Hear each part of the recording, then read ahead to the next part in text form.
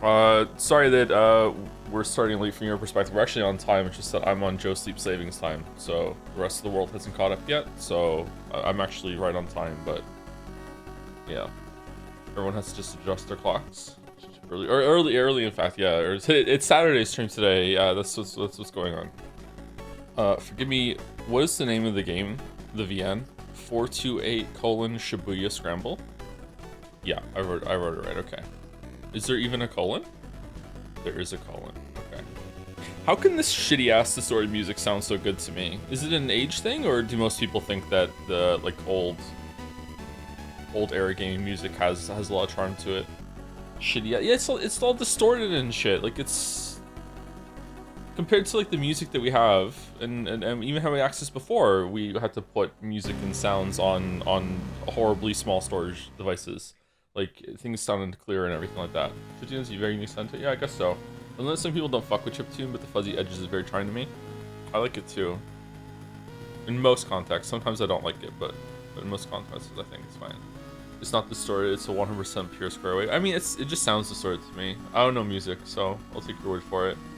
Twitch dashboard is shaming me for being a loner. They're like, bummer, you've had 0 collaborations this week. Like, wow. Don't stream for a couple days and Twitch is emailing being like, hey, you didn't exist for a couple days according to us. What are you doing with your life?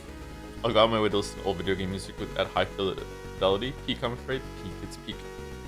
Twin Snakes is still happening, right? No, it's just not mentioned in the stream title. Yeah, that's just Metal Gear Solid 1 to me. We're gonna do Twin Snakes. I don't know. I still haven't decided what we're gonna do. We'll see how we feel about doing both routes of Metal Gear Solid 1 before we go to Twin Snakes. We'll see. It might be good to have the full experience. It wouldn't be that long. It'll be a comprehensive playthrough of the games. I also don't know if we're gonna do original, like actual straight up original Metal Gear Solid 3 or Sustenance. Are we doing Metal Gear Survive? Also haven't decided yet. I would like to revisit Metal Gear Survive. I played it for about an hour, and I thought it was interesting. It was kind of awkward to play, but I didn't think it was horrible. I would prefer original Metal Gear Solid 3. I would prefer original Metal Gear Solid 3 just to remind myself of why I didn't like the camera, and also to explain to some people why I didn't like that game because the camera was so ass in it. But maybe for enjoying that game, it would be better to go Sustenance. What's Sustenance? I don't know what the word is. It's one of those made-up word games. Okay, so when we last left our hero, we had hand glided over the broken bridge where Gustava died. I believe Grey Fox shot her with Metal Gear. We're infiltrating the place, the Outer Haven replacement kind of thing in Zanzibar land. They've stolen all the world's nukes. We can continue. Continue. Hey, so I watched any movies lately? Nope, I haven't watched any movies lately. You can switch camera types in Metal Gear Solid 3 Sustenance stuff. Okay. When did Sustenance come out? It was a couple years ago, years after the original, right? Can't care anymore.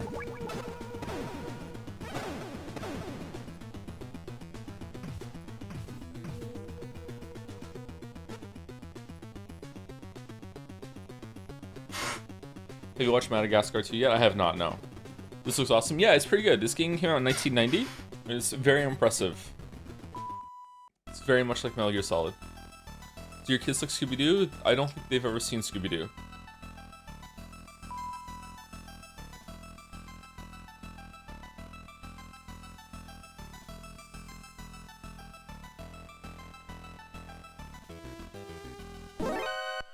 Yeah, okay. What way do we want to go?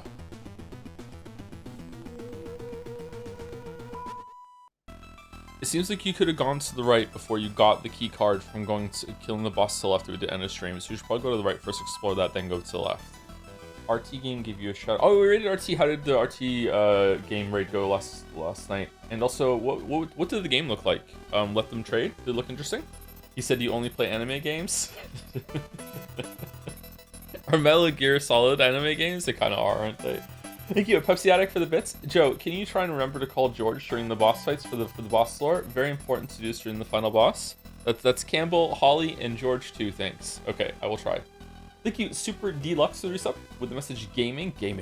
Thank you, Fatal Cutie, for the resub. Can't wait to see Raiden, my favorite character. And we're going to talk a lot about Raiden when we get to Raiden. Oh, man. There's kind of a yikes moment with Raiden that I wonder how is it gonna land in 2025. Thank you to Sharpo Needle for the resub too. Are you gonna play Peace Walker? I don't want to, but if chat really wants me to and it's easy enough to access it on Steam or whatever, then I'll probably do it. Just to be comprehensive, but we'll see. Don't think I've ever caught a stream, but your YouTube content has me in tears. The critiques and analysis make you laugh that much? Or does it make you cry because it's all about games that you liked? I'm sorry. It's everything. Maybe is this a lost chatter that thinks that my name is Avarice Retinas? Yeah, man, you're a funny guy. Giving Mario Odyssey 6 out of 10, fucking hilarious. Are you gonna do Ground Zeroes though? Because you definitely have to do Peace Walker if you are. Ground Zeroes is the 2-hour long kind of tech demo intro before you play Metal Gear Solid 5, right? We'll do that one for sure. Yeah. Are you gonna play Ghost Babel? It's technology really advanced for the Game Boy game. I don't know if I have access to that. If I have easy access to that and it wouldn't take too long, I would do it. But I don't think that that's gonna be a thing. I legitimately rewatch your critiques once in a while because your sense of humor. There's a decent amount of humor in the main channel videos. Yeah, that's true. Sometimes I get some funny jokes in.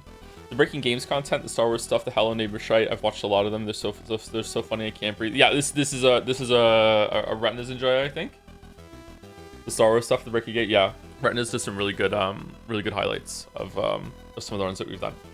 The Shadow of the Erd Tree video has banger jokes. That's probably the video that has the highest density of jokes to content. I don't know why, but I have a rule with jokes. When it comes to jokes in the scripts, I break this rule sometimes, but the rule when it comes to jokes for main channel scripts is that the joke cannot interrupt the flow of the main point. Or if it does, it has to serve secondly as a really good example and to deepen the point that I'm trying to make. It has to provide some emphasis. If it doesn't do that, if it interrupts the flow and it doesn't provide emphasis, it's just like a Family Guy kind of segue that I'm just trying to be funny for a bit. I will almost always cut it. If I do keep it in, it's because I was being really indulgent. I couldn't help myself. So there we go. Yeah, the joke should also be funny though. Nah, the joke being funny is it's not important.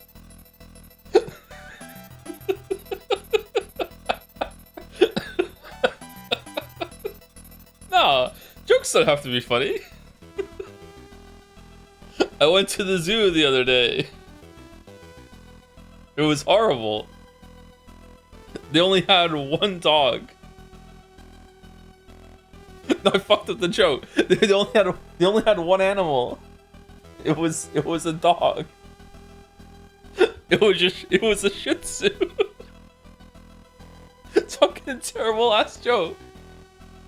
It's all about the delivery. Exactly. I don't get that joke. IMO. Because you're going to a zoo and it's a bad zoo, and the reason why it's a bad zoo is because they only have one animal, and then the punchline is because it's a dog, you can say that the dog is a Shih Tzu, and Shih Tzu sounds like you're saying that the zoo is shit. It is a shit zoo, but the dog is also a Shih Tzu, so it's a shit. Yeah. Oh, -2, yeah. That's why the chatter made an absolute banger joke. I can't remember which chatter it was the other week. Said that I played a new kind of doll the other day. It was about guess the animal. It was every animal was just the same dog. It was terrible. It was a poodle.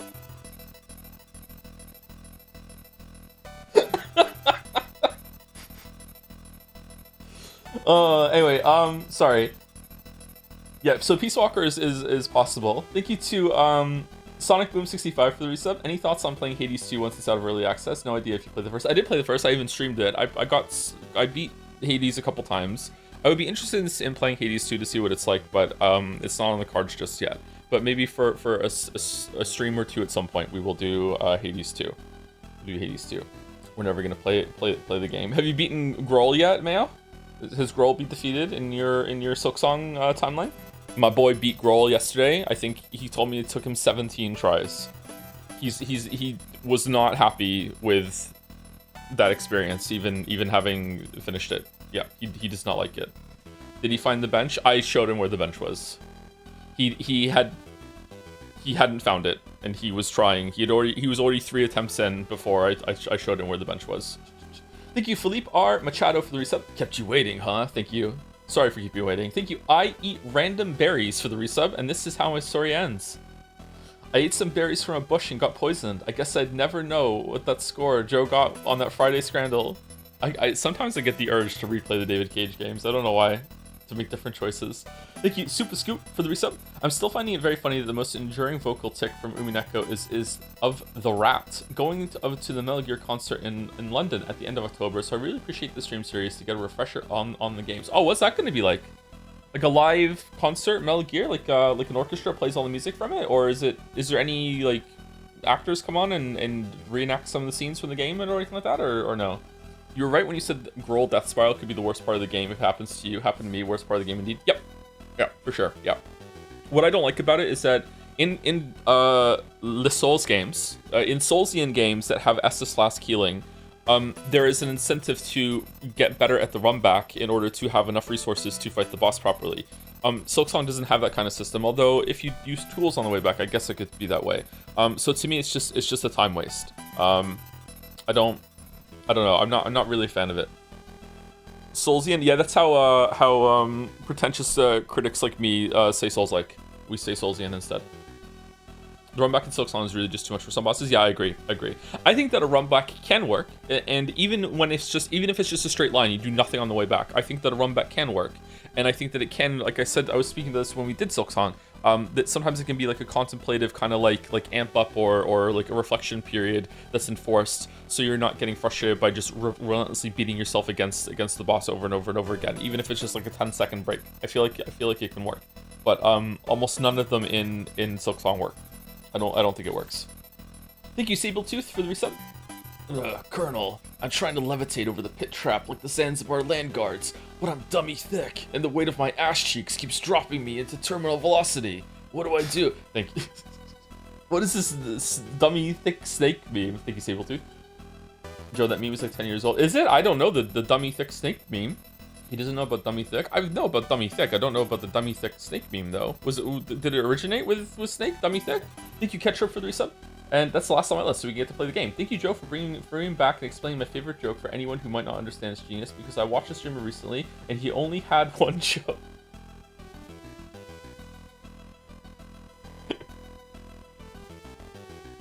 Couldn't be me. Thank you, Ketchup. Okay, they got David Hayter to say it. Okay, I get it. They got David Hayter to say it. Okay, all right. Sorry. David Hayter seems like a cool guy.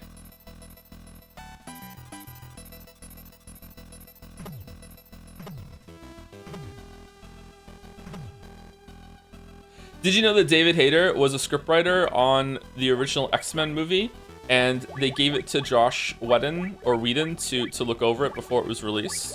And Josh Whedon rewrote almost the entire script because he didn't like David Hayter's work. And then they, the scriptwriting gods, whatever, the filmmakers were like, no, it's okay. We're just going to stick with David Hayter's original. Thank you very much for your input. They stuck with David.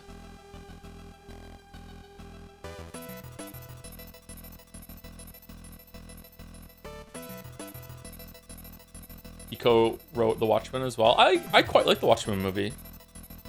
It's not as good as the graphic novel, but I quite liked it.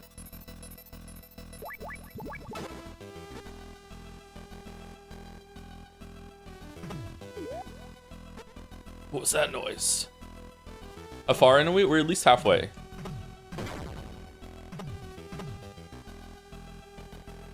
Have you seen the Watchmen HBO show? No, but I've heard it was pretty good.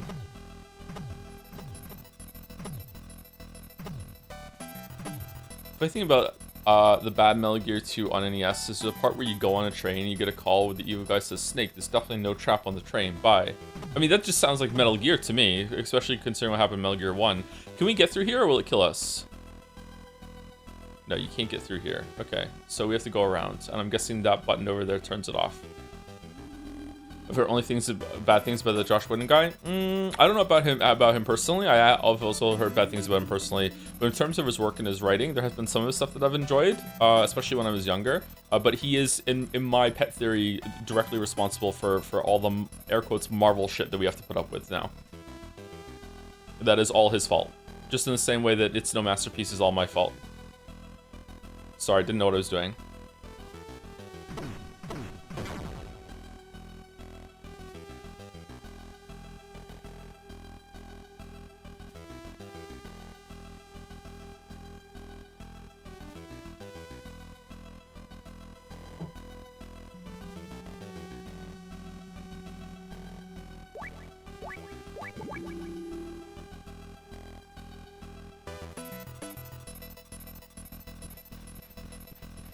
People hated Oppenheimer too. Yeah, I heard it was kind of like weirdly filmed, like it was filmed like a music video. I haven't seen it.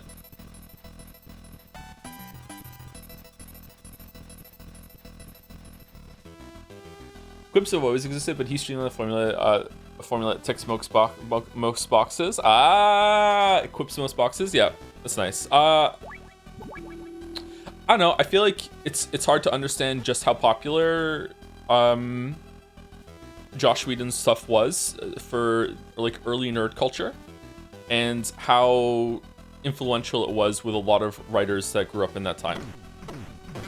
This would be the writer generation that's like just a little bit above mine, a little older than mine. I was never really into Buffy the Vampire Slayer, Angel, whatever the fuck else he made. I really like Firefly. That was the only thing of his that I liked. But Whedon used to have a lot of writers in the amateur writing crowd, because I used to speak to all these people, and a lot of them, like even successful writers that would work for like video game companies and would have their own books and everything, and they would look at Whedon's writing and they would be like, is it Whedon or Whedon? I can't remember. I don't even know how the fuck to say his name. And they would look at him and they'd be like, how does he do his character writing so well? His character writing and his dialogue is really, really good. And to some extent it is. They're true. Like the way that the characters talk to each other and the flow of the conversations, like he has that down better than most. But his problem to me is that almost all of his characters sound the same. Like if you read out some Buffy the Vampire Slayer lines in a vacuum without the character tags, you wouldn't really know who was talking. It's not the case in Firefly. I think Firefly does better. I think the characters are a lot more distinct in Firefly, but there are some times in Firefly where the writers will like sock puppet the character and make them talk like the writer wants them to talk. But that happens in most things. But yeah, I think that it's hard to understand just how Egg, Sakimea, picked up egg. An egg taken from the biolab doesn't look edible. Its use is unknown. Egg.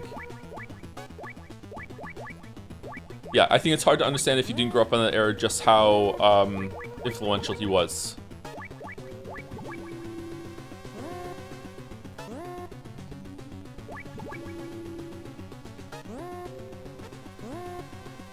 Oh shit.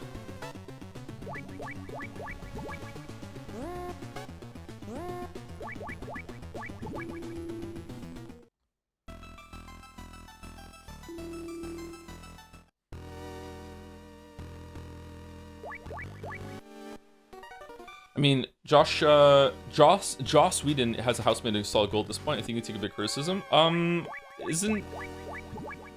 Didn't he get like accused of like some misconduct? And I'm trying to be careful with my words because I can't remember for sure. Didn't he get accused of some misconduct and he's like just done? Like I thought that his career was over. When it comes to criticism of his work, like fucking go ham. Like that goes with anyone. Like go for it, yeah.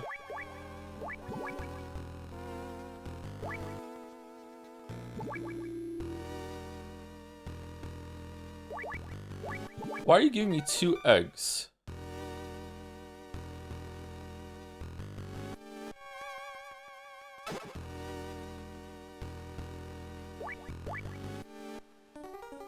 This one's hatched. What?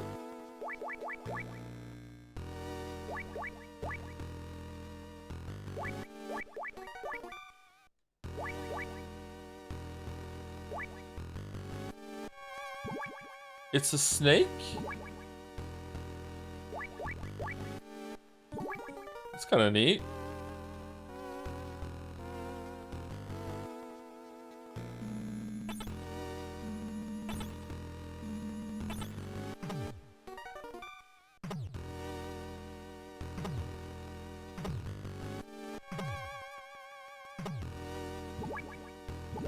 What happens when the other one hatches?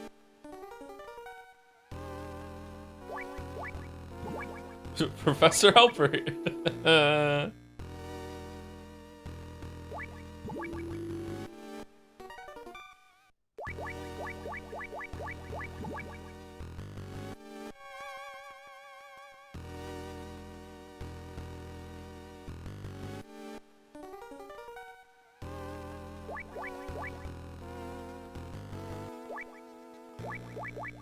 Okay, so it just ate all my rations.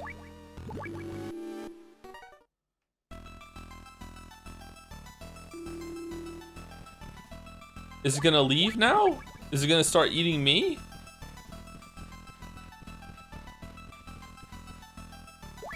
The snake is a snake eater? There's also the actor's personality coming through, changing how the character sounds. Nathan Fillion does a lot of work in making Mal his own. Yeah, that's also true. But I think that if someone like read the lines out in Firefly with just deadpan, I feel like you would be able to guess more accurately. Not all the time, but you'd have a better chance of guessing the character who's going to say it compared to any of the lines in fucking Buffy the Vampire Slayer, except for maybe I can't remember her name. The one from How I Met Your Mother. Maybe Willow's lines stand out because she was a bit more stuffy than the other ones. I was unimpressed with Firefly. I haven't watched it again in a while, but I really liked it when I was 17 or whatever. Okay, do I let the snakes out here? Allison Hannigan, that's it. Thank you.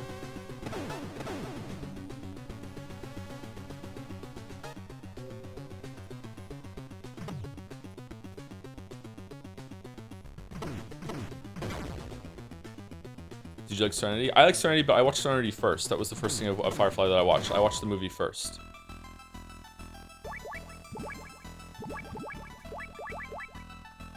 Owl? Does Animal Guy say anything about Snake and Ice? Oh yeah, we have an Animal Guy, don't we? This is Solid Snake, come in. Did you get a health upgrade or something? You get health upgrading when you beat bosses, I think. Unless we got another one right now. This part type of boa, it's nocturnal, has a gentle disposition, but it's a snake, and the snakes love to eat. It'll eat just about anything. I bet it loves to eat your rations. Better get rid of it quick. Use the A button to let it go. When the snake reaches the egg shell, let it go. Over and out.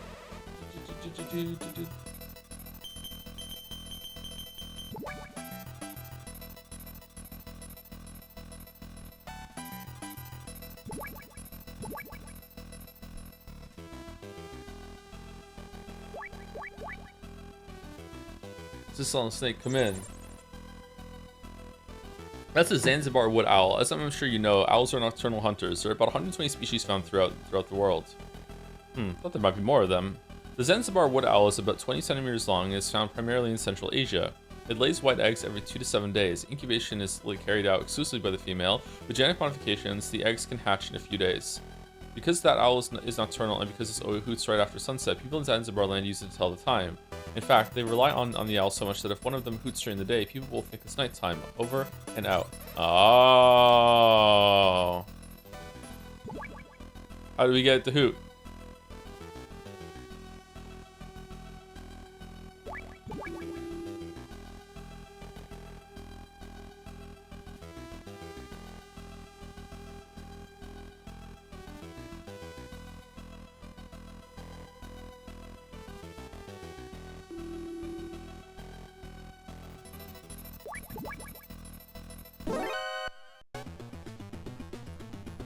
Huh?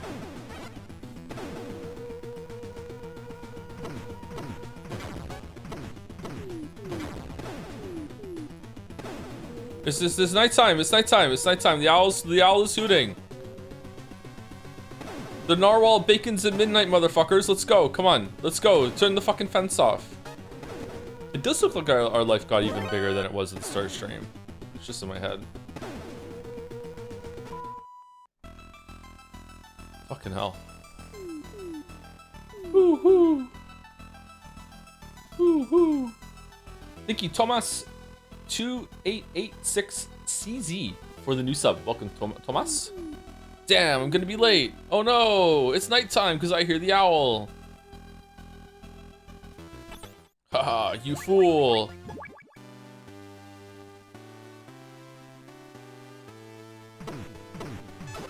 Man, he's having quite a day.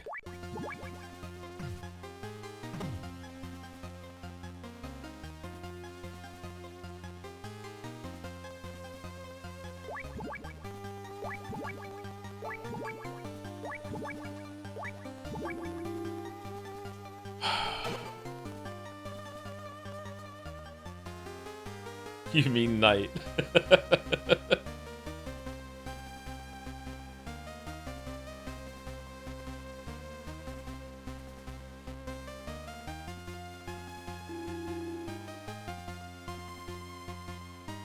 There's lots of rats in the jail. They steal all kinds of things and take them back to their nests. Grown-ups put out sulfuric acid to try and get rid of them. Really? That's extreme.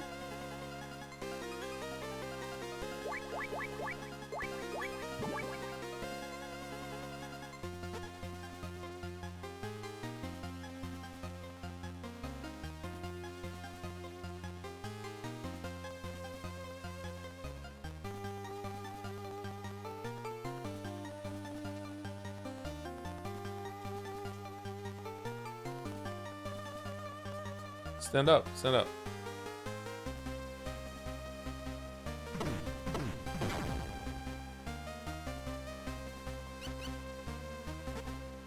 No. Okay, good.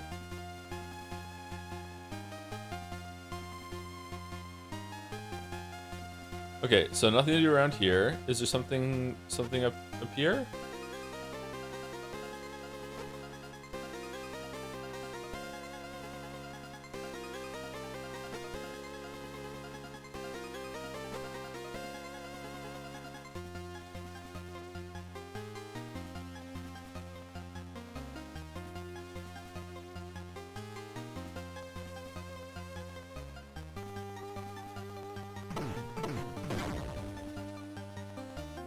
Okay, so guards definitely do respawn, even when you're in the same area as them. Okay, just not on the same screen, I'm guessing. Okay, you can't see me from there.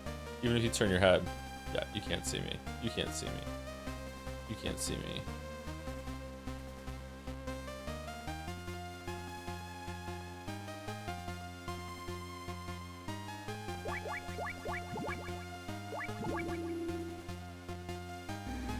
Whoa! Holy!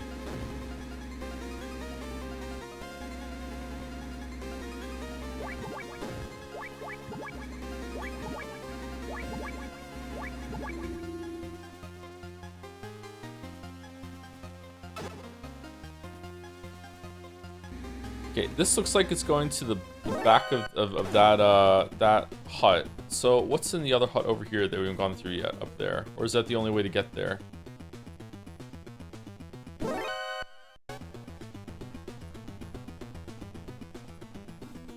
Okay, we can get up here. Okay.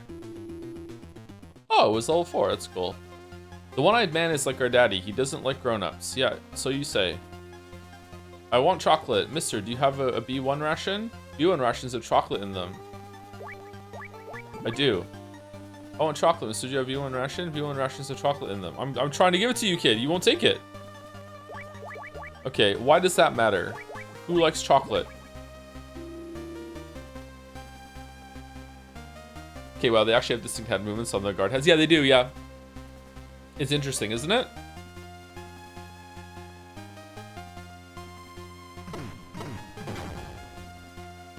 I mean, chocolate right now. What kind of chocolate do you have right now?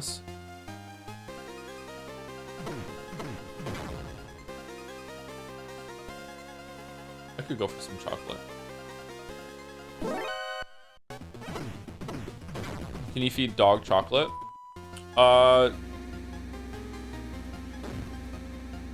Chocolate is poisonous to dogs in high enough quantities, but anything is poisonous in high enough quantities. I think that it's not like an emergency if a dog eats a little bit of chocolate. I think if it's dark chocolate, then depending on how much they eat, you might be in trouble. But like if your dog like eats like a crumb of chocolate, it's like okay, like they might have an upset tummy, but it's okay.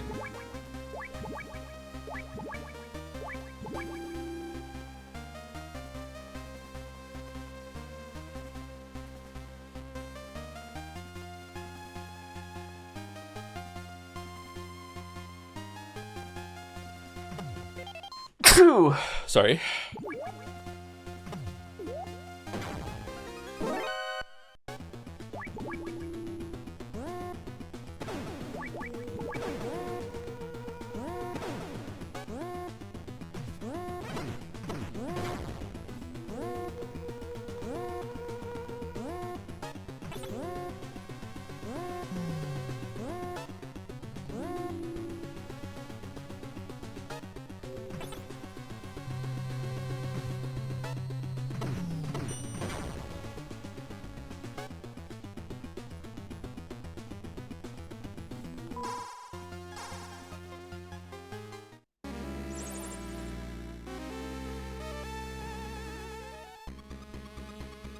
It's me, your #1 fan, Snake. Watch yourself. I know at some vets, if they need to put a dog down, they will give it chocolate first so they can enjoy the treat for one time only. Is that true, or is that a morbid joke?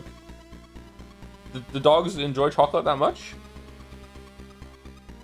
It's me, your #1 fan, Snake. Watch yourself. You've got company. Night Fright, the last surviving member of the Whispers. You know, the legendary guerrilla unit.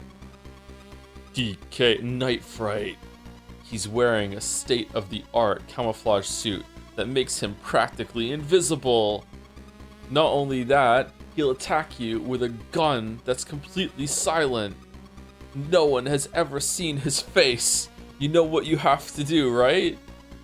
Lucky me, I've got a fan club. Use your ears, Snake. Over and out.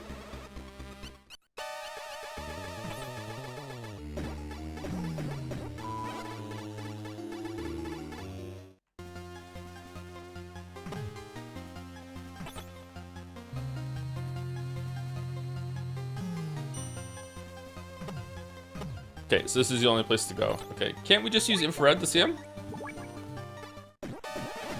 Nope. Okay.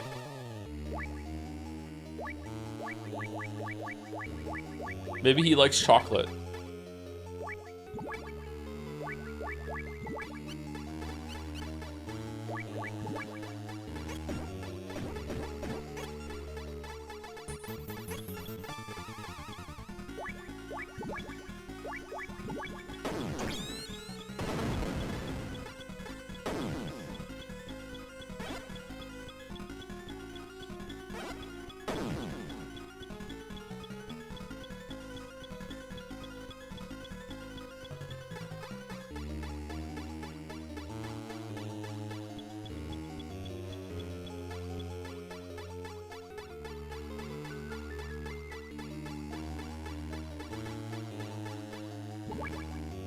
Where is he?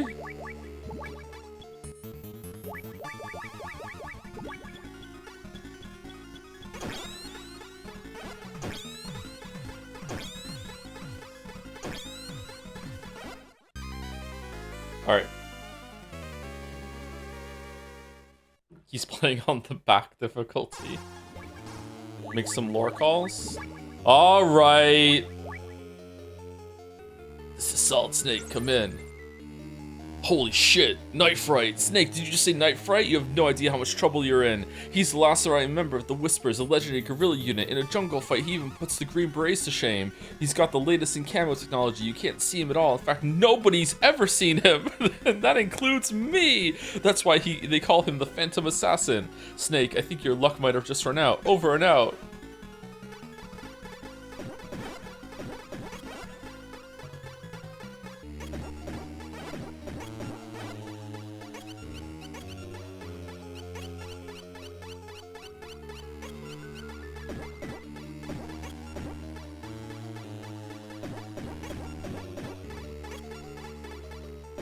Me trapped in the lair after I have the bounty on Showdown.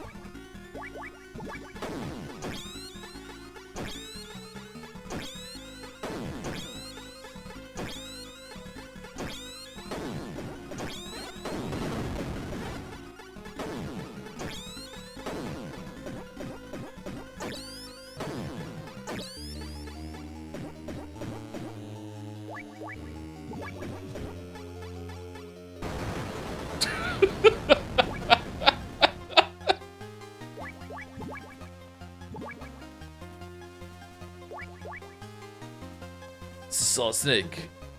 I lived.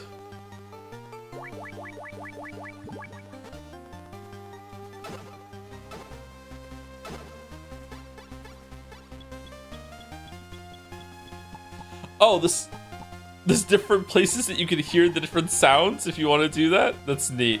I thought that was his gun firing was those sounds.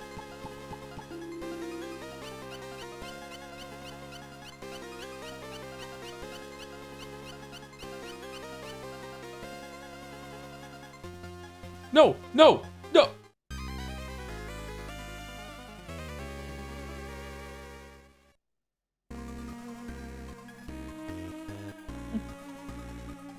What?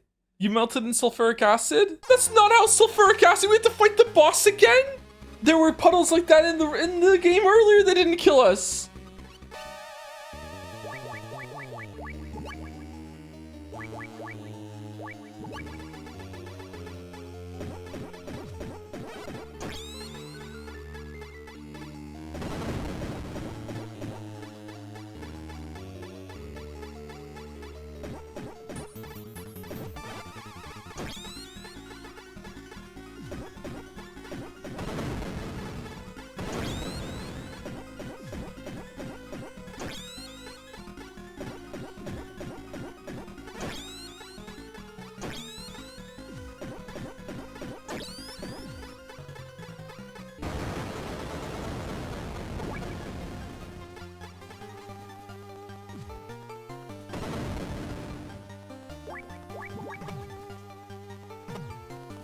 Or what do I do? A quick B1 rations? What? So the rats will come and eat the chocolate? Kodak. Alright, we'll do Kodak. Alright. And change your frequency. I'm setting a new frequency by tap code. You have to decipher it. What? Well, not talking about Campbell again. This is solid state. Come in. Not even I can tell you anything about the prison. Sorry. See ya. This is solid state, come in. How to deal with sulfuric acid? Let's see, you can neutralize it if you had something with caustic soda in it. I got it. You got any chocolate on you? That'll all do the trick. Sulfuric acid reacts with the sugar in the chocolate to produce carbon and a rubbery substance. C12H22011, table sugar. See if you can find some chocolate, over and out.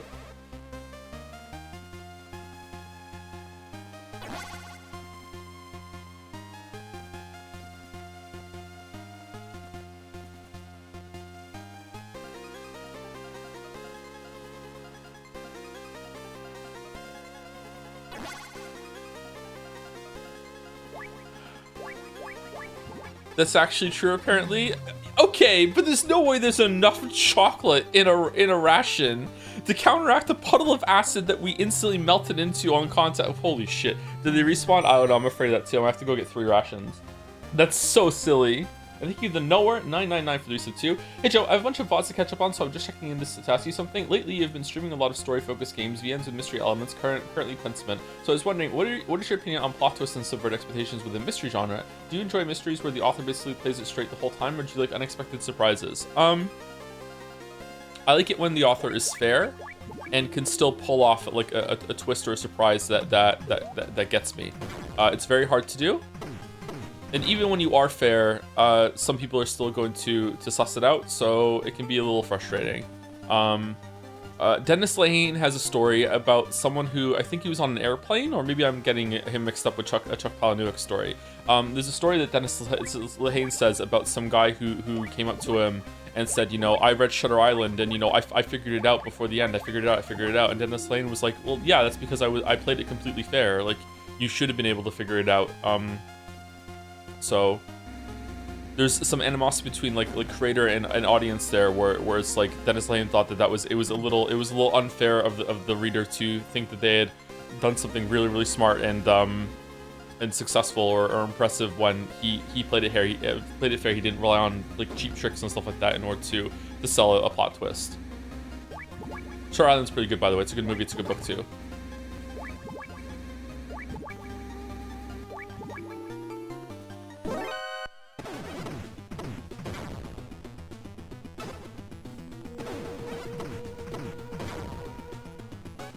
Apparently Campbell is 142.4 now that if he's done with 146.6. All right, 142.4.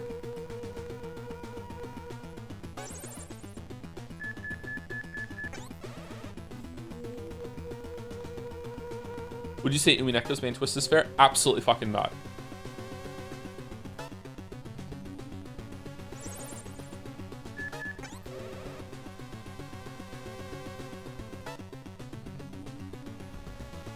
Solid Snake, come in.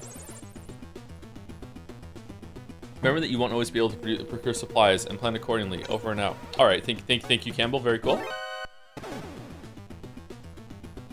Umineko is really interesting because it becomes metafiction in many different ways as it progresses. Like it's layers and layers upon meta and meta.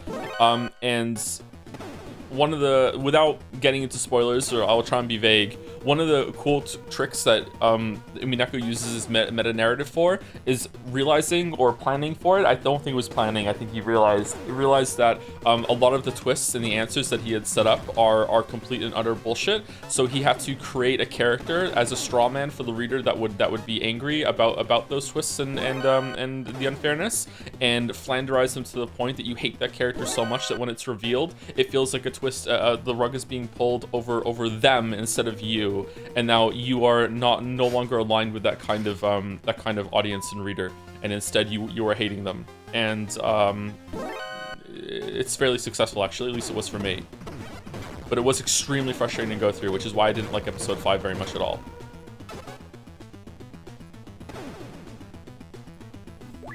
All right, we have 3 rations with chocolate on them. Okay. I don't know if it's really fantastic or a good part of the VN. I'm willing to let a bunch of stuff slide if there's like some really good parts in the rest of the experience. I don't know. But it is an interesting use of a villain. Like using a villain as a get out of jail free card for writing yourself into a corner is just like not just as a reader but as a writer too, was a really like interesting kind of use of that. Is like, wait, what? That's what you're doing? Okay, that's cool. But I don't know if a lot of people who are just readers and not writers, I don't know if they would appreciate it as much. Maybe they appreciate it more, I don't know. So in other words, Sumari, you're really looking forward to the new Silent Hill game that Ryukishi wrote, right? Yeah, I'm looking forward to it. I'm looking forward to the many Umineko references that I can Leonardo DiCaprio point at when we're streaming it in a couple weeks. He's gonna turn. Oh, he didn't. Thank you, Kiwi Miyawahara. Somewhere close. For the resub. Chat, play La Mulana 2 and Joe someday. La Mulana agenda post every sub. I would like to stream that with chat helping me. I think that would be an interesting experience, but I think it would take too long and it might get boring for some people. But I would really like to get into La Mulana and see what they're all about. Oh, it doesn't come back. Okay, cool.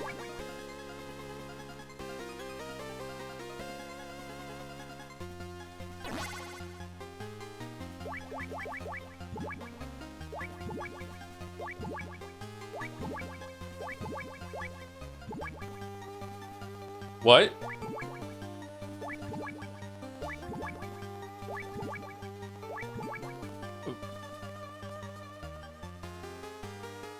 Huh?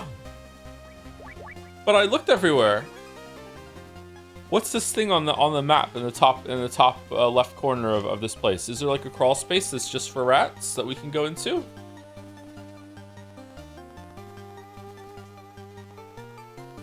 Did you try the pendant key? I did, yeah. It was after 2 rounds of that I tried. Let's go, Campbell.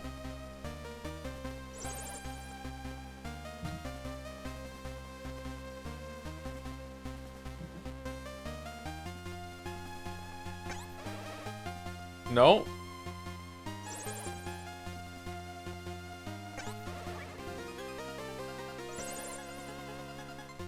When replenishing your fluids, you shouldn't drink any more than 100 cc's at a time. When it absorbs fluids, your body drains an amount of energy equal to the temperature difference between... Okay, so this is, again, I don't know why I'm so potentially fixated on this. It is true that if you drink like really cold water, then your body will use some amount of calories to change the temperature to equal to your body. But it is like a negligible amount. It's such a small amount. Like it doesn't do anything really. Just saw Snake, come in.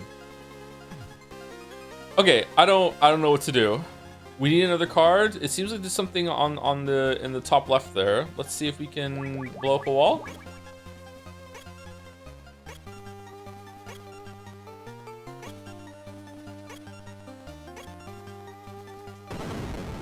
No. Use a mouse in order to attract the rats.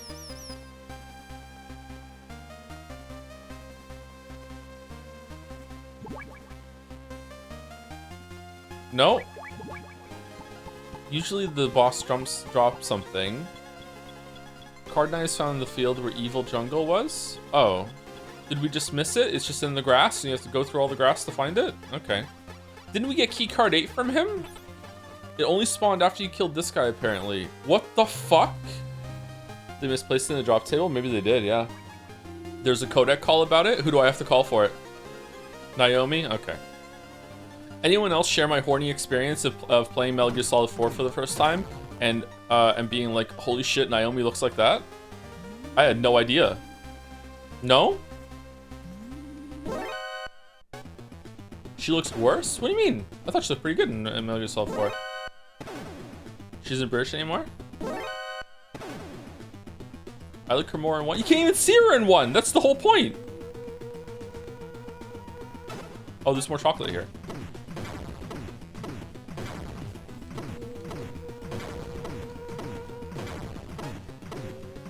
She's on the code. Yeah, blurry like you're looking through a virtual boy in green.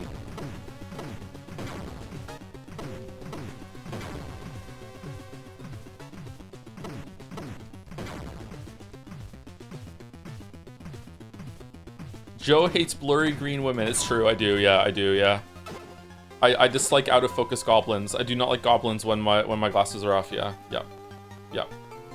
I prefer 2D women, so the codec portraits are perfect for me. Okay, so we can see the key card, right?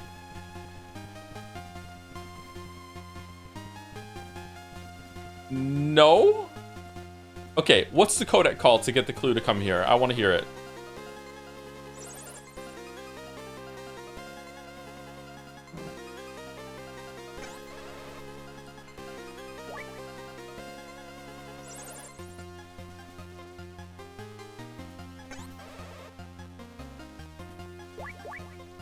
Naomi has 3D model in Metal Gear Solid 1 VR missions where you need to take pictures of her. Oh, I didn't know that. Okay. I didn't do the VR missions. Did the VR missions come with the version we have from Steam? Okay, there is no codec call about finding this fucking thing. Alright, so here we go. We're gonna start here and we're gonna work our way down. Alright, here we go. Dun dun dun dun dun dun dun dun dun dun dun dun. Picked up a grenade. I don't really mind something important spawning in the grass here, but it's spawning after you kill a completely different boss is fucked up. I think they call you about the cards to your system, like after enough time has passed or something, or what? I memory hold most of the objectification of women in Metal Gear Solid games. That's been fun to revisit. I think I've memory hold a lot of it too. I remember the horny pictures you can take in Metal Gear Solid 2, but the rest of it I don't remember any at all. So I guess we'll be having fun doing that together. When we be shopping. I didn't think that was a like lol woman shop joke. I thought it was just like she's not here right now. I thought it was just a joke on that. Was that a sexist joke? Maybe it was.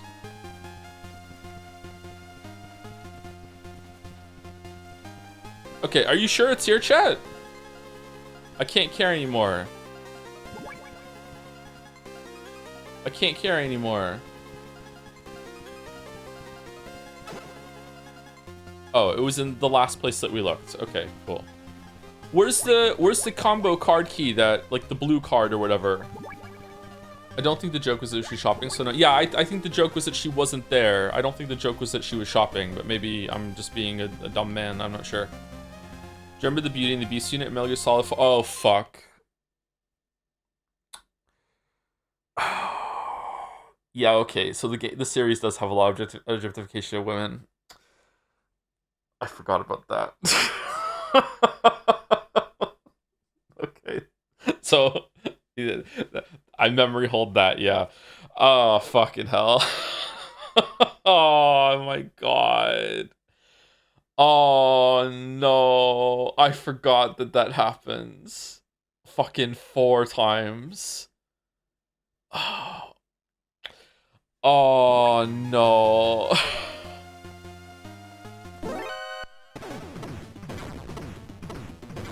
In my defense, I only play Metal Gear Solid 3 and Metal Gear Solid 4 once each of the way through, and I barely remember the bosses in Metal Gear Solid 3 too, either. You know, I remember the bosses in Metal Gear Solid 1 and 2 a lot because I replayed them quite a fair amount of times, but I only played those games once. Like, the only boss I remember in Metal Gear Solid 3 is the flamethrower guy and Ocelot. And the only boss I remember in Metal Gear Solid 4 is Spoiler.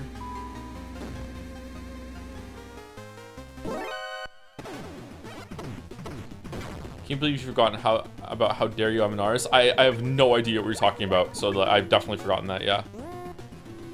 I think there's some tweet about them that's like, in Metal Gear Solid 4, you fight sexy ladies who rub their boobs on you after they die, and you get a codec call that says that was Rubber Penguin. She had to eat cement when she was 11. What the fuck?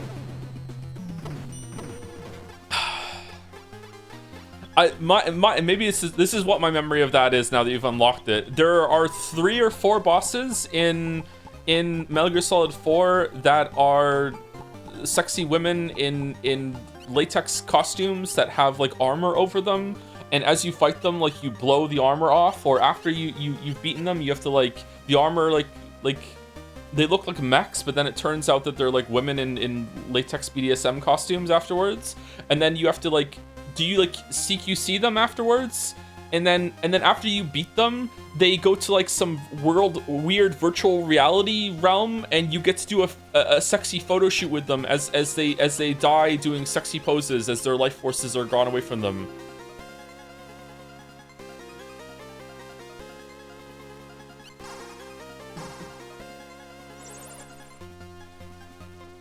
You should be able to get a card 9 from Jungle Evil. Don't you mean card 8? He only had card 8. No, he was in charge of cards 8 and 9. He must have dropped it somewhere. Check the area he was in. The card should be there.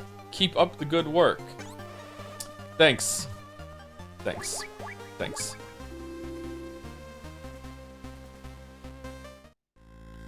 Ah, Snake, you're too late. He's already passed away.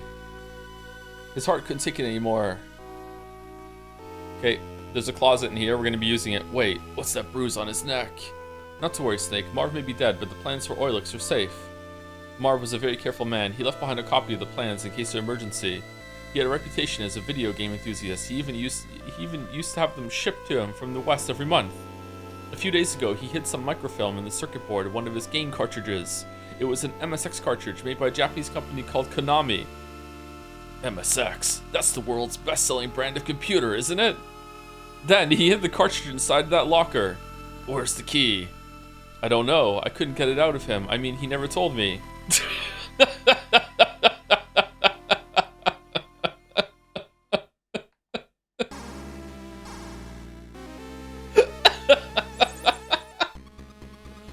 Snake, you're in danger. Holly, what's wrong? What's that part where someone gets stabbed right in front of fucking Leon in Resident Evil 4?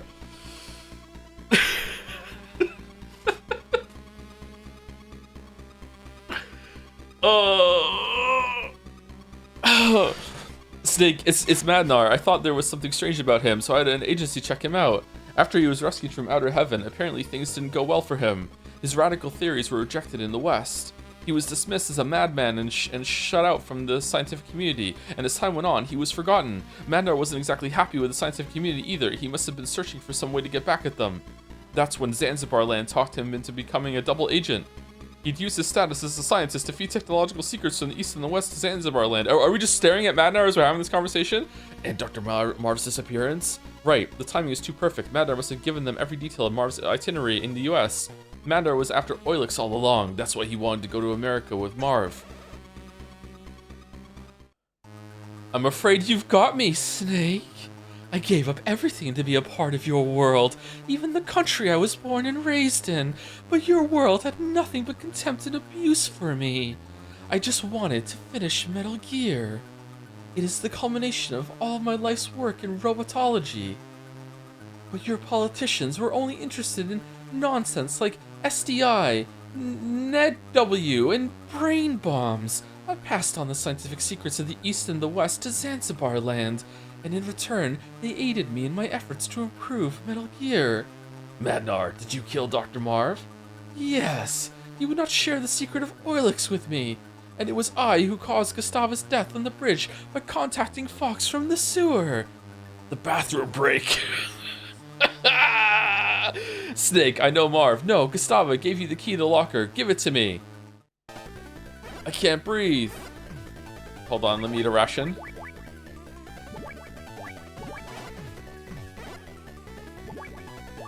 put a mine down. I can't breathe.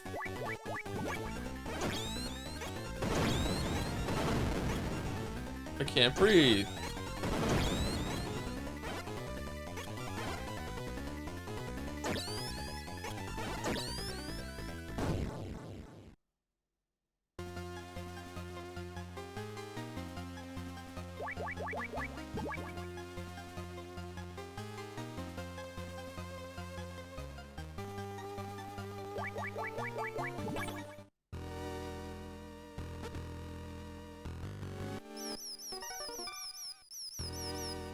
Oh no, rats. What?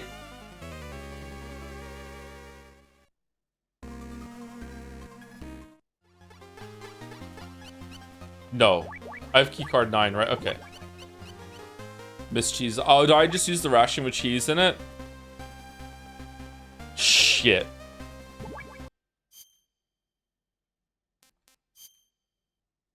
Okay, if I reload this right now, I should come back with the cheese.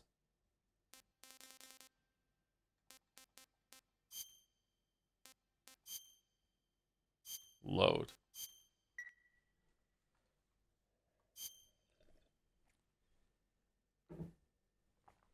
They actually rejected his research because he tried to submit his paper to the non-existent Journal of Robotology when it's the Journal of Robotics.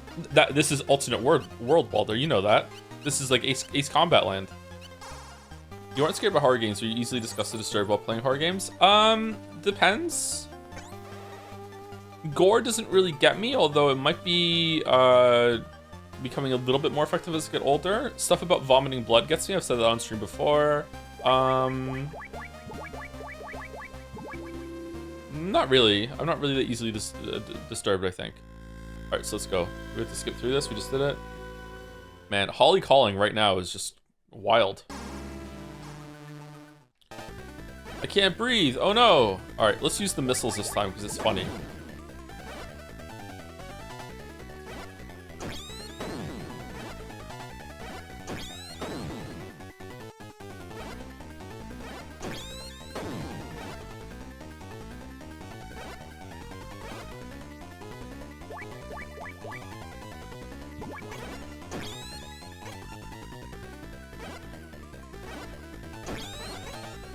No.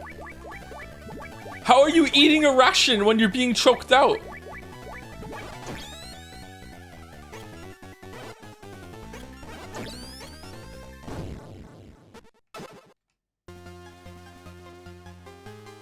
I think the mine strat's better.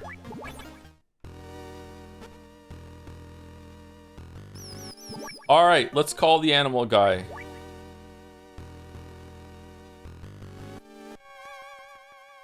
What? Does it not work in here? Oh, it was Holly? My bad. Are you sure?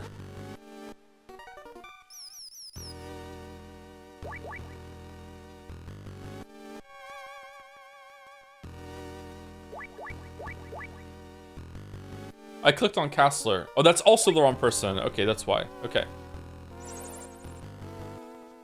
Well, that sounds like the highly poisonous Zanzibar hamster.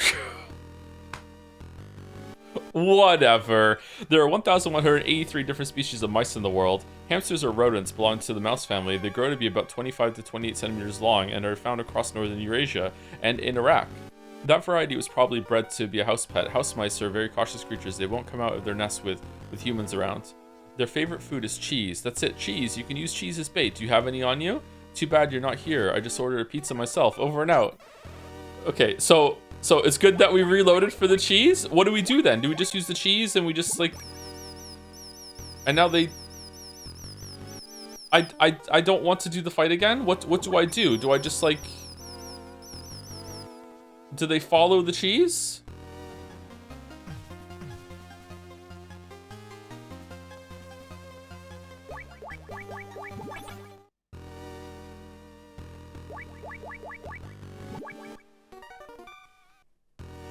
I don't understand how this works. Okay, they're coming out, and now I just lure them in here, and then I go through.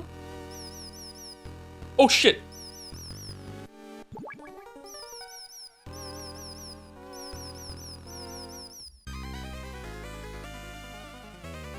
You shoot them? But they're low to the ground. Why can't I just shoot them when I'm inside the fucking crawly space then? You need cheese to expose the weak point? Okay, alright. Man, I love this scene. It's my favorite scene. Which Metal Gear Solid game are we looking forward to the most, chat?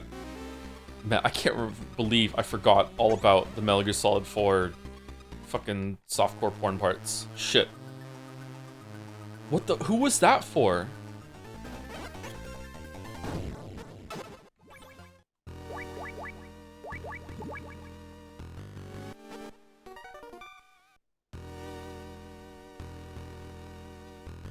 Alright, got some yummy cheese. Here we go. Yummy cheese. Yummy cheese. Do I have to do the phone call before they'll come out with the cheese? Will you be redoing Metal Gear Rising Revengeance? Probably not, but it's possible.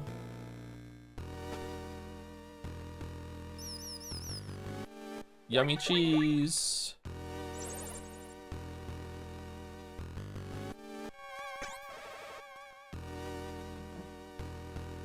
Okay, I kind of like that they're using the rations in this way of like what's in the food.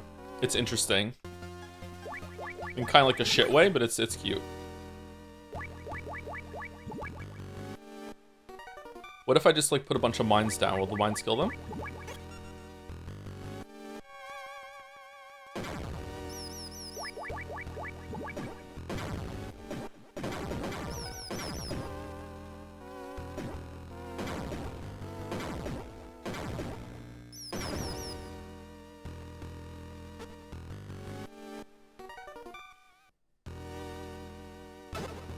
Picked up cartridge. The game cartridge left behind by Dr. Marv. The Oilix microfilm is hidden inside. Okay, so what kind of horse piss is gonna happen when I come out of here right now?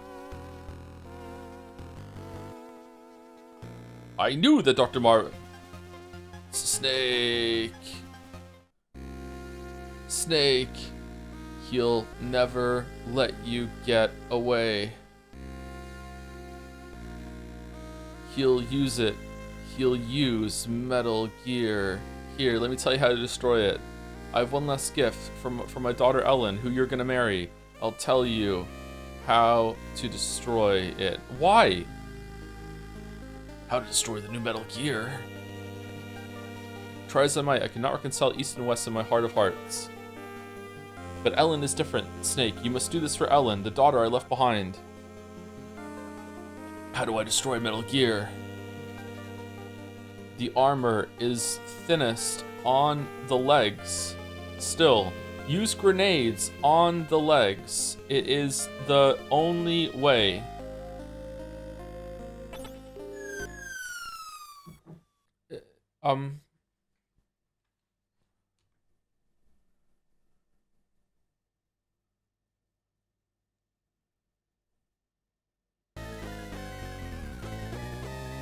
The final delusion of a senile old man. There's no way to destroy this Metal Gear, Snake.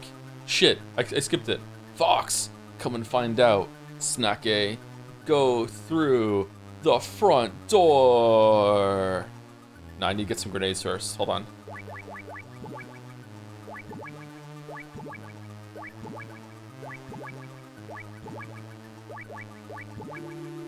Fuck.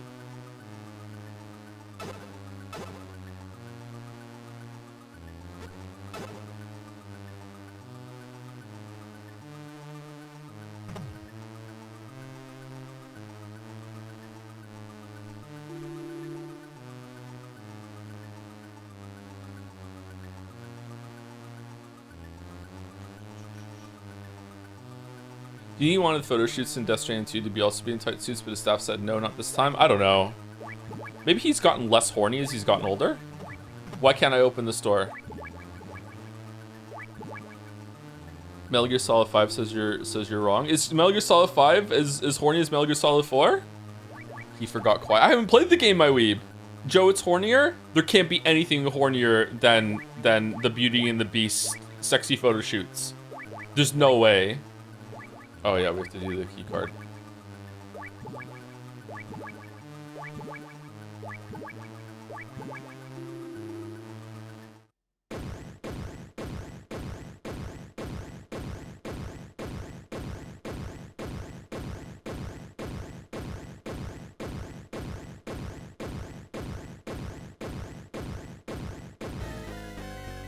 Snake, I'm not the same as I used to be, and neither is Metal Gear. Who's gonna win? The state-of-the-art walking battle tank that costs billions of dollars to develop and is gonna change the world, or one guy with a couple of grenades?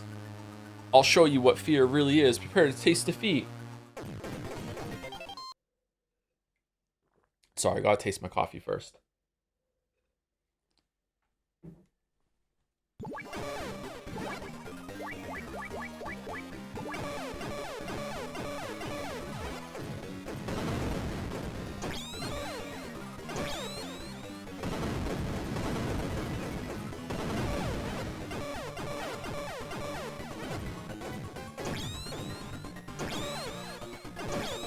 Oh my god. Fucking hell. Fuck off with the flashing lights.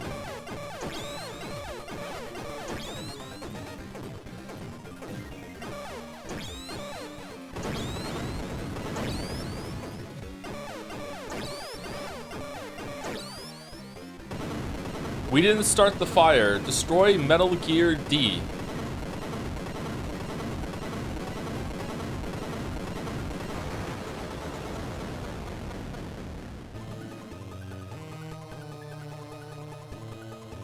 The cartridge is mine, Snake. Burn in hell. Why are we on fire? Why is everything on fire? What do you mean? Wait, even in the menu it's fucking going? Quick, the bucket! What do I do? Call, okay. Snake, your items are on fire. Throw away all your weapons and equipment quickly. Use the A button. If you need to know anything about mercenaries or enemy weapons, ask our mercenary expert, George Castler. He knows everything. He used to work for us as a military advisor. You can trust him. His frequency is 1493. We'll pick up the tab for the info. Just don't ask him about whale cuisine. Over and out.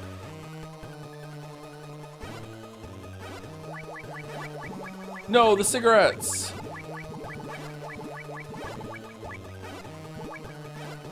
What else is on? Nothing else is on fire.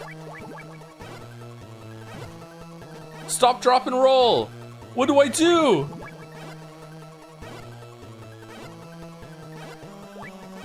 Oh, my weapons are all gone too.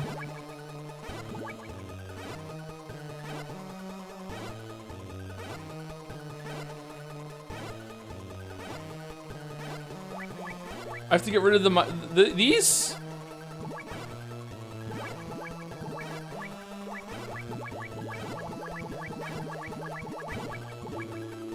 Oh. Where am I? The perfect ring for our final battle. It's been a while, Snake. Here we are, back in the minefield. What say we go at it hand to hand? A chicken fight? The two greatest rivals in Foxhound. I've been waiting for this moment a long time. Fox, I'll beat some sense back into you. Snake, it's time for you to learn why they call me Fox. Oh, we didn't have to throw the radio away. Gray Fox, real name Frank Yeager, former member of Foxhound. He was the last man to hold the title of Fox in the Big Boss era, decorated 5 times. Yeah, I know all about how good he is, better than anyone else. I fought with him. He's a cold-blooded hunter. He never lets his prey escape. Everybody in the unit respected him, looked up to him. When did you fight with him? That may be, Snake, but do you know about his past? It might help you out. 10 years ago, we in the mercenary trade knew him as Hunter. That's what Jaeger means in German. Back then, he was involved with some woman from the Eastern Bloc. No! He tried to get her to come over the fence, but it all fell through. Apparently, the West wasn't interested in taking her. That's when Frank started to hate the... He killed fucking Ice Princess? He killed his ex-girlfriend? What was that woman's name? She was an Olympic skater. Name was Gustava Hefner. Real fine woman. Movie star type. Gustava Hefner? Snake, if you manage to beat Fox, I'll tell everyone that Solid Snake is the greatest mercenary in the whole world and is also super cool and also bang Gray Fox's girlfriend before you beat him up. Over and out. What? Fucking...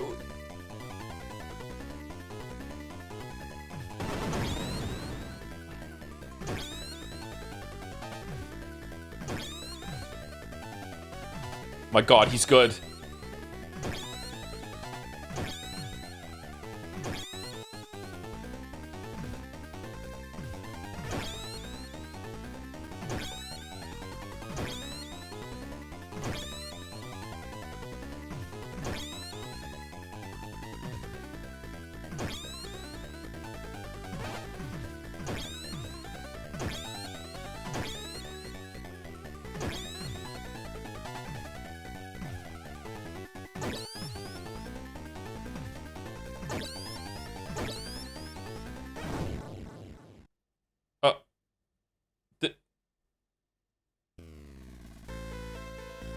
Snake, looks like it's finally time for me to give it the title of Fox. Fox. Why? I'm not like you, Snake. My situation is more complicated. Big Boss might have been just another CO to you, but he saved my life twice. This was way before I joined the unit. The first time I was a half-white living in Vietnam. It was after the war, and half-whites were being sent into forced labor camps. He saved me from that living hell, just like he saved all the children here. The second time was in Mozambique. I was being tortured as a Renamo soldier, and he saved me again. They cut off my ears and my nose. And this is your idea of paying him back? I saved you once. I have to save you a couple times more before you're on my side. No, you got it wrong. I hate war, just like all the kids here, but I need it. War is all we know. We can't make it in the normal world. We need the battlefield to survive. Big Boss gives us a place to fight. Conflict is in our blood. We can't deny it. I was born on the battlefield, and I'll die on the battlefield. All I can do is fight, Snake. All I can do is fight. Making people happy, making a woman happy is something I could never do. You mean... Guess I was always fated to die in action. Rest easy, Fox. I swear I won't turn out like you. Won't turn out like me. I'll have to remember that. Fight hard, Snake. Don't let your fans down. My fans? It was you, wasn't it? You were the voice on the radio.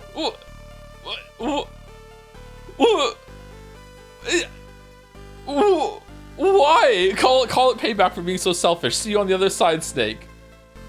You won't be alone, Frank. Gustava is waiting for you. How do you know that name? Gustava. Thank you, Snake.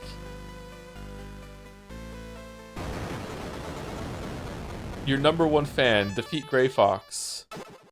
Picked up cartridge. Over here, Snake. Over here, Snake.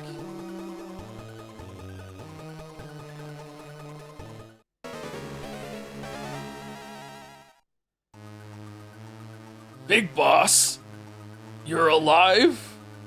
Snake, hold on, they have the same voice. Snake, welcome to Zanzibar land. I knew you'd come back to me. I came to get rid of the nightmares I've been having for the past 3 years. The nightmares, they never go away, Snake. Once you've been on the battlefield, tasted the exhilaration, it all becomes part of you. Once you've awakened the warrior within, it never sleeps again. You crave even bigger tensions, ever bigger thrills. What a thrill. As a mercenary, I think you would have realized that by now. You care nothing for power or money or even sex. The only thing that satisfies your cravings is war. All I've done is give you a place for it. I've given you a reason to live. I never would have made you for such a hypocrite, Big Boss.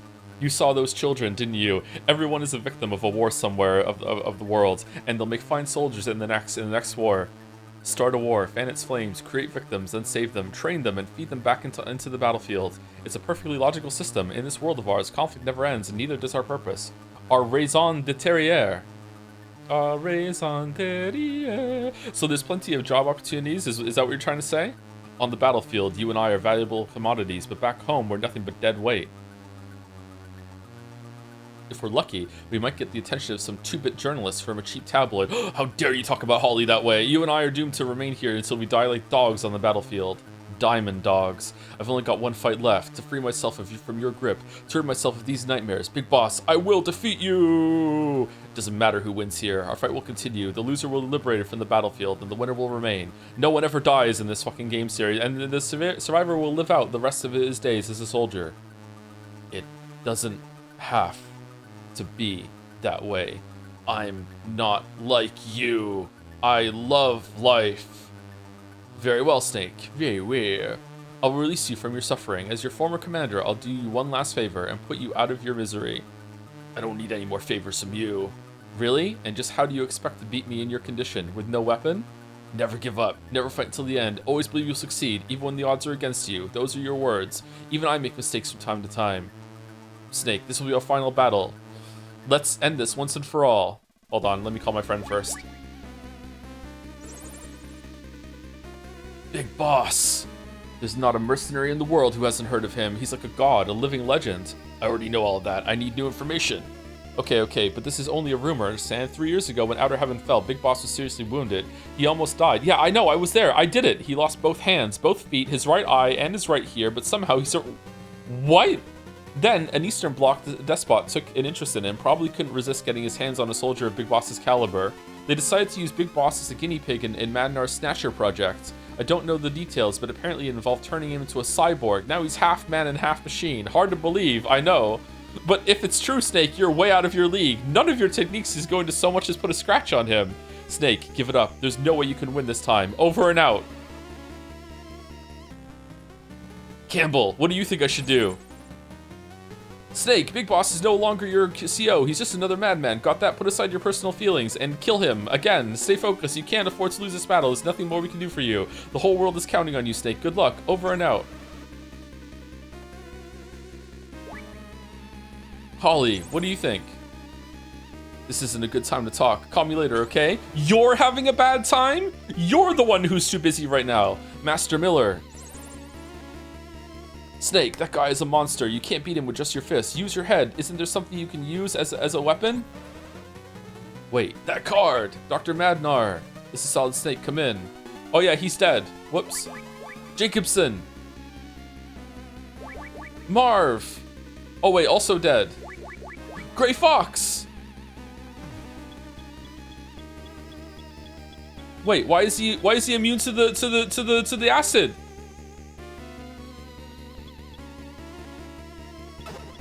All right, we got a chocolate ration. We can take some of the acid away.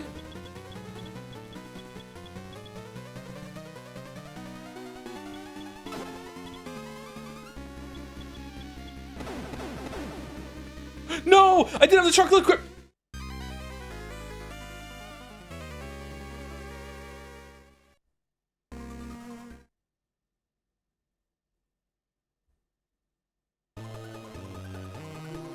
What a shocking turn of events. Man, I feel like we could have pushed through and finished this game yesterday. Maybe the game has a but at the end. Oh, he just left. Card 1.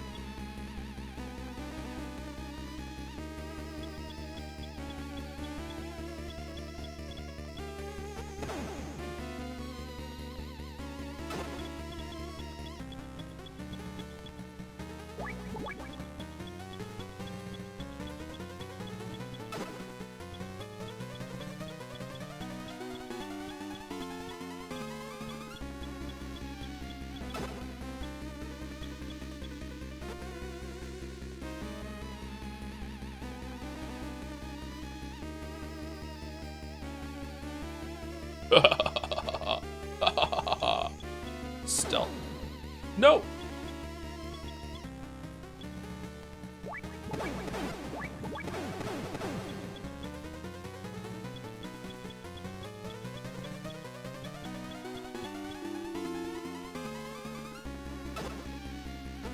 Is that a lighter?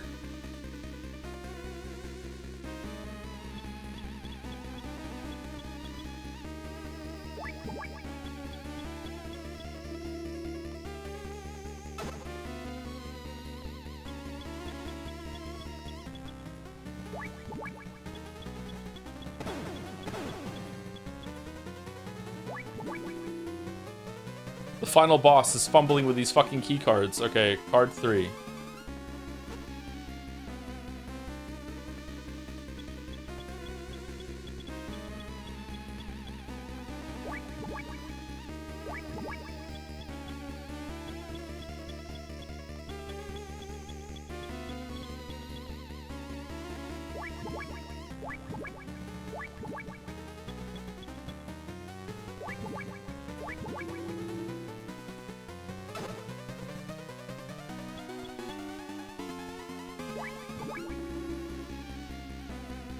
Whoa, that was close. Picked up lighter. Okay, so I can move faster now? No, shove for fuck's sake! Oh my fucking god.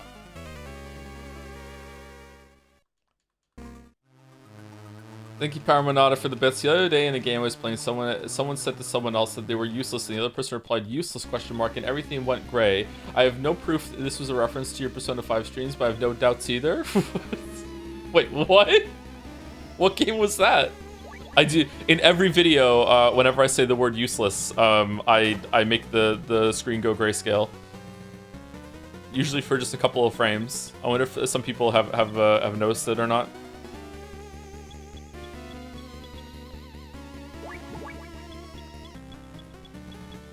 Wait, do they change every time? Is it random? Won't say because it was a Goonerish game, but it's filled with references? Really? Alright. DM me what the game is, please. I would like to know. Was it Metal Gear Solid 4?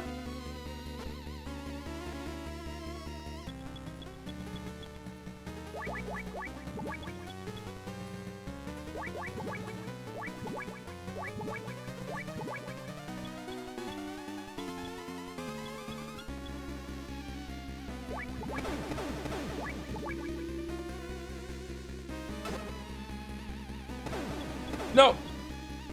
Okay.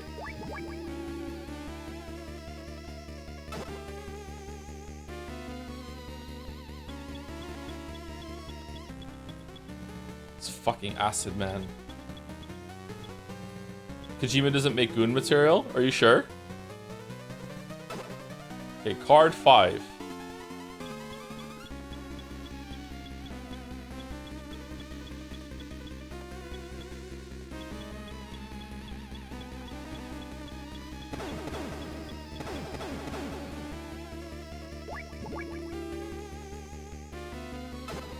Spray.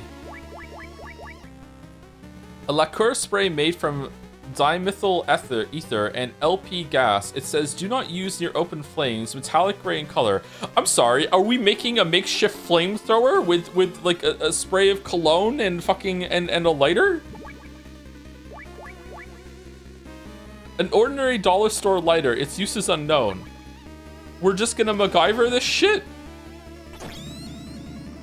Ooh. Fucking turn. Why are you locked in? Okay, I died. Oh my god. How are you so bad? Sorry. This is kind of irritating. Why is the flamethrower blue? Because it's that hot. Blue flame burns hotter. Okay, and we don't go here, we go over here, right? This is the sixth one? It's not. It's the one? It's the one. Okay. Alright, now we go here. Now imagine if this boss had a run back. I don't have to imagine. I recently played the hit smash indie hit fucking Hollow Knight Silk Song. One of the worst games ever made. It had so little content that they had to elongate it by adding a bunch of artificial difficulty fucking runbacks that are anti-fun and also anti-woke and also woke at the same time. It's fucking crazy. No. Fuck off with that. Okay, so we just have to get the next key from up top, and then we can go down to here. Okay, so this is the key that's under the table, right? No. Okay. All right, it was this door, and he fucking just blocked us from it. Okay. Card 3. Okay, let's go to the right just in case the card 3 opens this door over here. It does not. Okay, card 4. If Kojima made Silks... Whoa! If Kojima made Silk Song, there would be a nude Hornet section. Tell me you haven't played Silk Song without telling me you haven't played Silk Song. Fuck off, Big Boss!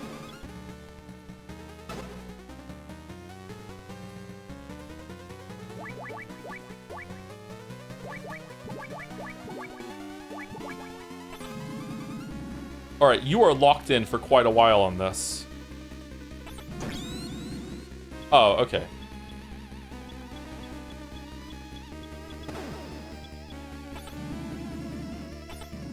God, he's good.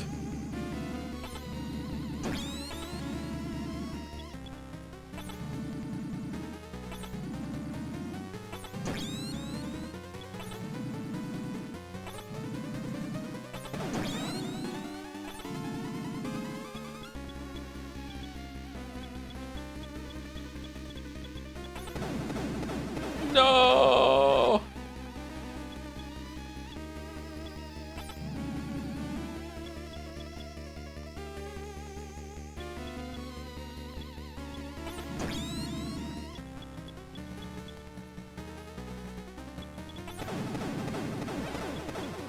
Wow, okay, this is actually what you're meant to do. Okay.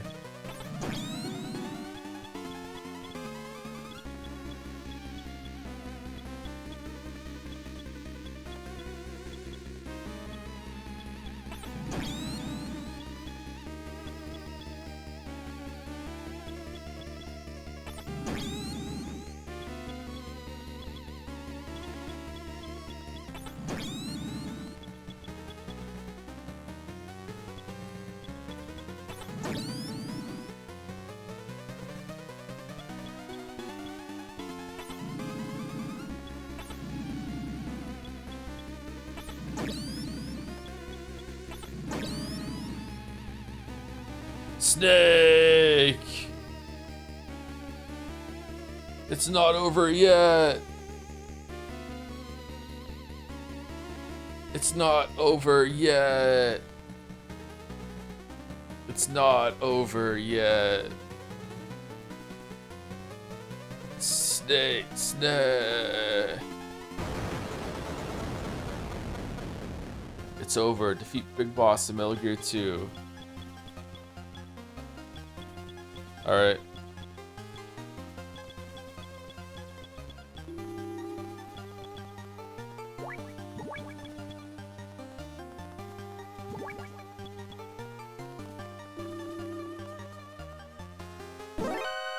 Freeze! It's okay, it's me, Snake. I was just fucking with you. Holly? Did I scare you? Phew. That was a close one. So, what's going on? What are you doing here? How you doing? You said it yourself. Stay alive. We'll meet again sometime. Is this the same music you used for Gustava? So I did. That uniform is too tight in the chest. Fucking hell. I feel much better now. Here, I stole this gun from the enemy. You can have it. Yeah, I could see how it'd be hard for a woman to use. Thanks. What? What are you talking about? So it's all over now, right, Snake? No, I still have one more job to do. You can't be serious. I'm dead serious, Holly. Snake, no, you can't. Heh heh heh heh heh. You want me to call you a cab? Oh my god, that wasn't funny, Snake. Colonel, I'm gonna eat all the nukes. This is Snake. Come in, Charlie. Hey, Charlie. This is Charlie. Go ahead, Snake. I've got the cartridge. I'm ready to return to base. Making my way to the rendezvous point now. Roger that. I'll meet you there. Any passengers? Just one. Blonde with a cute face. Sounds like a dream. Over and out. Holly, we've got to run as fast as we can to the rendezvous point. Think you can keep up? Is that a proposition, Snake? No? I'll take that as a yes.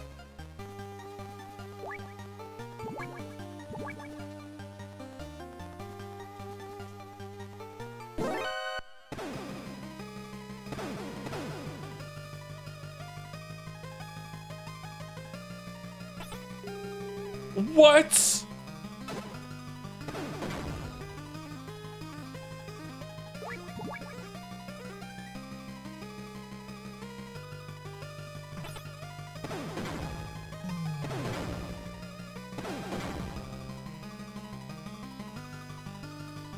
Down. No, up.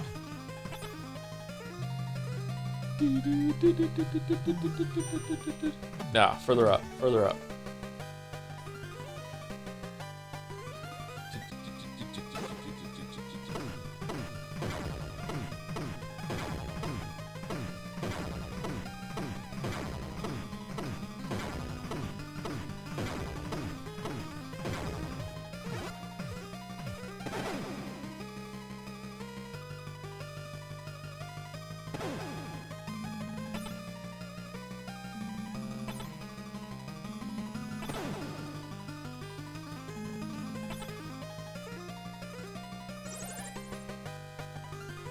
What the hell is taking you so long? We're gonna be here till Christmas.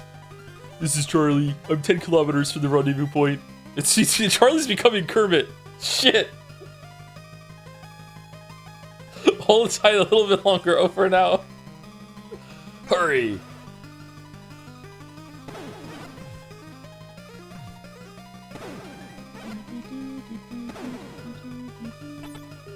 No! Why would there be a pitch?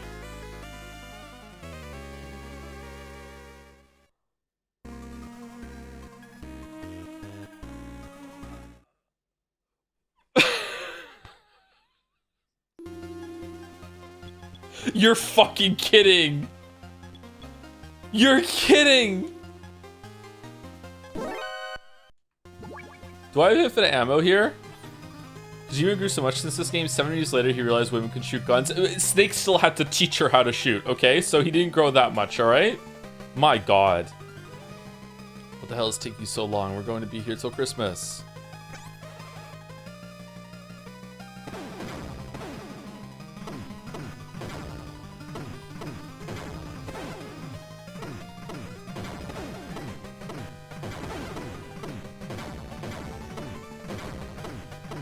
Thank you, Talisman G1 for the resub. Thank you very much. 91 months. Thank you, Talisman G1. Thank you, Acer Sasha for the resub too. 47 months. Thank you very much.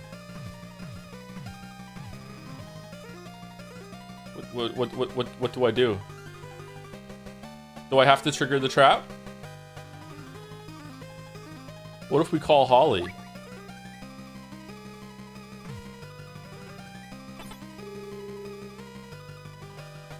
Oh, this is why they said we didn't have time to finish it yesterday. Okay. Time for a break? It might be time for a break, yeah. If God Home equivalent DLC takes 1 to 2 years, will you replay Silksong beforehand? I already am replaying Silksong, but like after these replays, I probably will wait until all the DLC is out and then have a good time going back. Snake, damn it, I'm out of ammo. Oh, Snake.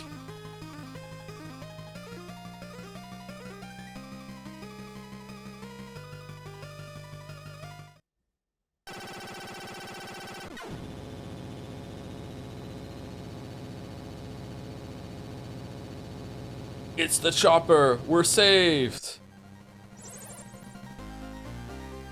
Charlie, you're late. Haha, Snake, you son of a bitch. Sorry, man. I didn't want to disturb you two lovebirds. This is fucking awful. I think we'll be home in time for Christmas. We'll be home in time for dinner, Snake. Let's go then. I'm looking forward to Christmas dinner with something about rations.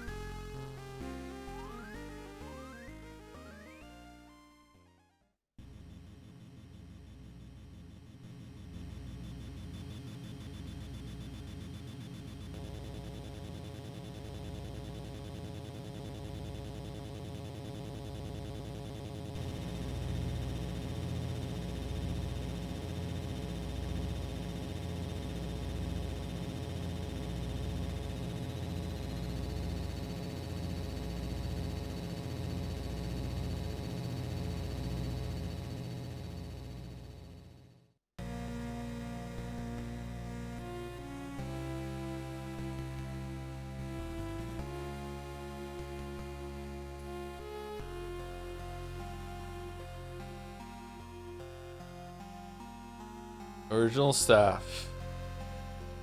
Game programming. Hideo Kojima. Hideo Kojima. Hideo Kojima. Scenario. Hideo Kojima. Graphic design. Hideo Kojima. Hideo Kojima. Hideo Kojima. Hideo Kojima. Mechanical design. Hideo Kojima.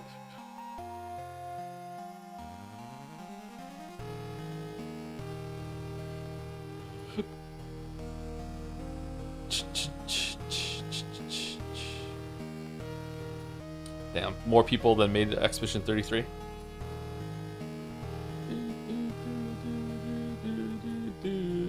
Presented by Konami. Do you ever find it weird how people perpetuate the 33 people including a dog thing, implying the dog is more important than the PlayStation and stuff? I thought the dog was the playtester.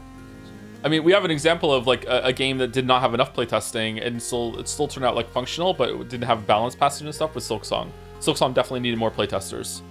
of different varying skill levels. I'm really surprised that Team Cherry has doubled down in an article they released, they did recently, and I'm also especially surprised that Reddit is starting to become a contrarian about it and be like, the game is not good. Oh, I just finished my deep dive of the game, and this is the first time I've checked Reddit in 2.5 weeks, and I'm really surprised. The thing, this game wasn't that hard at all. There's nothing bad about it, and it's just, we're turning into like elitism in the fucking game now.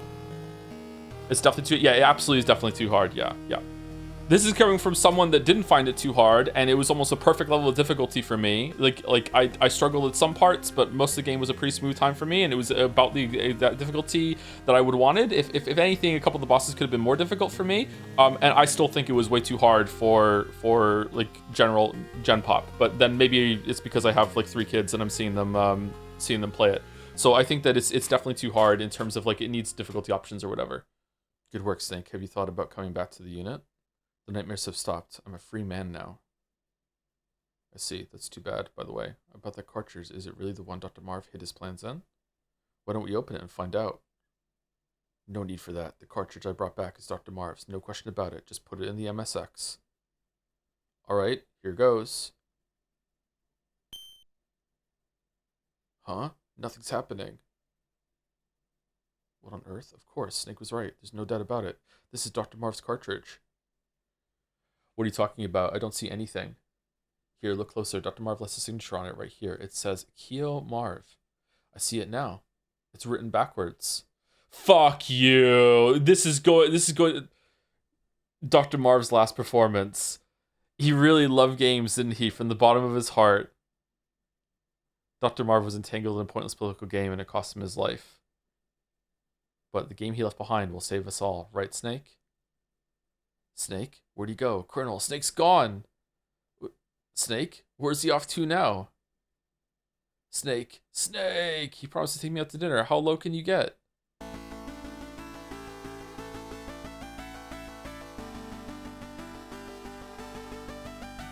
Roy Campbell. Is Snake canonically a virgin? Polly White.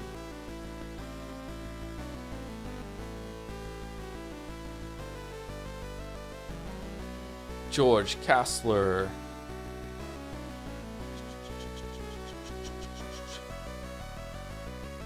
Drago Petrovich Madnar.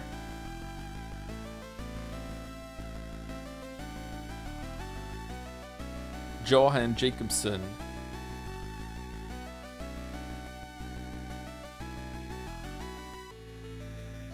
Master Miller.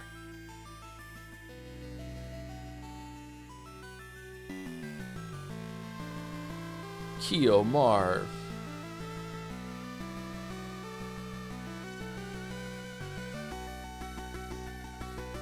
Frank Yeager, Gray Fox. I don't think he knows what sex is. He knows the masculine things to say, but he says them without grasping the meaning. Yeah, I think so too. That's the vibe I get as well. Gustava Hefner.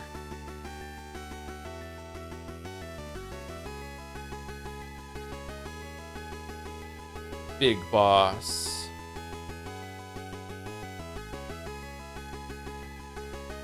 Helicopter.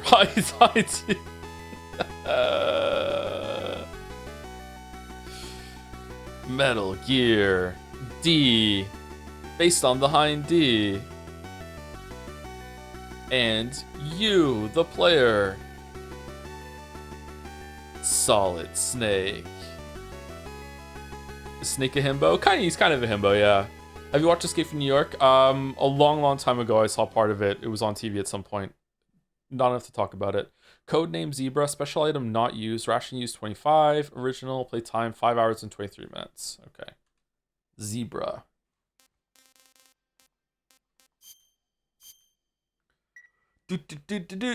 Someone during that conversation, when we were talking about Silk Song, said something about like what? I'm not being elitist. I'm just surprised, and I couldn't answer it because the game was on auto scroll.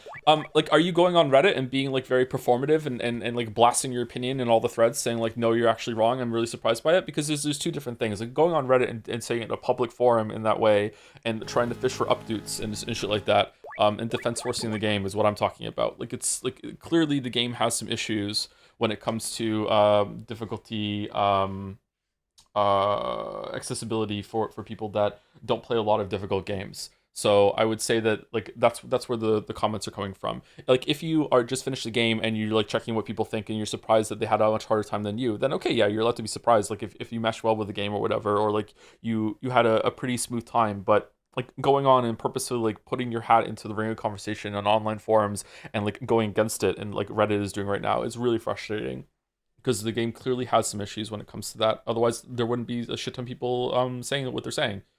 Like you absolutely have every right and to say like, hey, I didn't find this game that hard, and I'm surprised other people did because maybe like you have a hard time with games sometimes, or like with me, like I didn't find the game that difficult, but it's definitely a big step up from Hollow Knight, and I'm not going to go and invalidate a lot of people's experiences in these discussions right now and be like, no, no, actually you're wrong, and it is the perfect difficulty, and you just have to play the game difficult. Like no, like the game has some difficulty problems, especially with Team Cherry saying that they designed the game knowing that it might be the first Hollow Knight game that some people play. Are you enjoying the Silksong replay? You're not that far into say. I'm enjoying it, yeah. I like the game. It's a really, really good game. Silksong is not too hard for me, but I found it grating. Eliza P and Nine Souls are more difficult, but they felt a lot pleasant to play. How do you feel about them comparing games with the difficulty? Yeah, it's definitely that's definitely true. Silksong has a problem with like relishing in getting you with gotcha damage and stuff, even during some fights.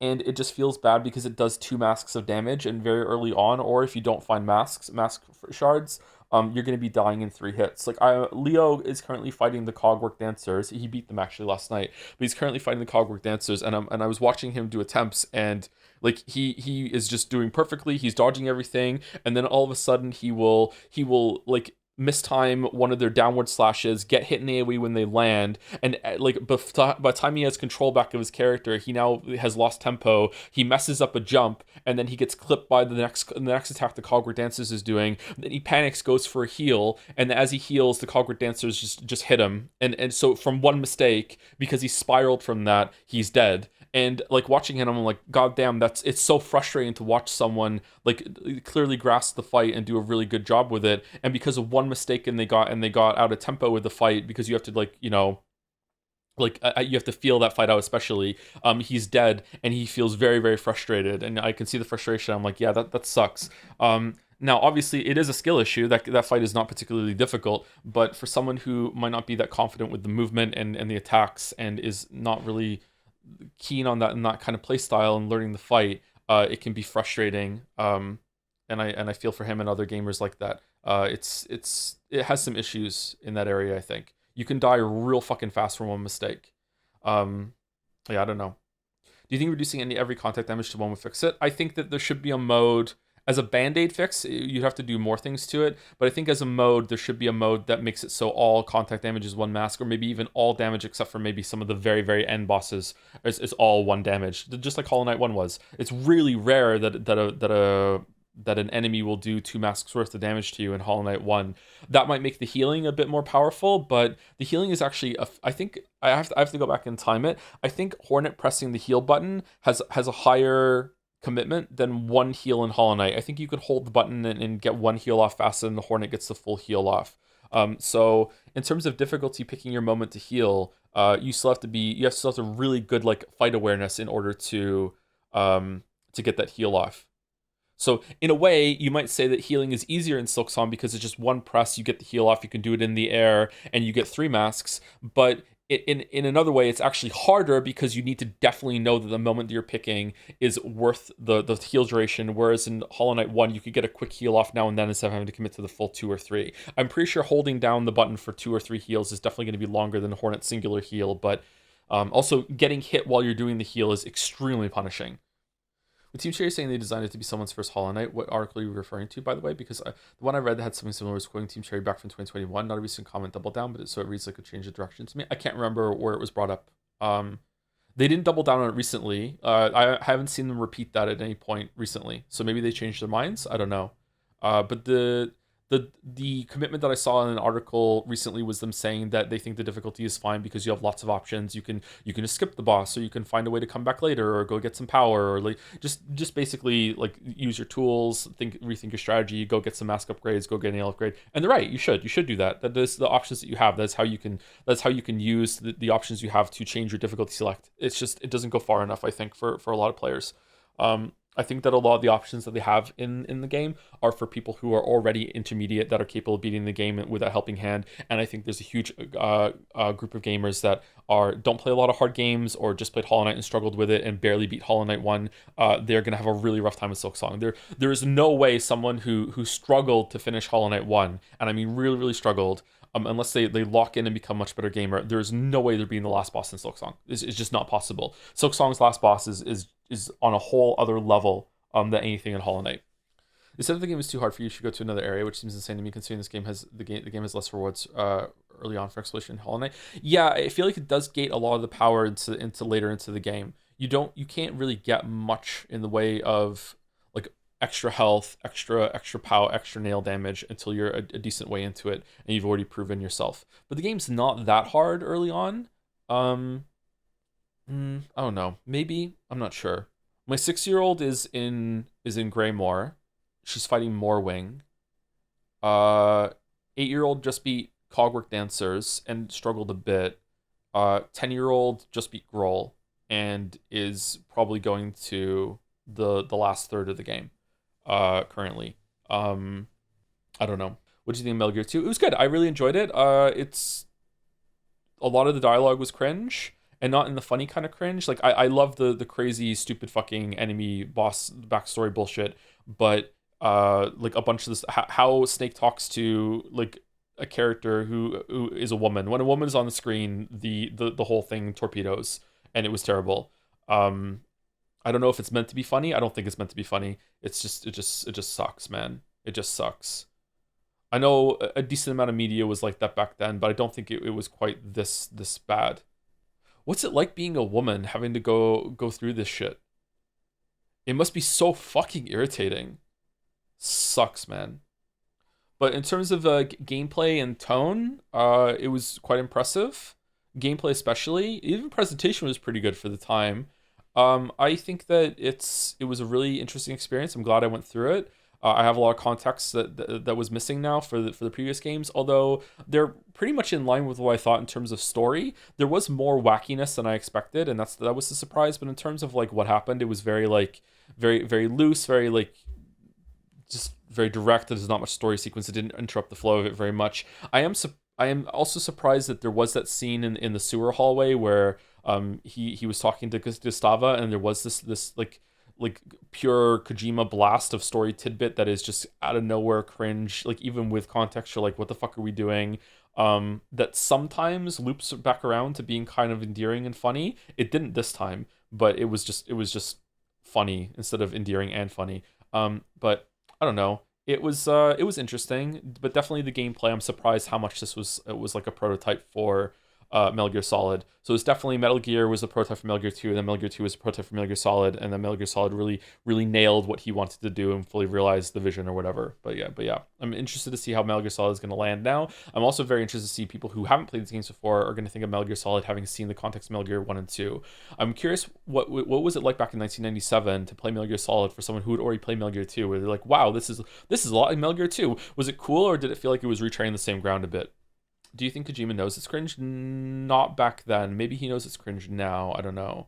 My opinion so far, seeing what was shown, Metal Gear doesn't feel like that well written, but just very Kojima-like. So people like the Kojima of it more than the quality of writing. Yeah, it's a retroactive enjoyability, right? Because we know how Kojima is, and we see his fingerprints all over this. But like, if Kojima never made another game after this, I don't think people would be enjoying the story or anything or the characters in this game like in a positive way. It would just be let's laugh at it instead of laugh with it. But now that we know more about Kojima, we're laughing with it sometimes, but laughing at it most of the time. The gameplay still would hold up though. If Kojima never made another game after this, I think this would be like a cult classic. Like, look at this stealth thing that was back in the day. This is cool. Like, look how many ideas this had even back in 1990. It's like I think that would hold up still. But yeah. Do you have plan for the rest of the stream? Downloading Ghost Babel for fun. How would I get Ghost Babel? Is it on Steam? Or would I have to work at Blizzard to get it? It's online? I'm not doing that then. No, thank you. I know, maybe Silksong's going to go the way of Elden Ring. When Elden Ring came out, there was a lot of dissent about it. There was a lot of discussions about how it was too hard, and the end of the third of the game especially was grueling in a very unfun, frustrating way. And when my video came out, it was actually really well received, and most people agreed with it. And since then, through people learning from a lot of people that pulled that game apart, and elitism, it's not all elitism, but it is some elitism, some get good scrub, whatever the fuck. Opinions have changed on that to like, no, it was all just skill issues all the way down. That's not true. And a lot of the people that had those frustrations just probably just have not played Elden Ring again, and they haven't had to go through that gauntlet. And we saw it kind of resurge a little bit with Shadow of the Erdtree. Shadow of the Erdtree was better. I'm curious if the same thing is going to happen with Silksong now, where it's just going to be defense forced back into being like, no, it's okay, and there are no like legitimate problems or gripes, and it's just all on the player's side. That's not to say that people who enjoy Elden Ring's combat at the end are wrong to do so, or that really mesh with it and learn how to pull it apart and enjoy that playstyle, just like with Silksong. But that isn't just because there are people that really could meet the difficulty head on and pull apart how those systems worked and have a really good time with it. Just because they exist doesn't invalidate the people that didn't want to do that, and that their frustration wasn't well founded or anything like that. Do you know what I mean? Like the fact that they found a valid way of playing it and that they've really enjoyed it, that's not invalid, but that also doesn't mean that the people who didn't like that gameplay are wrong too, right? Like more than one thing could be true at the same time. So I'm worried that that's going to happen with Silksong. This time I'm on the opposite side of that. When I played Elden Ring, like I didn't struggle too hard, but there were a lot of frustrations that I had with Elden Ring when it came to attacking from neutral and all this other shit, and how the bosses felt like that they weren't that tuned that well. Like I really hated what's his name? Marikith? Is Marikith his name? I really hated Marikith, but I still killed Marikith in like 3 or 4 tries the first time I fought him. Malekith. Like the fight that I struggled the most with on Elden Ring was Millennia. I died to Millennia for like a couple hours, I think. Like I still got it done in a decent amount of time, so it's not like it wasn't like ball crushingly difficult where I was like I'm like struggling so hard then getting salty, but I still felt like it wasn't a good kind of difficulty. So I was definitely on the side of people that thought that there should be some changes, and it wasn't tuned all that well. But it still wasn't that hard. Whereas Silksong to me wasn't that hard, anywhere close to as difficult as some of the stuff was at the end of Elden Ring and Shadow of the Erdtree. There's like 2 bosses that took me over about an hour to kill. So I think it was a really good difficulty, and it was really well put together for me in almost every single way. There are some mistakes and some mistakes. Sorry, there are some flaws I think that could be done better for Silksong, but it was really well done for me specifically. But I still do think that there could be changes and stuff that could happen for other people that are playing it. Does that make sense? Sorry, I'm feeling I'm being a bit too wordy right now. I feel like I'm on the other side of it this time, but I still think that there could be changes. You could play Unmetal maybe. It plays and looks like Metal Gear 1 and 2, and it's on Steam. Let's look at Unmetal. What if I like being a freak for difficulty? That's why Todd invented difficulty modes, and you can be a freak for difficulty. Yeah, you can do that. Unmetal. Oh wow, that is like Metal Gear. Holy shit. That's just Snake and Campbell, man. Slingshot. That's neat. When did it come out? 2021. Jesse Fox? J Fox? I feel like there's a pun there somewhere that I'm not getting, like a reference pun. Gray Fox. J Fox, Gray Fox. That's where it is. Okay. It's a lot of items that you can get. It's also not really just like that every attack even could turn out to be a pseudo grab attack that not only deals 2 acid damage but also rips you out of the flow. Yeah, that's something that we didn't talk about a lot on stream, but it is an issue, isn't it? Yeah, even if you get caught by the very last frame of some of those attacks, the boss or the enemy will suddenly snap into continuing the animation as if you got caught right at the beginning of it. I don't like that. But chat disagreed with me on some of that stuff. I really didn't like that.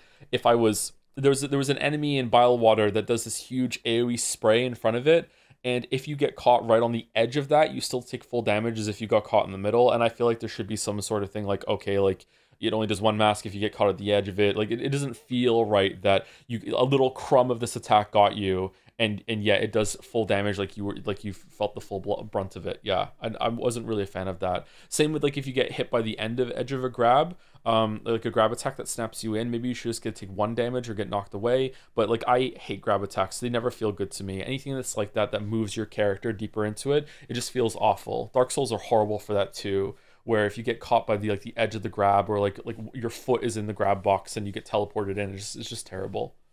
I was thinking about how you brought up how ridiculous it was that the community of pro gamers said that the ice pot method to knock Millennia out of waterfowl was something that was intended to, that was an intended method to deal with it. I can't imagine Miyazaki seeing his desk thinking, yes, of course, players will naturally figure this out with no guide. Yes, yes, of course.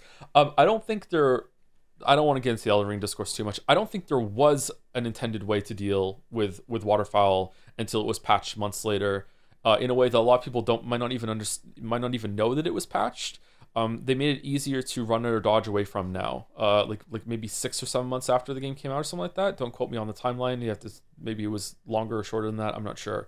But yeah, it was changed. They made it easier or possible to do it.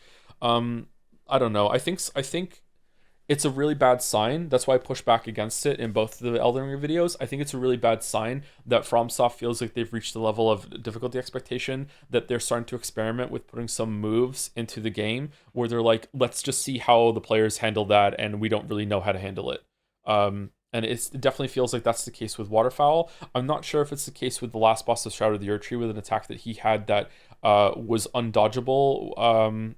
Or very close to undodgeable. Even the speedrunners agreed that it was close to undodgeable, or it wasn't really something you can consistently react to. And that also got patched later on too. But that feels like it might be an oversight or a glitch. But like I can't imagine like it shouldn't have come up in playtesting. I don't know.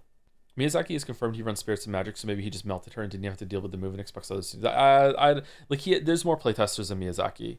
They should have figured that out.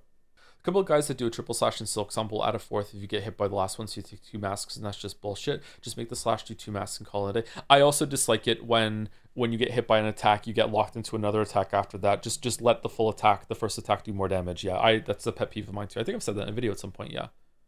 Can we play FTL? I don't know what we're doing. We might just stop. I've been streaming a lot lately, so it might be good just have a short stream when we're done with this. I'm not sure. I don't know what to do. We could fire up Sifu. I have it installed. We could see what that's like. There's extra material in the main menu with I believe a screenplay for the game. So we want to look at that? I don't know if we want to look at that or not. You won't be able to be today. Yeah, I'm not. I don't think I will be, but we might be able to check it out.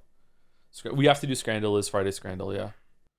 Oh my god. Sorry. 1 second. When I clicked back onto it, it just automatically went into Solid Snake 2 or Metal Gear 2. Master Book. Metal Gear 2 Solid Snake digital book.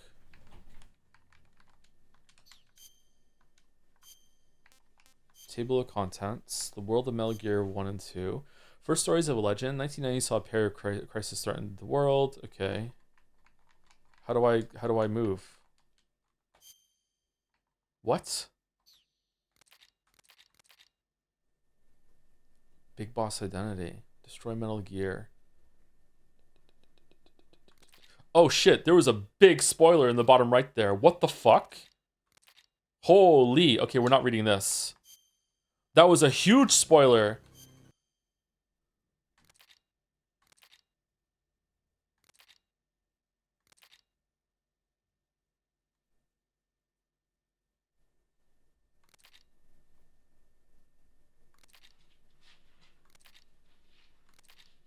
I mean, it says spoilers ahead. I thought it would be spoilers for just Metal Gear 1 and 2. I didn't think it was going to be spoilers for all of it. What was the spoiler warning?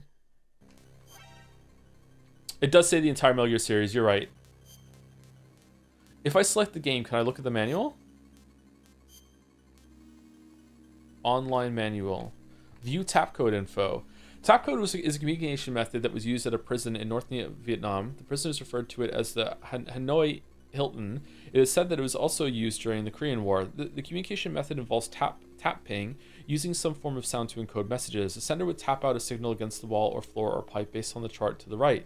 The receiver then decoded the tap signal using the same chart. Thus, prisoners were able to exchange information without speaking to each other.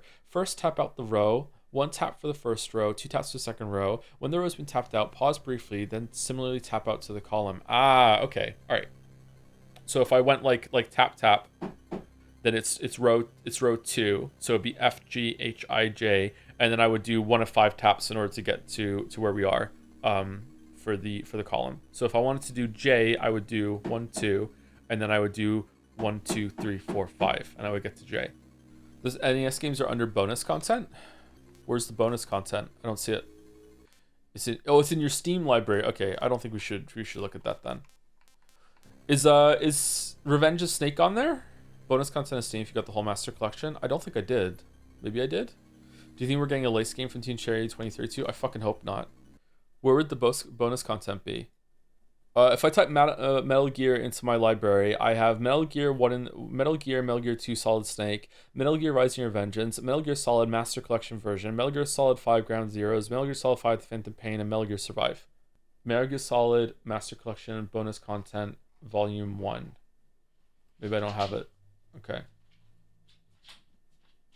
You probably answered this already, but you planning on playing Hades 2? It's okay to ask the same questions that other people might ask. I have no plans, but I might do it on stream for a couple streams later on. Maybe like a while after it comes out, just to see what it's about. Like, I enjoyed Hades 1, but it wasn't my favorite. Is Peace Walker on Steam? Metal Gear Solid Master Collection Volume 1. Okay. Title lineup: Metal Gear 2 Solid Snake, Metal Gear Solid including VR missions, special missions, Metal Gear Solid, Metal Gear NES FC version, Snake's Revenge. Okay, so I have what if I add this to cart, is it going to like remove some of the ones that I already have, or is it going to charge me for the whole thing? Hades 2 has a pretty good chance to be nominated for Game of the Year 2. Do you think so? Maybe. It should, you confirm? It's not showing that that I'm going to have some of it removed. It's still charging me the full price. It says, if purchasing for yourself, you will not receive an extra copy of Metal Gear Solid Master Collection version, Metal Gear Solid, Metal Gear 2 Solid Snake. I'm gonna have to get these anyway, so maybe if I get the other two separately, it'll somehow think that I'm getting it all, or I don't know. Metal Gear Solid Legacy, Metal Gear Survive. You play Metal Gear Solid 3 or Metal Gear Solid Delta, or only one? Or sorry, both of them? We'll probably look at both of them. Sorry to be like all over the place. I haven't really decided what we're doing just yet. Bonus content is only part of the collection packages as far as I know. Okay, we don't need to do it then. I don't think we need to do Snake's Revenge. It's not even canon, right? Is Metal Gear Solid 5 locked in? It's really long. Yep, we're going to be doing Metal Gear Solid 5. That's the only one I haven't played in the mainline series. I've never played that. I already have it too. How are we playing Peace Walker? On a PlayStation? Okay, so I know we went through this before. Let me go use the bathroom real quick, and then we'll do our dolls, and then we'll talk about what we're gonna do. And maybe we'll find something else to stream for the rest of the day stream or whatever. But yeah, enjoy your black stream while I'm gone. Anyway, be back in about 5 minutes or so. Man, I kind of wish I'd started a bit earlier yesterday and gone a bit later. Added a bit on both sides of the stream yesterday, and we finished Metal Gear 2 on stream yesterday. We definitely could have done it. I thought that there was a lot more of the game left. Alabaster Dawn demo is up, by the way. I'm not going to play that. I'll wait for the game to be out. Hope the demo was good, though. Okay, time for the dolls. Are you planning to read Crossroads of Ravens? It should be having English release soon. I don't know what that is, sorry. What's Crossroads of Ravens? You should look outside. I've already looked outside. I've been outside today. I took Gatsby for a walk. New Witcher. Oh, is that what it's called? Oh, okay, I'm not reading that for a while. All right. Outlast? Something like that. Outlast. No? What the hell is this? Oh, I played this game. I don't know what this game is called, but I played this game. Heart of Darkness. Yeah, this was on the PlayStation 1, wasn't it? I played this game, or I played a demo of it. This game was cool. I'm surprised it's on here.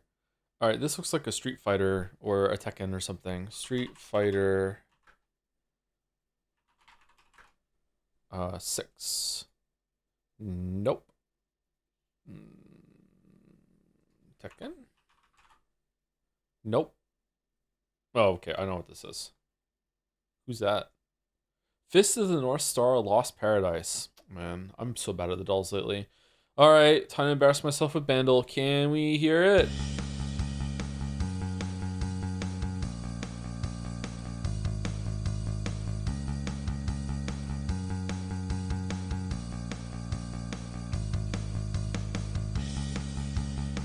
Okay, 2003, 500 million views, Easy on Part 2.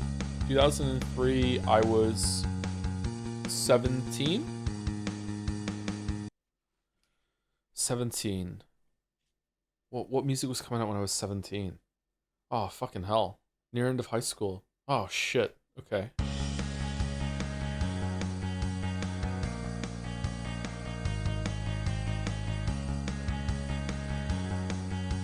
This sounds really familiar.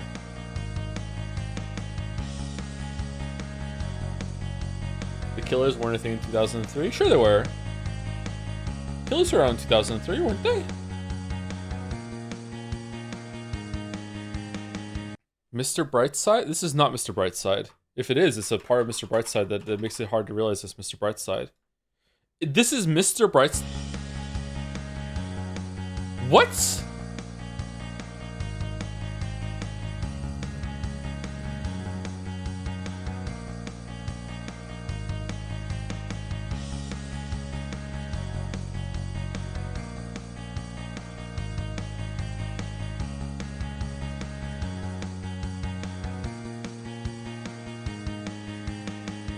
I don't hear Mr. Brightside at all in this. I hear like an Our Lady Peace song or something like that. What part of Mr. Brightside is so distinct that isn't in this part of the song then that I'm not picking up? Am I immediately going to hear it with the guitar 2 and 3?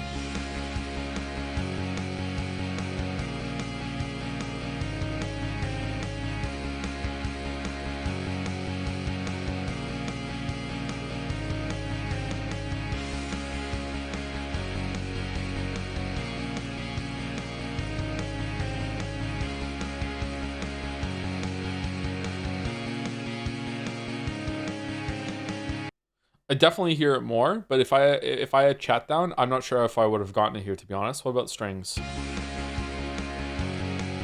Okay, now I get it 100%. Okay.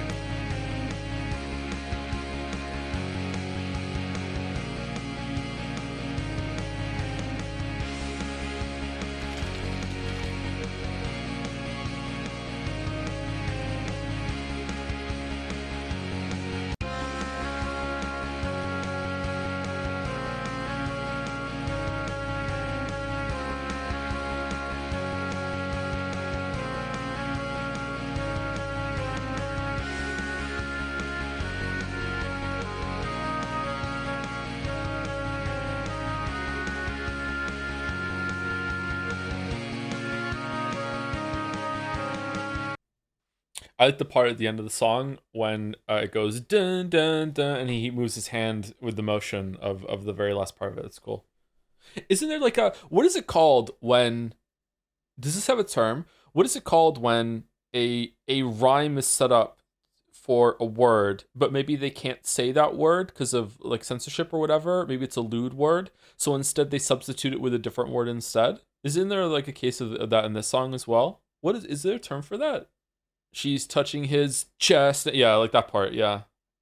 Radio. I don't think it's a radio edit. I think maybe they just don't want to be. They just want to allude to it instead of actually saying it. Maybe it's on their side. Like it's like they don't want to be too blunt. Euphemism. Is it just a euphemism? I'm not sure. Maybe. Leading rhyme is how I've said it. Leading rhyme is a good term. I like that one. I really like the Killers. This is not my favorite song of theirs. But yeah, I quite like the Killers. We ever play Thank Goodness You're Here? I don't think I know that one. Has that been brought up before? It sounds familiar. Maybe. What's your fave by the Killers song? All These Things That I've Done. I love that song. All right, Jodel. Okay, this is straight up the dumbest thing in the game so far. The fact that it's programmed to even heal over after it happens, just straight up the dumbest thing in the game so far. I honestly can't believe it. Okay, this could be anything. What the fuck is this? Programmed to even heal over after it happens. God of War. It's God of War when Kratos gets stabbed through the stomach with the part of the rock. God of War 2018. Nope. Okay, it was after that. Re-Village when the hand comes off. No, that was awesome. I wouldn't call that dumb. Would I call that dumb? Nope. Detroit when Kara digs out the chip. What? Detroit. You were right. Okay. What's this? I don't remember this at all.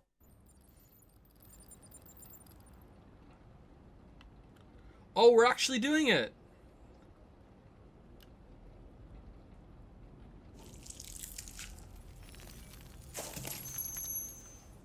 Okay, this is straight up the dumbest thing in the game so far. The fact that it even like is programmed to heal over after it happens. Just straight up the dumbest thing in the game so far. I honestly can't believe it. Oh, now we can do it. Oh no! Oh no! Remember when we saw the fingers of the corpse the night before and we couldn't look? Steamdle. All right, it's not me. I promise. Among Us. Yay. All right, Scrandle. So today is a Friday Scran. So I hope you all voted accordingly in your whatchamacallit, in your prediction. Here we go. Pizza and beer for 150 versus the mini pizza on the right. Okay, both of these pizzas are edible, but one is more edible than the other one, and I think the right one is more edible. The pepperoni or whatever the fuck this is, the ham, looks a bit more appetizing on the left to me, but that cheese looks like it's liquid and it's gonna move around a little bit. So I would give it to the right a little bit, but I'm not like happy about either either of these pizzas.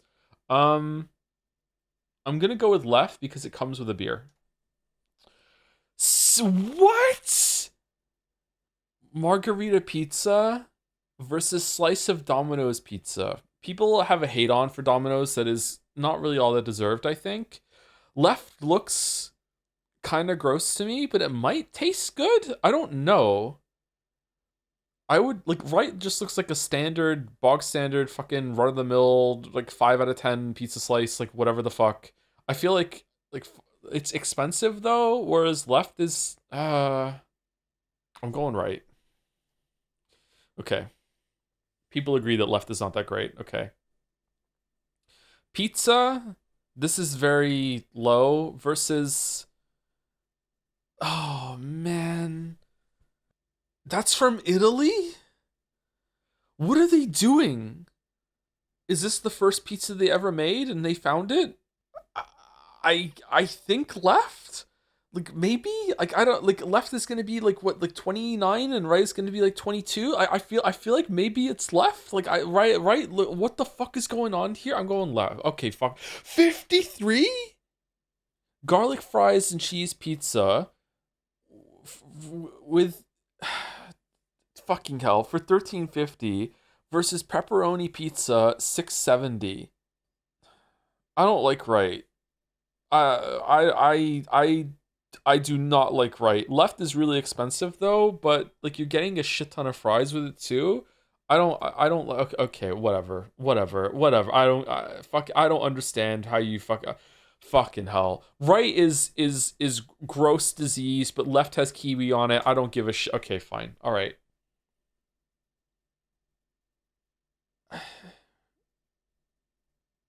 Neither of these are edible. I'm going left. Okay.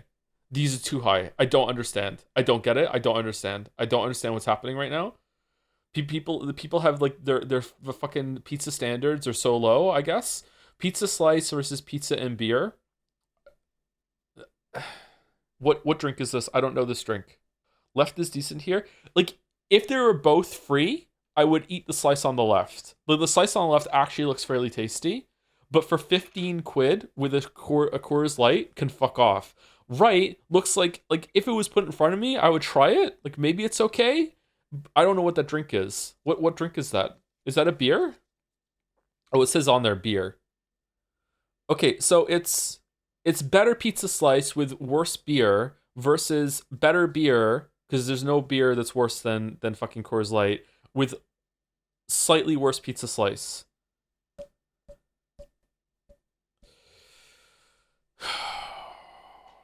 Going right. Fucking hell. Okay, so the one on the right is you versus the guy she tells you not to worry about. What the fuck is going on with the right?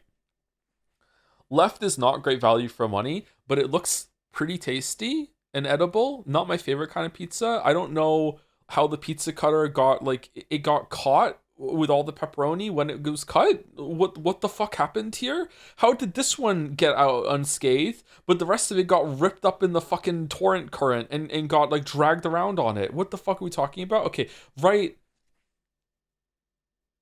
right looks like it should have a toy inside. Like I feel it's left, right? It's got to be left. It's got to be left. It's that is quite low actually. What? Because of the price. Oh, fucking hell. Okay, we have surface of a gas giant on the right versus maybe edible pizza. Like I don't know. Like this ruins it. This looks like mold to me that's beginning to spread. It's not an olive. Easy right? What do you mean easy right? This is so gross. I feel like everything's a trap today. It wasn't. Okay. All right. Okay. Can we get a 7 out of 10 scran on Friday? I'll take it. Shit. Sicilian pizza slice, 10 pound 20 for a corner of this pizza versus pizza slice 2 quid. It is. It's 5 times the price, but it's not 5 times the pizza. How dare they present themselves as being like a gourmet pizza place, calling themselves the Slice House with the name on it. Respect the craft. Are you serious? This looks like ass. Welcome to the Slice House, where you buy and slice at a time instead of a pizza. That's our gimmick. You know what? Fuck your slice. I'm going right. Just for, yeah. Fuck you. 7 out of 10. I'll take a 7 out of 10. This was a bloodbath. This was so hard fought. Holy shit. Is there a way to see how everyone else did today? Like, they should have a leaderboard. I would like to see. Fucking hell. This was really difficult. Left doesn't look that bad. Scrandle is crazy. But it's 10 pounds. If I was eating one of those two, I would eat the one on the left. If they were both put in front of me, I'm like, okay, I'll try the one on the left or try the one on the right. Like, yeah, it wasn't like... Sorry, when I said dog shit, the price was a part of it, man. It was a thick slice. You get a whole pizza for that price. I have pizza in the fridge, actually. I'm going to eat some pizza after this. Oh. Are we playing anything else? I don't know. What do we want to do?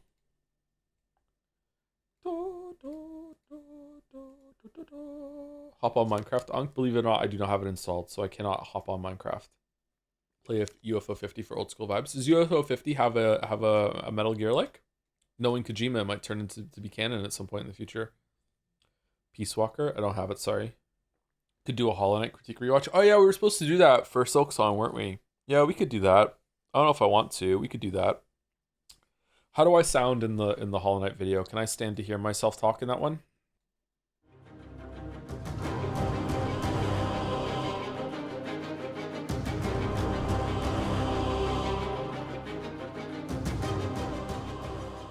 There are many ways that you...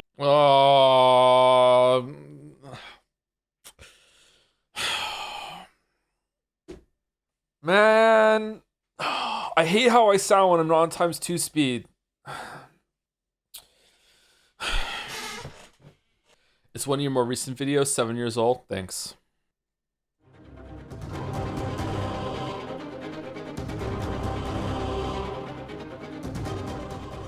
There are many ways that you can judge a game. That should be obvious because there are many ways that you can judge anything. Yeah, just shut the fuck up and get your own dick out of your mouth, fucking bozo. What the fuck are you talking about? All right, is it too loud? Is it too quiet? Or is it okay? Like, what are we doing? Can we go to 1.5? We are at 1.5. That was 1.5. I know. It's too fast. But there are two big ones that I want to speak about. Mm-hmm. The first is looking at something as a product that's available for purchase. So I'm talking over right now. The Can you hear us both or no? The second is looking at it as art, or if you find that term too contentious, appraising it in regards to how successful it was and what it set out to do, whether that's intentional or your interpretation.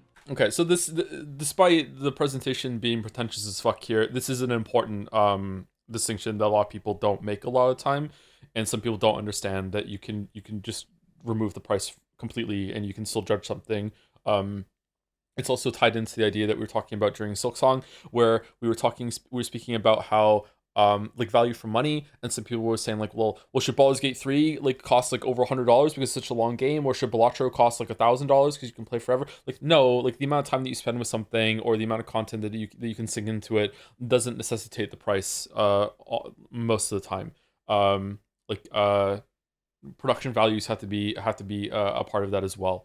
Like I don't think the amount, like I think, didn't I say that in, was it the Darkest Dungeon video? I already brought it up. I brought up like the idea that should Solitaire be one of the most expensive games of all time or something like that, because you can play Solitaire forever. Like the amount of time you spend with something very rarely contributes to how much it should cost, I think, when it comes to games. I think maybe Not sure. Anyway, some people want 1.25 speed. In my mind, this is the difference between a review and a critique. A review sets out to decide if something is worth your money and time. A critique, on the other hand, cares very little about those things. Instead, it's about weighing the strengths and weaknesses of something divorced from any monetary value. Who the fuck is David Cassie? These are not hard, firm, or other erotic descriptions that put in front of the rules for either reviews or critiques. My videos especially bleed from one to the other, although I think I'm more on the critique side of things, and only like to mention value here and there. Enough of that though, why am I bringing this up for Hollow Knight? This game is exceptional in many ways. The biggest one, however, is its ratio of price to quality content.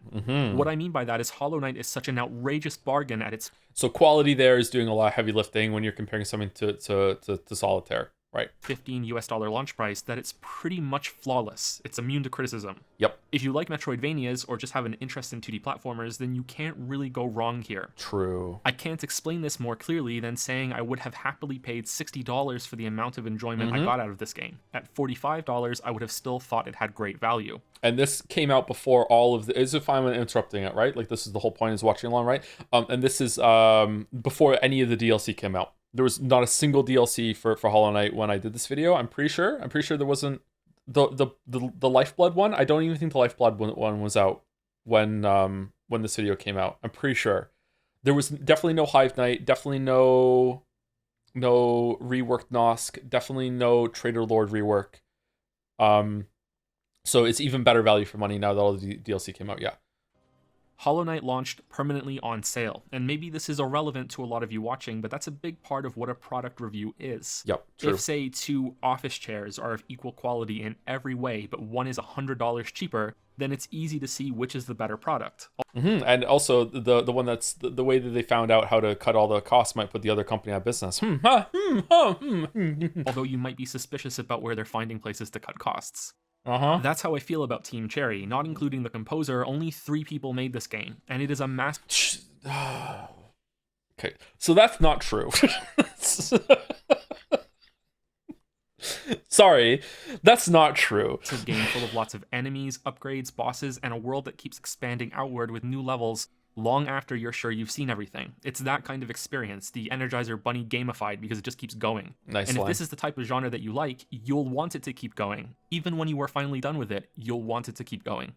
Past Joe's defense, who is a different person from me for reasons of accountability, in Past Joe's defense, were the people they had working on the game, were they in the credits? Or was it just the 3? Because I kind of remember looking at the credits to confirm that. I can't remember.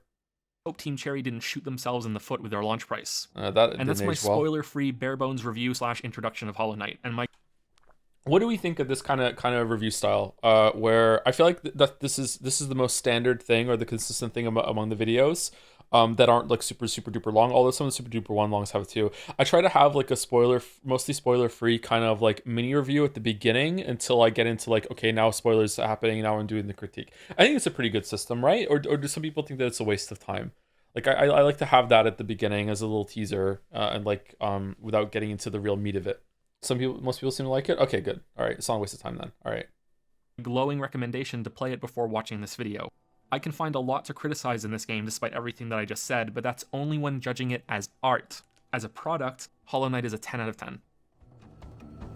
Okay, so pretty good intro, has a kind of a punch at the end. My delivery is not that great, and I wish the music had kicked in a little bit earlier instead of it being now. I think the music bleeds into the next scene, doesn't it? When I'm fighting Soul Master?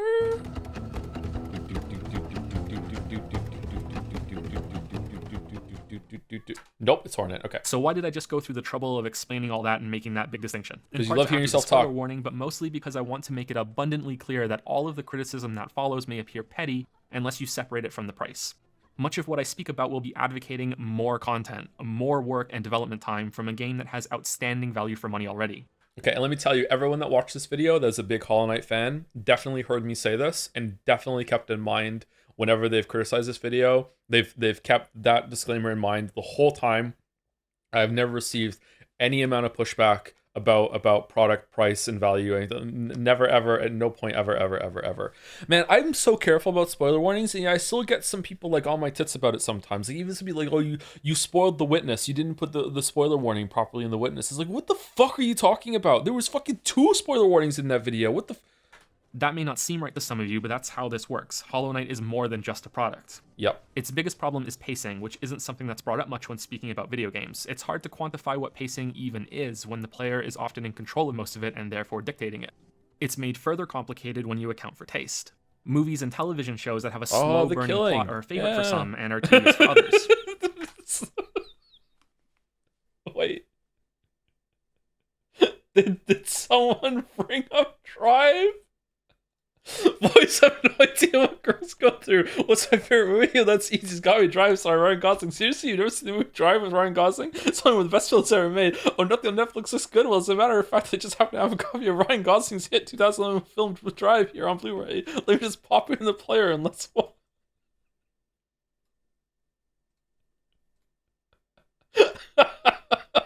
Books can show this even more if the author has a voice that benefits from a lot of observations and gradual, rich exposition rather than one explosive plot point after another. So these are just some of my favorite books and books that I like and I think are good examples. Some people can also appreciate many different forms of pacing and don't want the same one in every single movie that they watch or book that they read. It's Train to Busan, isn't it? Video games can also be viewed this way. The pacing of its story, sometimes even how that story is being told. If gameplay is constantly being wrestled away to show many long cinematics, then it can be viewed as poor pacing. At this level, it doesn't even matter what the story is about, just that the pacing of the gameplay is being interrupted. Just like some people who prefer the story in some games to the gameplay may view the opposite as poor pacing. I've heard that said about The Last of Us in particular. Some people really like that story, but they don't like the gameplay, and they wish that they could just have the story without having to go through all of that. Oh, now you can. Yeah, there are a lot of people that don't like the gameplay in Last of Us. I think Last of Us gameplay is actually pretty good. Have you seen Nero's Hollow Knight review? He was way more harsh on it way more harsh on it. And even though I disagree with him, I think it's an interesting viewpoint he mentions to you. I haven't seen Nero's Hollow Knight review. No, he's harsh on it. Really? I don't want to do React Andy to other people's content, but I'd be interested to watch and see what he found to dislike. An overly long tutorial is another good example because it can feel like a really slow start. He's about to say it. This is Neverwinter Nights 2, which has a just glacial fucking opening. Oh my god. Just fucking terrible opening. Nights 2 immediately comes to mind with its long festival scene that introduces so much and is pretty much necessary, but it still drags. But what about the pacing of gameplay throughout an entire game, its mechanics, complexity, and challenge? In Hollow Knight, you are a Hollow Knight, a vessel. Since it's a Metroidvania, it has... I don't know if that's true. I don't know if the lore people have dug into that and disagree with that. That was my perception just having played it, but that might not be accurate. I'm not sure. Many upgrades and abilities that you find throughout the game that unlock access to new areas, which in turn have more upgrades and abilities that unlock access to new areas. It's a snowball rolling down a hill, or an anthill would be more appropriate for this game. This nice also one. means that at the beginning, your options and abilities are strictly limited. This is something that many people love about the genre, the difference between where you start and where you end. My issue is twofold, that your ghost-type bug Pokemon could have started with at least one more ability, and that the game can't capitalize on the potential of the full moveset you'll have by the end of the game. Oh yeah, we have to do the category. How did Nagas do it? He just did exclamation game and then changed it. Can we just do that? If I type exclamation game Hollow Knight, can I just change it? Cool, okay. Except for one fight at least.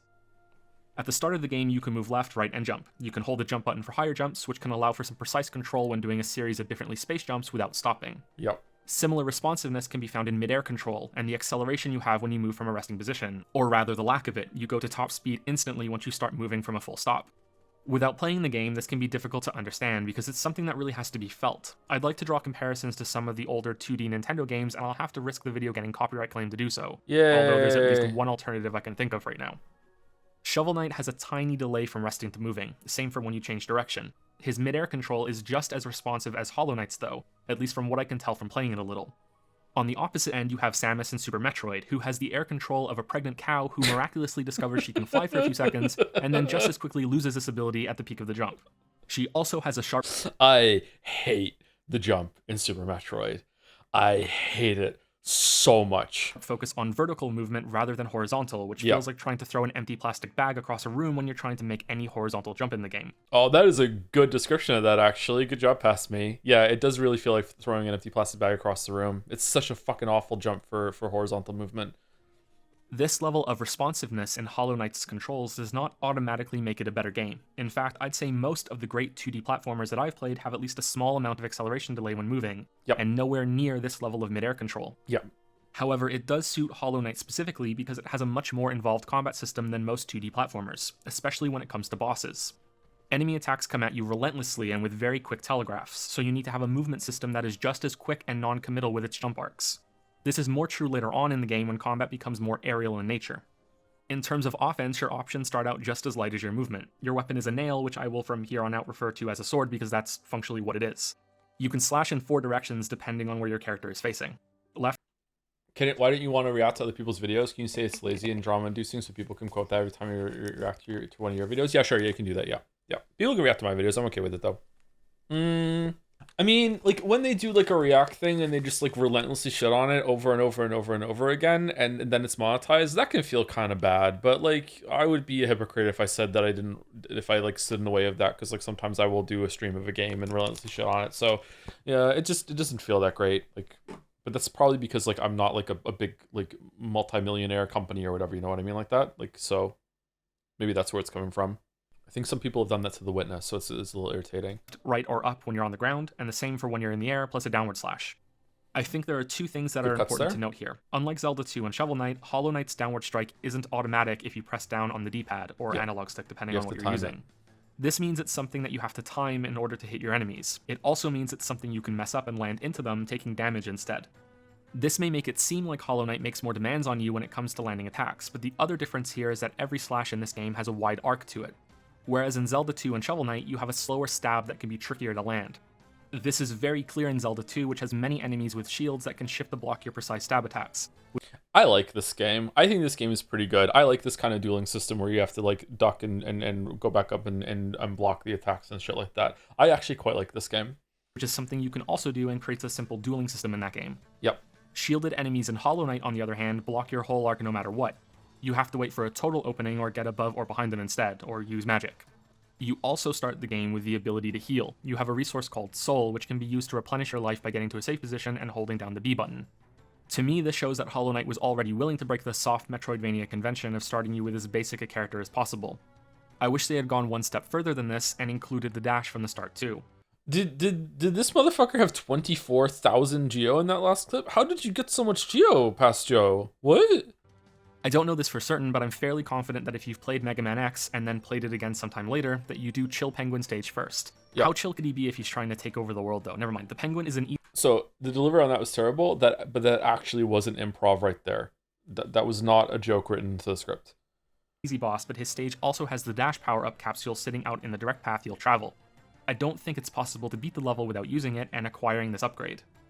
The dash is a core mechanic in Mega Man X, so much so that returning to the game with a new run feels off. Yep. Something is missing, like you left the house with only one shoe on. I'm never comfortable playing this game until I have that dash again to zip around levels, and it would seem that Capcom agreed because they made it baseline in X2 and I believe every other X game after that. Yeah. Hollow Knight has a dash ability that functions near identically to Mega Man X's. For most players, it will be the second major upgrade they find, and the movement system feels neutered to me until that moment.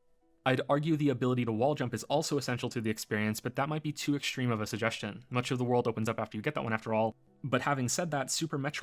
So something that's missing from Hollow Knight compared to Silk Song's movement is that I don't know, can you dash? When you hold down the dash button and you jump, Hornet can go much further. Can you dash into that movement boost, or does it have to be you have to hold it down? I think you have to hold it down, right? And you can't do that in Hollow Knight. There's no momentum gained from the dash. Like, you still have the same jump arc no matter what, even if you dash into a jump or you jump out of a dash. You can dash into a long jump. Can you really? Are you sure? I thought you had to hold the button down in order to get the higher dash. Like, you have to dash into the sprint. So you dash and then you hold it down and then you jump, right? Whereas in Mega Man X, you can dash and you can jump out of the dash and you go much further. I've done it on short platforms all the time. Have you? Okay, maybe you can do it then. Was it just hard to do? Both work, but sprinting into jumping, you gain way more distance. Okay, so there's 2 different things going on. I'm thinking of some of the jumps you have to do for the run back to the last judge, and don't you have to, like, dash, turn around, and then keep the sprint in order to make some of those jumps for some of the shortcuts, whereas the dash won't do it? I think so. I think you have to sprint. I have to go back and check that, actually. Okay. Metroid has the wall jump available from the start, although many might not realize it since it's tricky to learn how to do it your first time through. So let's hammer this point down by fast forwarding to the end of the game. You can still attack in 4 directions and you have the same movement and jump as before, but now there are 3 different charged melee attacks, 3 spells that spend soul, a dash that functions on the ground and in the air, an even more powerful super dash type ability that rockets you left or right until you cancel it or hit something, a wall jump, a double jump, and finally an upgrade to your dash which gives it some shadowy invincibility frames on a short cooldown. I'm surprised Silksong doesn't have that. I really miss the Shade Cloak. I really miss the Shade Cloak. Man. This is without mentioning a large assortment of charms that can further tweak some of your abilities, the speed and size of your sword slash being the most impactful for my runs. The double jump acts as an uplifting force that you can control just like a regular jump. You can hold down the button to go a little higher or let it go early to not jump so high. This is different than the jump in Ori and the Blind Forest, which is like a spring with a set distance no matter how long you hold the button down. Yep. Curiously, this is a change from the first jump you can do in that game, which does have some height you can control with the button press. This makes the double jump in Ori feel more bouncy, which suits that game in my opinion, compared to the more precise control you have in Hollow Knight. Okay, these are some pretty good observations, Pastro. Yeah, you're calling on a lot of different games to like make the point. So it's fun, it's engaging, it's cool. Good job. In fact, all of Hollow Knight's abilities follow the idea of quick responses and a great amount of player control. Yep. Spells activate and deal damage near instantly. Heals can be cancelled if you realize you're going to get hit before it can finish. The only exception is the dash, which has a set distance and cannot be cancelled once triggered. You can't even jump out of it halfway through, which makes me wonder why it's different to the rest of your moves. The set distance on the dash can make platforming challenges a bit more straightforward, especially... Can you turn around in the middle of the dash in Silksong? I feel like I did... Can you? Do you have any amount of control after you hit the dash in Silksong? Or is it just that she can turn more sharply after the dash is done? Can you like attack cancel out of it? I can't remember. I feel like there were times with the dash playing Silksong that I had more times to like more times that I paused in midair and turned around when an attack was coming at me, but maybe it was just like coming out of the dash. No, source game open? Okay, so you can't do that. Okay, so it's about the same commitment or something like that sort of thing. It was 2 weeks ago. Yeah, but like a lot of it is just like something I'm feeling out and I can't just have that like, okay, let me go in and test sort of thing. Yeah. If you stop sprinting, then press the other direction, you press sprint, you'll turn around instantly. Okay. You can dash the other way out of the sprint too, can't you? I think. Yeah. Those that require you to dash off a wall or some other platform. Maybe that's why it was chosen to function the way it did and that carried over to combat. Or they found that holding the dash trigger down to control the distance was too unwieldy during testing, although Mega Man X allows you to... Maybe it's because Silksong kind of has quick dash built in, right? You can dash a lot faster. Again, something to go in and check. I think that you can chain dashes together faster than you can in Hollow Knight. I wonder if it's even faster than with quick dash on, or Dash Master. Sorry. You can also do the downward dash in Silksong without having a Dash Master on. A lot of that stuff is just built into the kit. Yeah. Cancel its dash and it feels fine. That game doesn't have the same sort of platforming gauntlets though. As the game progresses and the areas you can explore and fight your way through gradually expands, so does the complexity of the enemies and the bosses. Mostly. It's more true of the bosses than the smaller enemy types.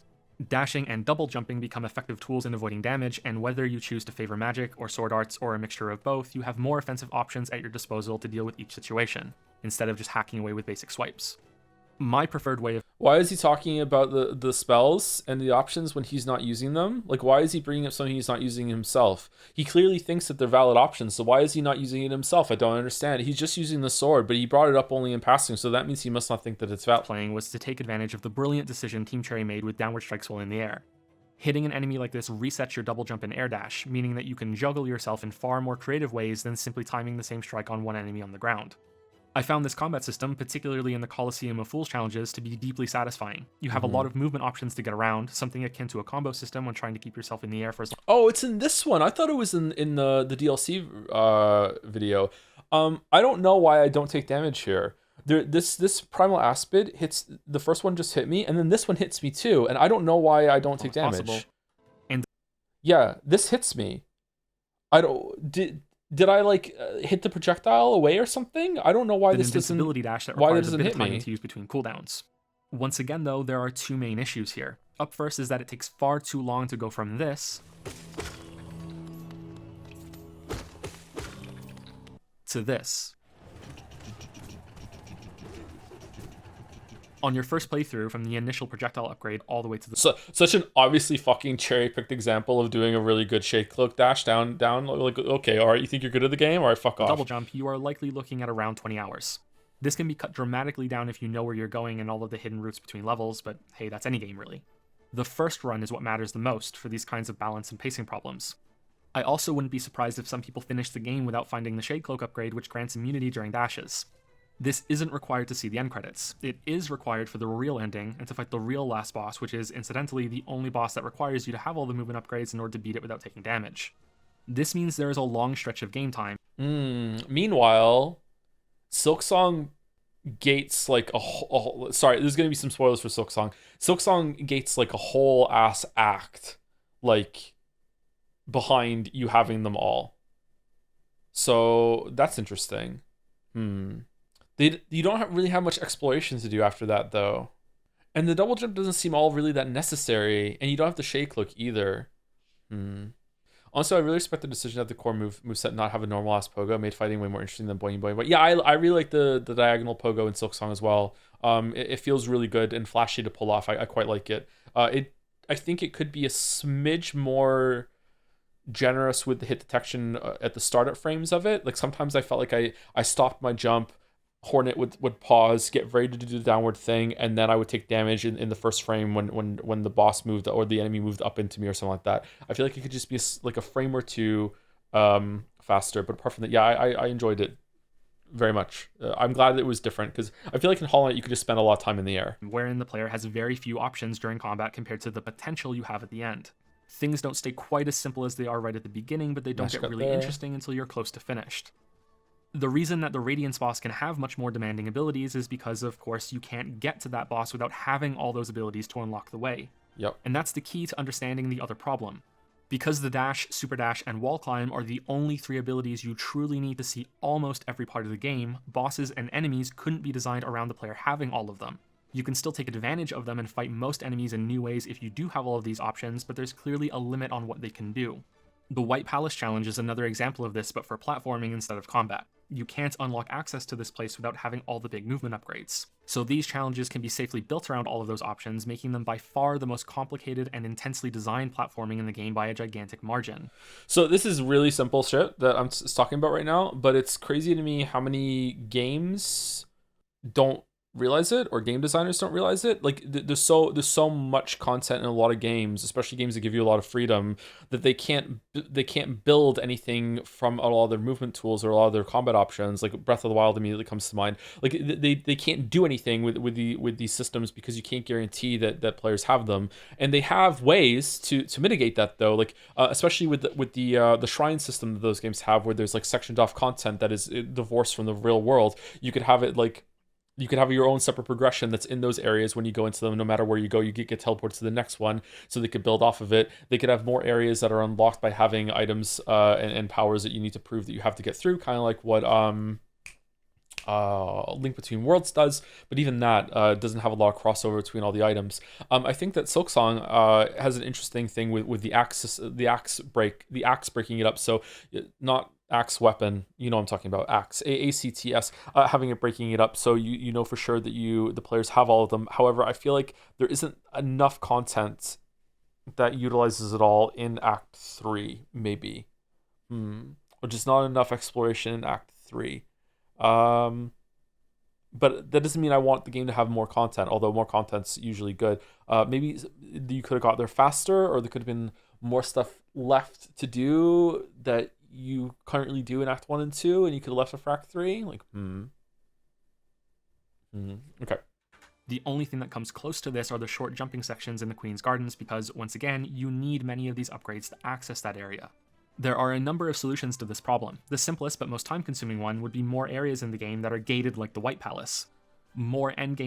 So Silksong definitely does that with the Harpoon ability. There are mountain sands,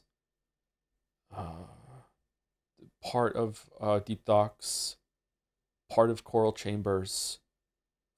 At least four. Is there only one area? There's 2 areas that are gated off from the double jump, and one of them doesn't even need the double jump after you use to access it. Like, I don't think you need the double jump to get around in the zoo area or the ducks, right? But you do need it in the upper part of Bile Water. You don't need it for Deep Docks 2. I thought you needed the harpoon to unlock the door to get into Deep Docks 2. But you don't need it once you're down there, do you?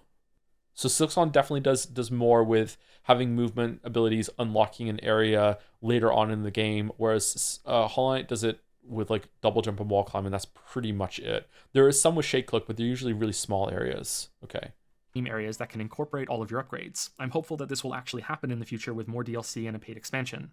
The other possibility, which will never happen, but it's interesting to think about, would be starting Hollow Knight with the dash and wall jump abilities as a baseline.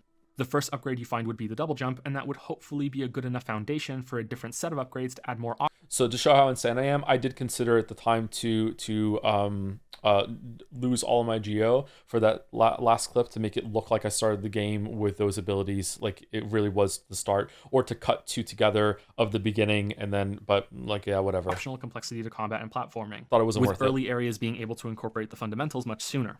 At the very least, combat could become more interesting a third or so into the game instead of close to the end, and every boss could be built with dash and double jump in mind. This would still have a lot of optional complexity at the end, but more room to design more interesting encounters much earlier. This is more of a problem. Yeah, they kind of did that with Silksong. I feel like you get almost all the movement upgrades. You do actually. You get all the movement upgrades and the combat upgrades that are built into the base kit fairly early on, and then there's a lot of bosses and content that you use them all. And when you do get the final movement upgrade, I don't think it's really used that much for combat ever, right? Yeah.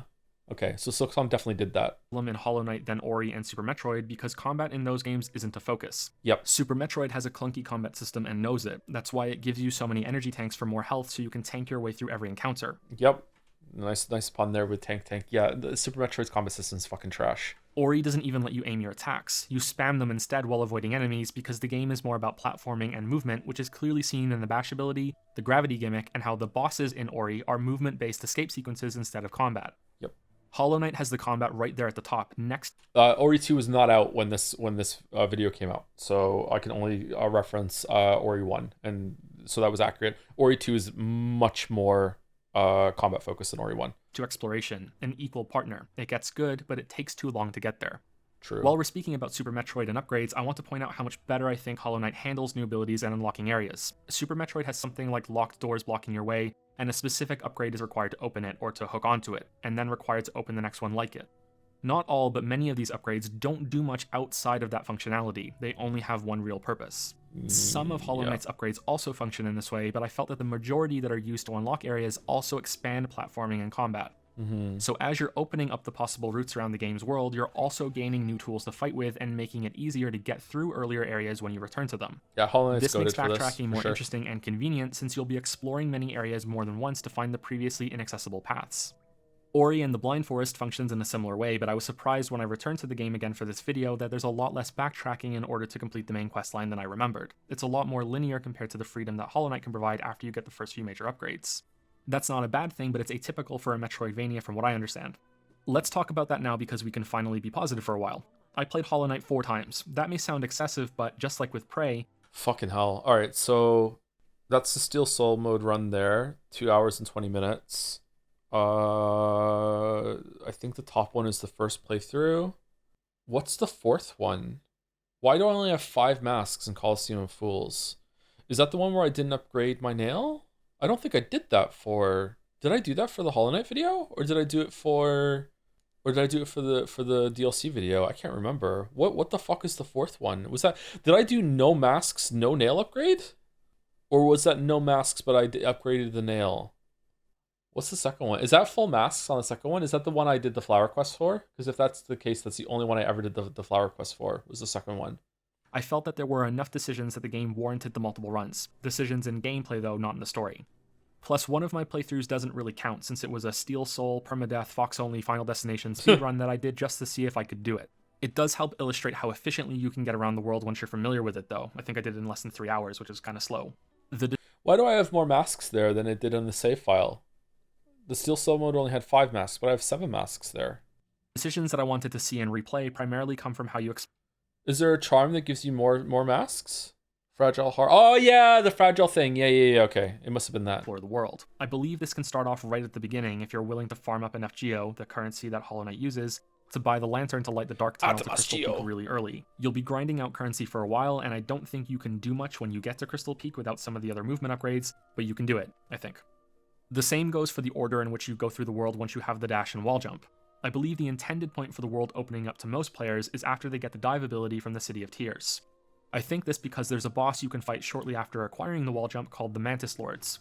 If this boss kills you, an NPC will appear during your corpse run and suggest that you head to the City of Tears to upgrade your sword nail, suggesting that the Mantis Lords are out of your reach at the moment, and you should go do something else and come back later. Does Silksong do that at any point? I can't. If it did, I didn't see it.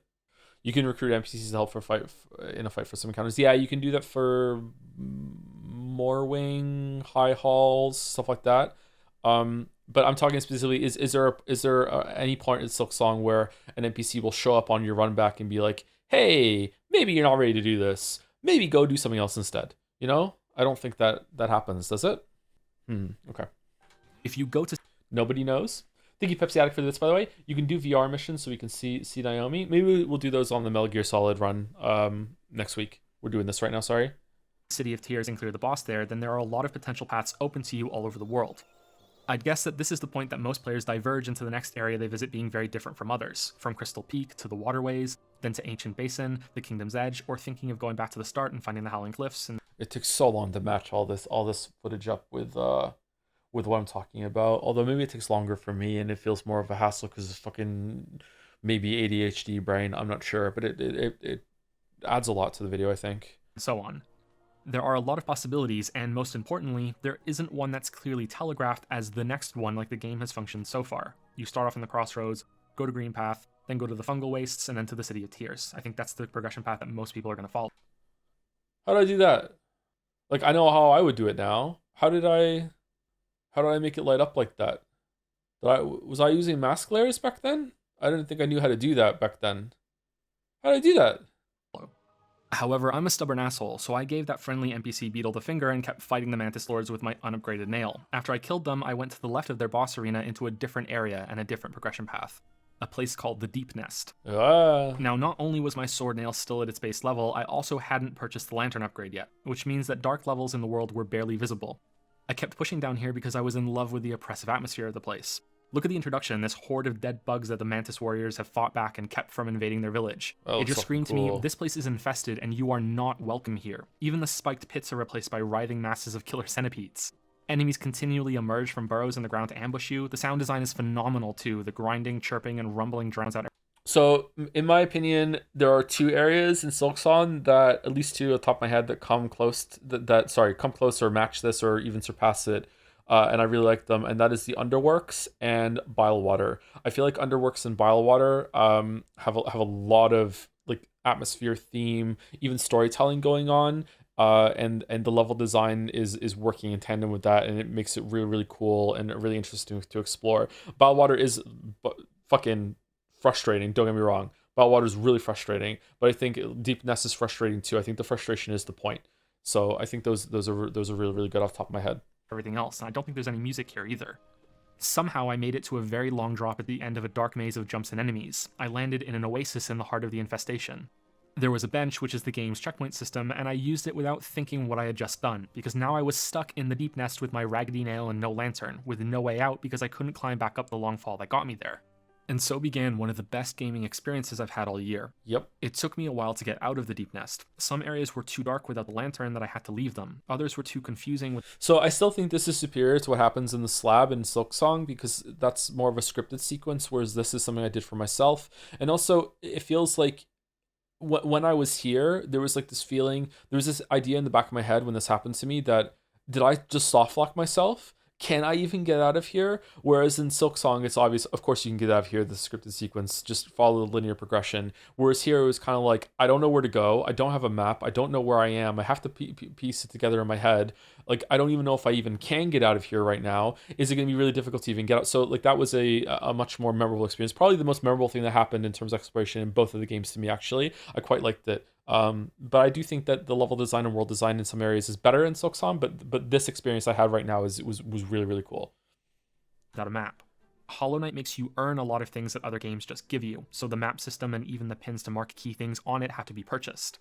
Same for unlocking the bestiary for information on all of the enemies you've killed. Everything is measured in some way. I started playing Hollow Knight for the first time not too long ago. This is literally my experience. It was insane. Yeah, it's a really cool experience, right? So like how would you? I think the slab is kind of like an attempt of making that happen for a lot of players, but because it's scripted and enforced, it's almost like you're by getting caught. You're kind of like there's even though you might not want to get caught, there's almost a level of like you're consenting to something to happen, so you know that it must be possible to get out. Whereas here, it really does feel like you're exploring, and it's like there's this when I sat on that bench, there was this feeling of like, oh shit, did I just really fuck up here? Like oh no, like it really felt like a dynamic or emergent storytelling.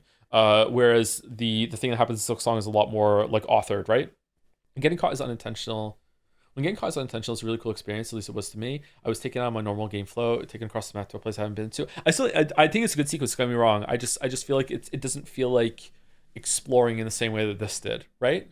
Breath of the Wild did something similar when I climbed a mountain. I think I spoke about it in that video. When I climbed the mountain that I didn't have enough of the winter clothes to do, and I really wanted to push through in that area, and I felt like I had gotten myself into a really bad situation through exploring, and I needed to fight my way out of it and make some really quick decisions, and I really enjoyed it for that. Collect enemy encounters, kills, spirit for your dream nail, upgrades, geo, fill in the map of each area, find relics, increase your health and soul capacity. To draw a map of an area, you first have to find the cartographer in the area itself. He's usually one. Excuse me, Joseph Anderson. You could also get pen and paper out and draw the map yourself in your fucking game-accompanied journal that you're keeping track of the show on Reddit later, don't you think? You don't need corner the first parts of the level, but sometimes he can be tricky to find or surprisingly deep into the zone. This became a little ritual. When I found a new area, I'd go hunting for the map beetle guy and be really happy when I heard his humming from far off. There are discarded pages you can follow like breadcrumbs too. It also meant that I didn't overly rely on the map either because I'd learn a bit about each area before I found Cornifer. And then I'd enjoy the completionist urge of drawing in the map. Yep. In the Deep Nest, however, Cornifer is scared and I didn't feel that urge as much in Silksong. Does Hollow Knight have better exploration than Silksong? I felt like I enjoyed filling the map out and piecing together how the areas flow together more in Hollow Knight. And I also don't think there was ever a part in Hollow Knight that made me feel like I had like solved the long-standing mystery through exploration is when I found the Blue Lake. Realizing that that bile of water has been corrupted by that fucking aqueduct thing on the top right of the map. That was a cool moment of realizing that's the city just fucked these people over. That's neat. But I feel like that wasn't as good as the Blue Lake thing and having a lot of connections back. I feel like there was fewer of those. I don't know. I did enjoy the Silksong exploration, but I feel like a lot of it was just linear paths going back to clear exit and entry points. I didn't feel like filling in the map as much as I did. I didn't enjoy filling the map out as much as I did in Hollow Knight for sure. Huh. Okay. Hiding near the entrance. He's not humming. There are no pages to find, so I missed him. I was also stuck in this area with no map. Not only did I have to figure out how all of these parts of the Deep Nest fit together in my head, I also had no reference for knowing how close I was to finding a link back to another part of the world. Now that I'm familiar with the area, I know that I came close a couple times to getting out, but on my first run, I was stumbling around in the dark for at least an hour before I found an abandoned tram station. Here I fought my way through some tough enemies to find a tram pass, which would grant me access to a tram that was still functional near the bench that had become my new home. You may think this is where the story ends, but Hollow Knight is more special than that. I went to this tram expecting it to take me back to the first proper area in the game, because I remembered a sealed tram car there in a station that I knew I'd come back to eventually. Yeah, so obviously if you know the game, you know that it has to connect to the exit station on the other side, but I hadn't found that yet, so I thought this was like a second fast travel system like the elevators in Silksong. So I thought the trams were going to connect in that way. I didn't think they were going to like physically have a sister station that is in the direction that it goes. So when I rode this tram and it took me to another new area, I had to stop for a minute while my perception of the game's world grew even larger. So I rode the tram again to the next station, expecting that this time it would be the starting area, and it was yet again another new level. This tram line wasn't even connected to the one near the beginning of the game. These places seemed more like endgame areas to me than the Deep Nest. That was the slithering evil that I already knew, so that's where I went back to, eventually climbing my way out of a deep pit and to a familiar area. I ended up going to a few other places before reaching the City of Tears because of this, and so my progression path through the game was very different than what I went through on my other playthroughs. Meanwhile, the experience I had like that in Silksong was when I used the key to get to Blasted Steps through Shellwood into Greymoor before I went to Far Fields. Now that I've done another playthrough and I've gotten to Coral Chambers, I realized that that was very different than going through their far fields. Like there's a bunch of doors that I opened that are shortcuts on if you go the other way. Like I went through a lot of those areas backwards. It was very different. So all those levers I was finding and opening doors on my first playthrough, that was those were meant to be like achievements when going through the other way. Yeah. I consider myself very fortunate to have stumbled my way into this route because it made the game feel, quite frankly, magical. That there were still several new areas to discover after this pushed the game's world from impressive to ridiculously so. Ridiculously My guess is so. that most people will have a similar experience after clearing the City of Tears, and it's helped by how every area after the first introductory zones has multiple entrances. Even something as remote as the levels that sandwich the map, the Howling Cliffs and the Kingdom's Edge, have more than one way to discover them. Okay, so maybe that's why. Because Hollow Knight's not, Silksong's not like that because they're gating the entrance with some of the unlocks you get. There's more areas that only have one way in. They have another way out after you fought through it, but they only have one way in. So maybe that's something to hone in on. I think it's worth it so you can have the game build challenges around those unlocks that you use to open the door. Silksong seems to be more like Super Metroid then for using things to unlock the keys to unlock the only door into an area, but it still is like Hollow Knight in that a lot of those unlocks are used in combat and for platform challenges in a really cool way. Yeah. Okay. You can tell by my strange journey through Deepness, some of these entrances can be more difficult to find than others, but they still exist. What's further impressive is that these entrances can have their meaning altered depending on how you approach the area. For the Deep Nest examples, I had to climb out of this pit wondering where the hell I was going and what was waiting for me at the top, before finally emerging to what felt like a safe place.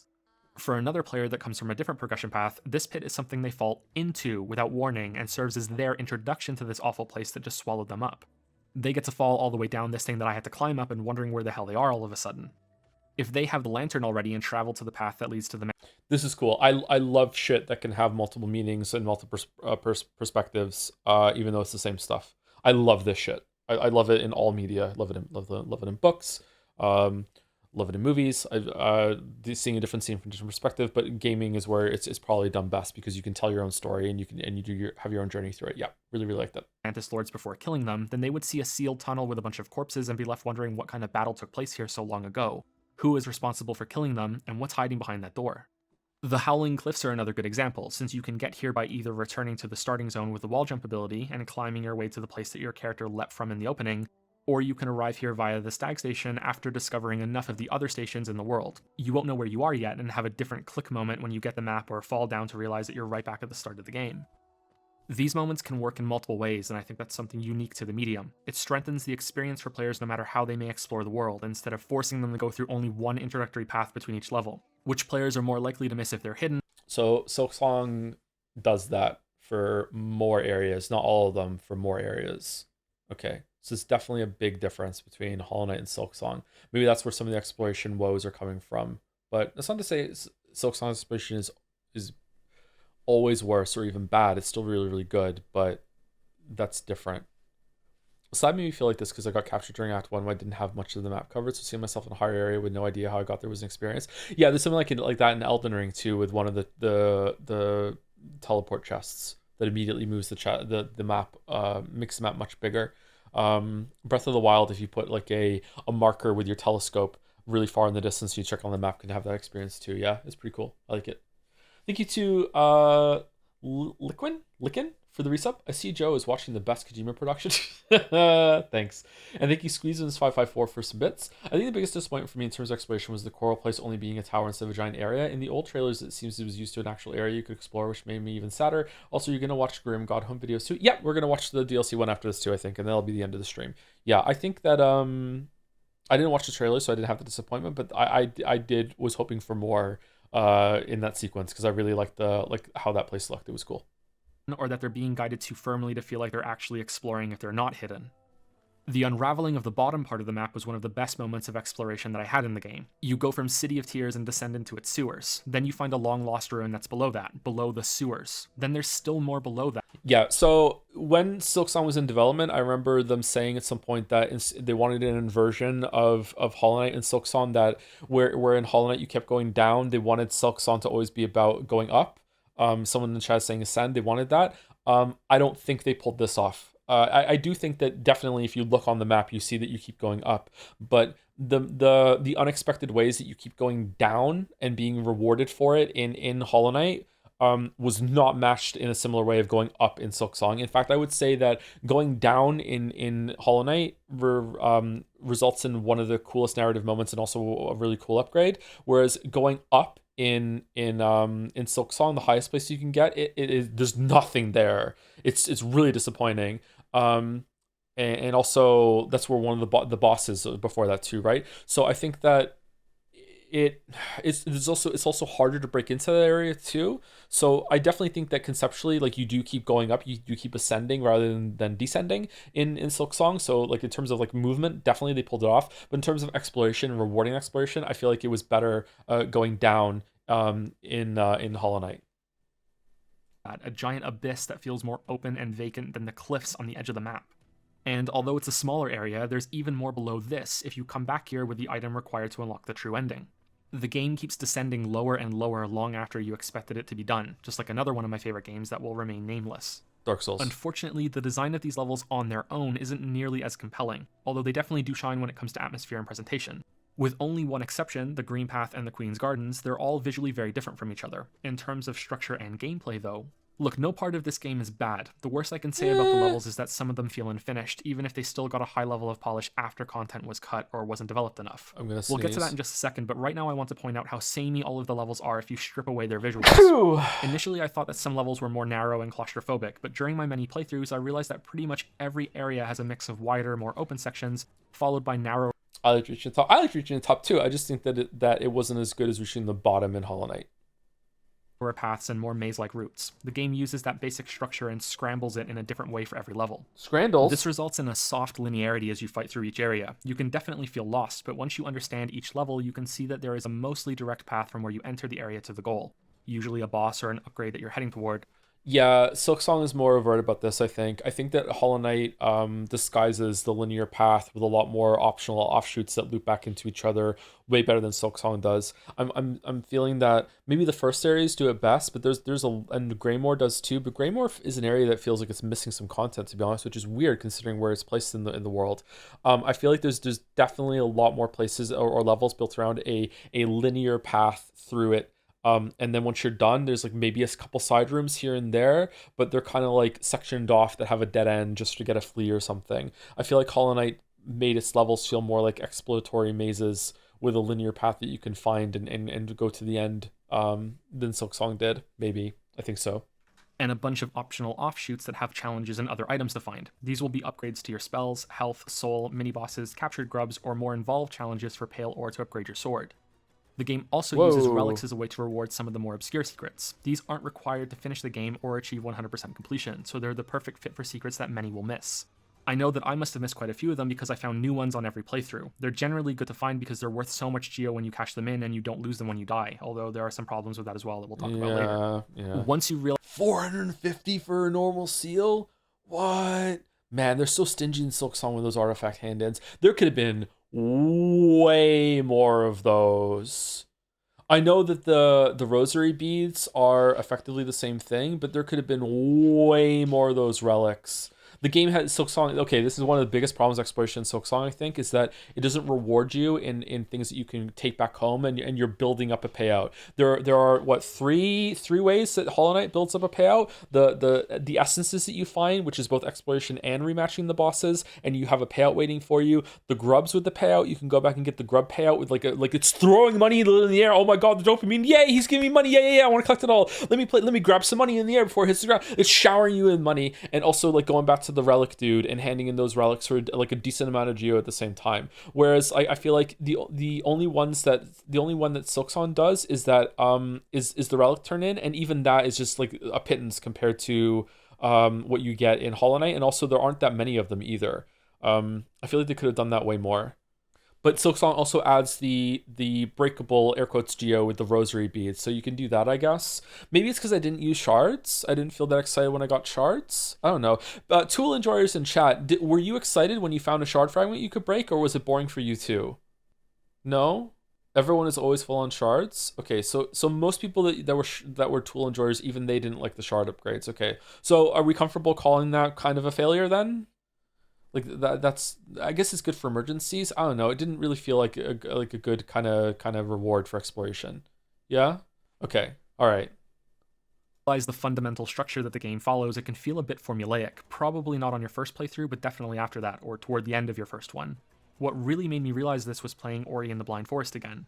I don't know why it took going to a whole other game to notice this, but Yeah, just look at the screen. Look how it's sloped in, and it makes the environments feel a lot more lived in and alive, and a lot more like not real places, but just more artistically represented, maybe, or something like that. I don't know what the right term would be here, but like it just like, man, it's so much nicer to look at with like the different angles and everything. And then you go back to Hollow Knight and it's just fucking like just boxy, sharp right angles everywhere. I'm really surprised that Silksong didn't do more with that. There's only that slopes in the mountain area, yeah. Hollow Knight doesn't have any sloped surfaces. There are no inclines or declines that you walk. Like look at that. Look how good this looks with this kind of Path of Pain era tunnel with like bouncing through here with the vines. Like it just looks so good. Hollow Knight looks great too, don't get me wrong, but like look how good this looks. Ori is also kind of 3D, so it's automatically better. Walk on anywhere in the game.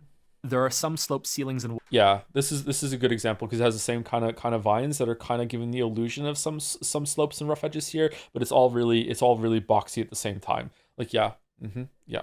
Walls to prevent you from climbing, but everything else is a series of rectangles and squares. It's boxy and grid-like in structure, which contributes massively to how familiar everything feels despite the visual differences in each area. Silksong has the same problem. Yep, I feel like it didn't bother me that much. But I think that there's a better version of these games that incorporates slopes and different angles that aren't 90 degrees. I think it could happen. I guess it's also something that helped Team Cherry put the areas together faster than they would have otherwise. To put it into perspective, even Super Metroid has slopes from way back in 1994. So does Mario 3 on the NES. You can slide on them to kill enemies. Where the different levels do distinguish themselves is with some sort of overbearing enemy type or an environmental hazard, and I don't mean the ratio of safe space to spikes, pits, thorns, or whatever else passes as a damage zone. Almost every level has something that makes them stand out, although not all of them are as developed as others. The Forgotten Crossroads begins this trend with the giant gome worms that require timing to jump or bounce over. This area also benefits from changing later when it's corrupted, which is something I wish had happened to some of the other levels as well. I thought it was an unexpected twist and it was really interesting. Does Silksong do this with like does each area have its own kind of hazard sort of thing? I feel like no. I feel like it repeats some of its ideas more. Some do? I would have to look at it again. Okay. Not that it has to. I kind of like Celeste's approach where stuff from earlier kind of gets mixed and matched later on with the main theme of the area. Silksong doesn't do it to that level for sure. Okay. Crystal Peak has the conveyor belts that you can both run and climb on, which suits the theme of the area nicely since these crystals were part of an industrial excavation effort. The Fog Canyon has the big jellyfish that demand either tight navigation to avoid them or quick reflexes to not get blasted by. Also does 2 masks of damage. This is the first thing in the game that does 2 masks of damage. I think it is, isn't it? Their homing corpses after striking. It's wild to think how scary these were when I first played Hollow Knight 1. And it's like, oh shit, the 2 masks of damage with the jellyfish. And that's just like, Silksong is like that all over the fucking place, man. The Fungal Wastes has some sort of bouncy mushroom.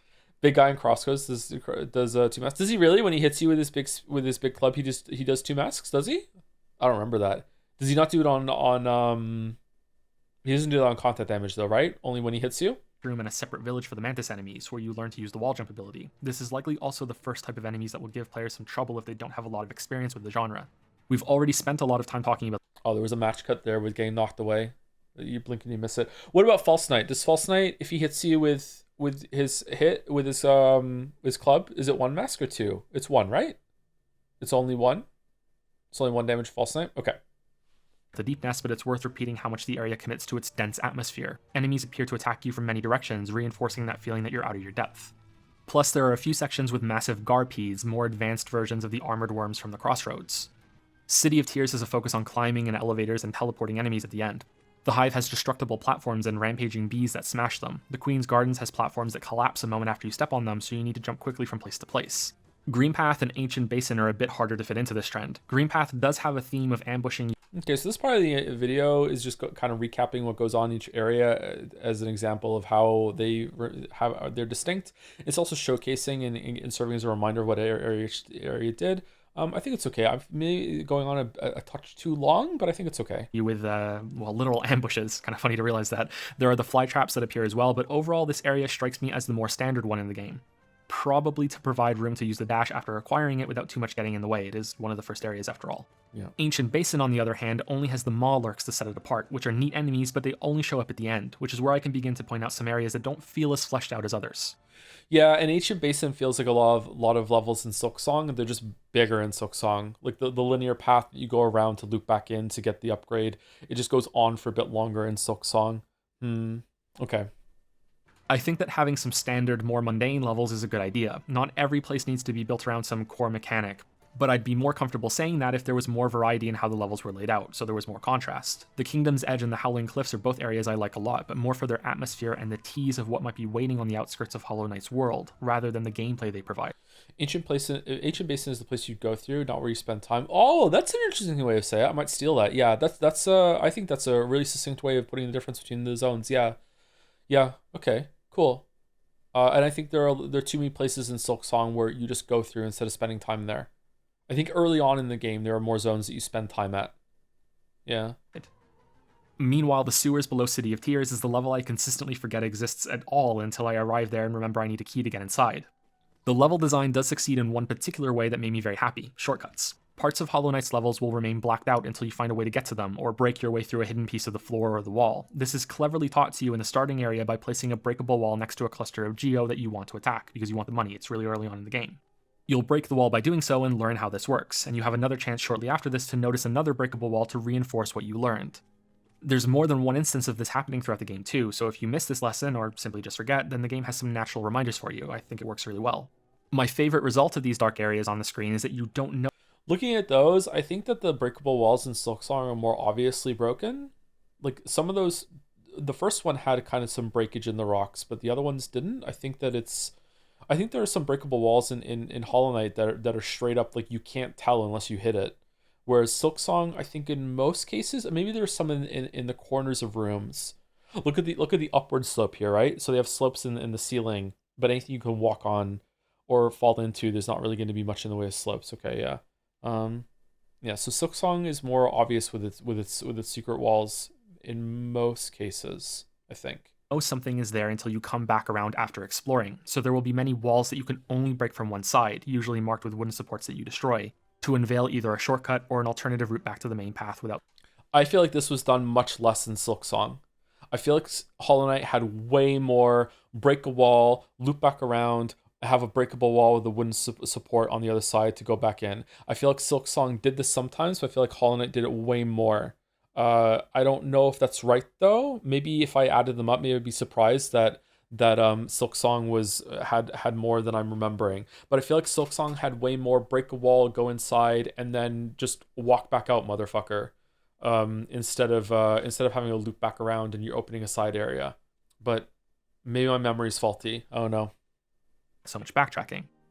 Many levels will incorporate these types of surprise shortcuts to shorten the path between the checkpoint bench and the boss, with my favorite of all being this wall you can smash open in an elevator ride in the Soul Sanctum and City of Tears. A lot of people miss that one. This type of shortcut is used really well throughout the game, perhaps it's even used a little too much, but I really enjoyed this experience of connecting parts of levels together on a small scale, while I was doing the same thing on a larger scale with upgrades that unlocked connections between the broader named levels. Yeah, I think Silksong doesn't do this as much either, but I'd have to go back and check. I feel like there's a lot more opening shortcuts and routes that aren't even sometimes useful for terms of like boss rushes or boss runs. I mean, just to have an easier way to get around, like just breaking things just for the sheer sake of it, or unlocking a different path to a previous area, and now you're in a different area and you explore a little bit before unlocking more paths. I feel like Hollow Knight does that more too.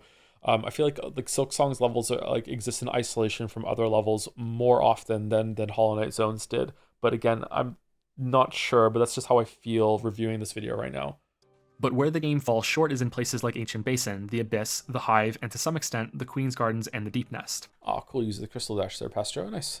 There are two sides to this issue. The first is a return to that pacing problem that we mentioned way earlier. The other, while similar, is more about a lack of development in an area's unique slice of gameplay. Nothing shows this better than the Abyss. This is probably the final area that most people will find in the game. It's either that, Queen's Gardens, or Howling Cliffs. It starts off great with this massive fall through a chamber and a mysterious surface to greet your landing at the bottom. To the left there's only one room, which has an upgrade to one of your spells.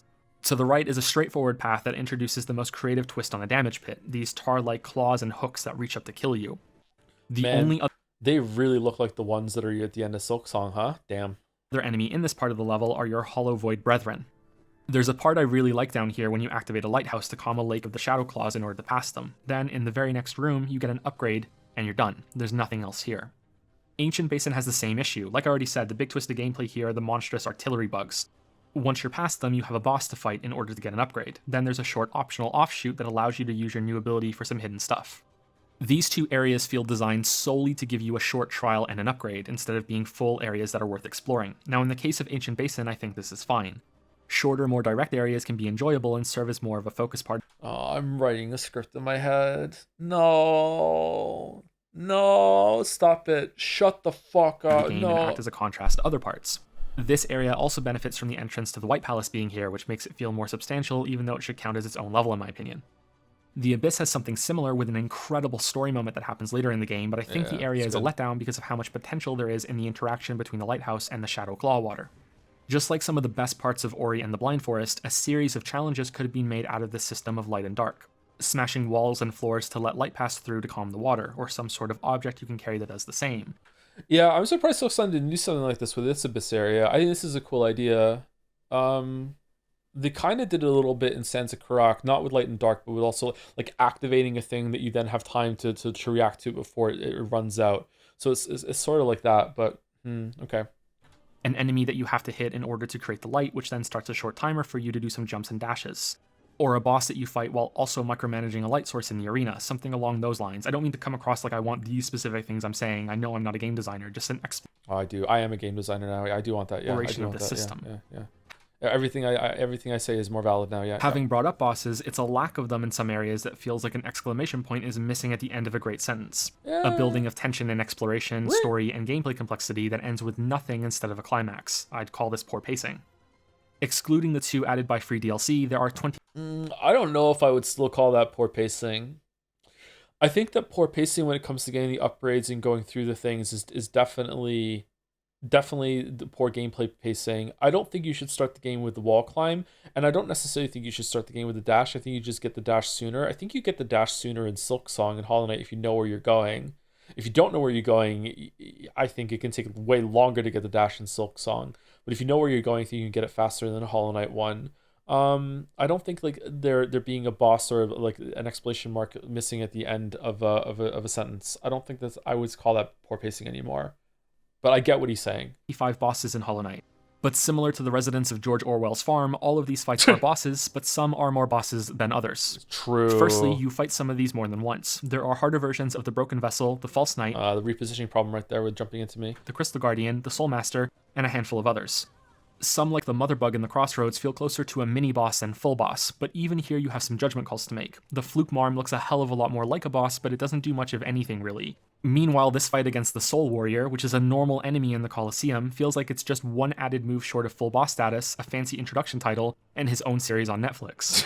I'm not going to go through every fight and fire off whether they're really bosses or not. Laying down the groundwork for a solid discussion on that could fill a whole video all on its own. What I will say is that some of these fights are definitely more on the lore and atmosphere side of things. Umu, Nosk, and the Traitor Lord especially. That last one isn't even a boss if you complete an NPC's questline, and if you don't do that, it's simply a supersized Mantis fighter with the same moveset and just more health. And the amount of comments are like, what the fuck are you talking about? Because they don't know when this video came out. Okay. Please don't misunderstand me here. Some of the bosses in Hollow Knight are incredible. I had the chance to dig in and learn a lot about many of them during my 4th playthrough with no weapon or health upgrades. Oh shit, Even the man. ghost set of Why'd bosses, you do which have that? their own theme of being spectral targets that move around while I think that Silksong could have had these again. I understand that Hollow Knight had these as like a backer reward or whatever, or just like optional content or side content that was really easy for them to make, that just had a pinata that did moves. I kind of like the pinata that just does moves. I feel like they're easy to develop. You could just throw them in and experiment with some. Sometimes they're hits, sometimes they're misses, like whatever. I kind of like these fights. These fights were fun.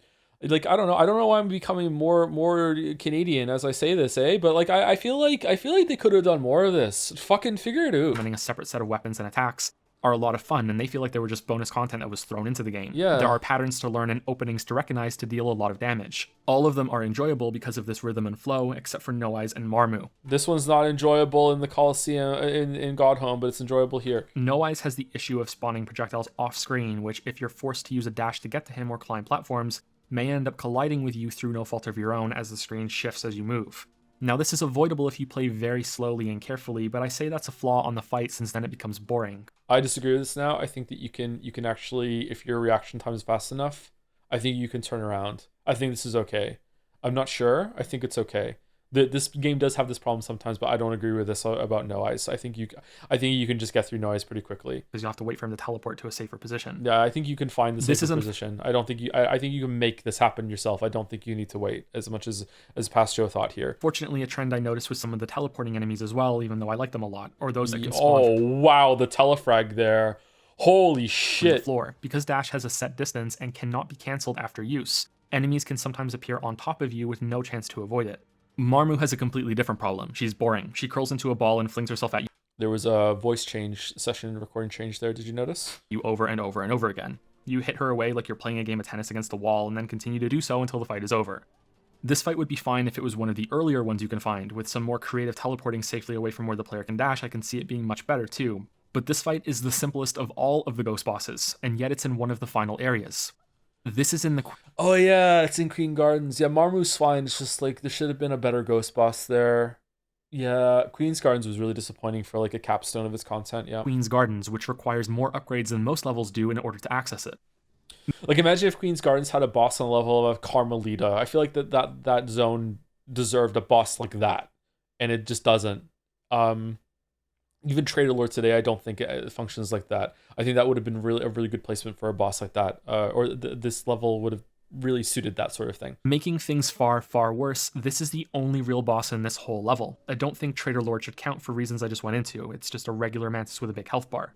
This isn't the only area in the game that suffers from this problem. However, you may be thinking, Joe, you're not even a real dragon. Not every area needs to have a boss. And that's meant to be the you're not a real dragon. This is what you are in the background. It might come across as forced, and maybe for the Abyss you have a point.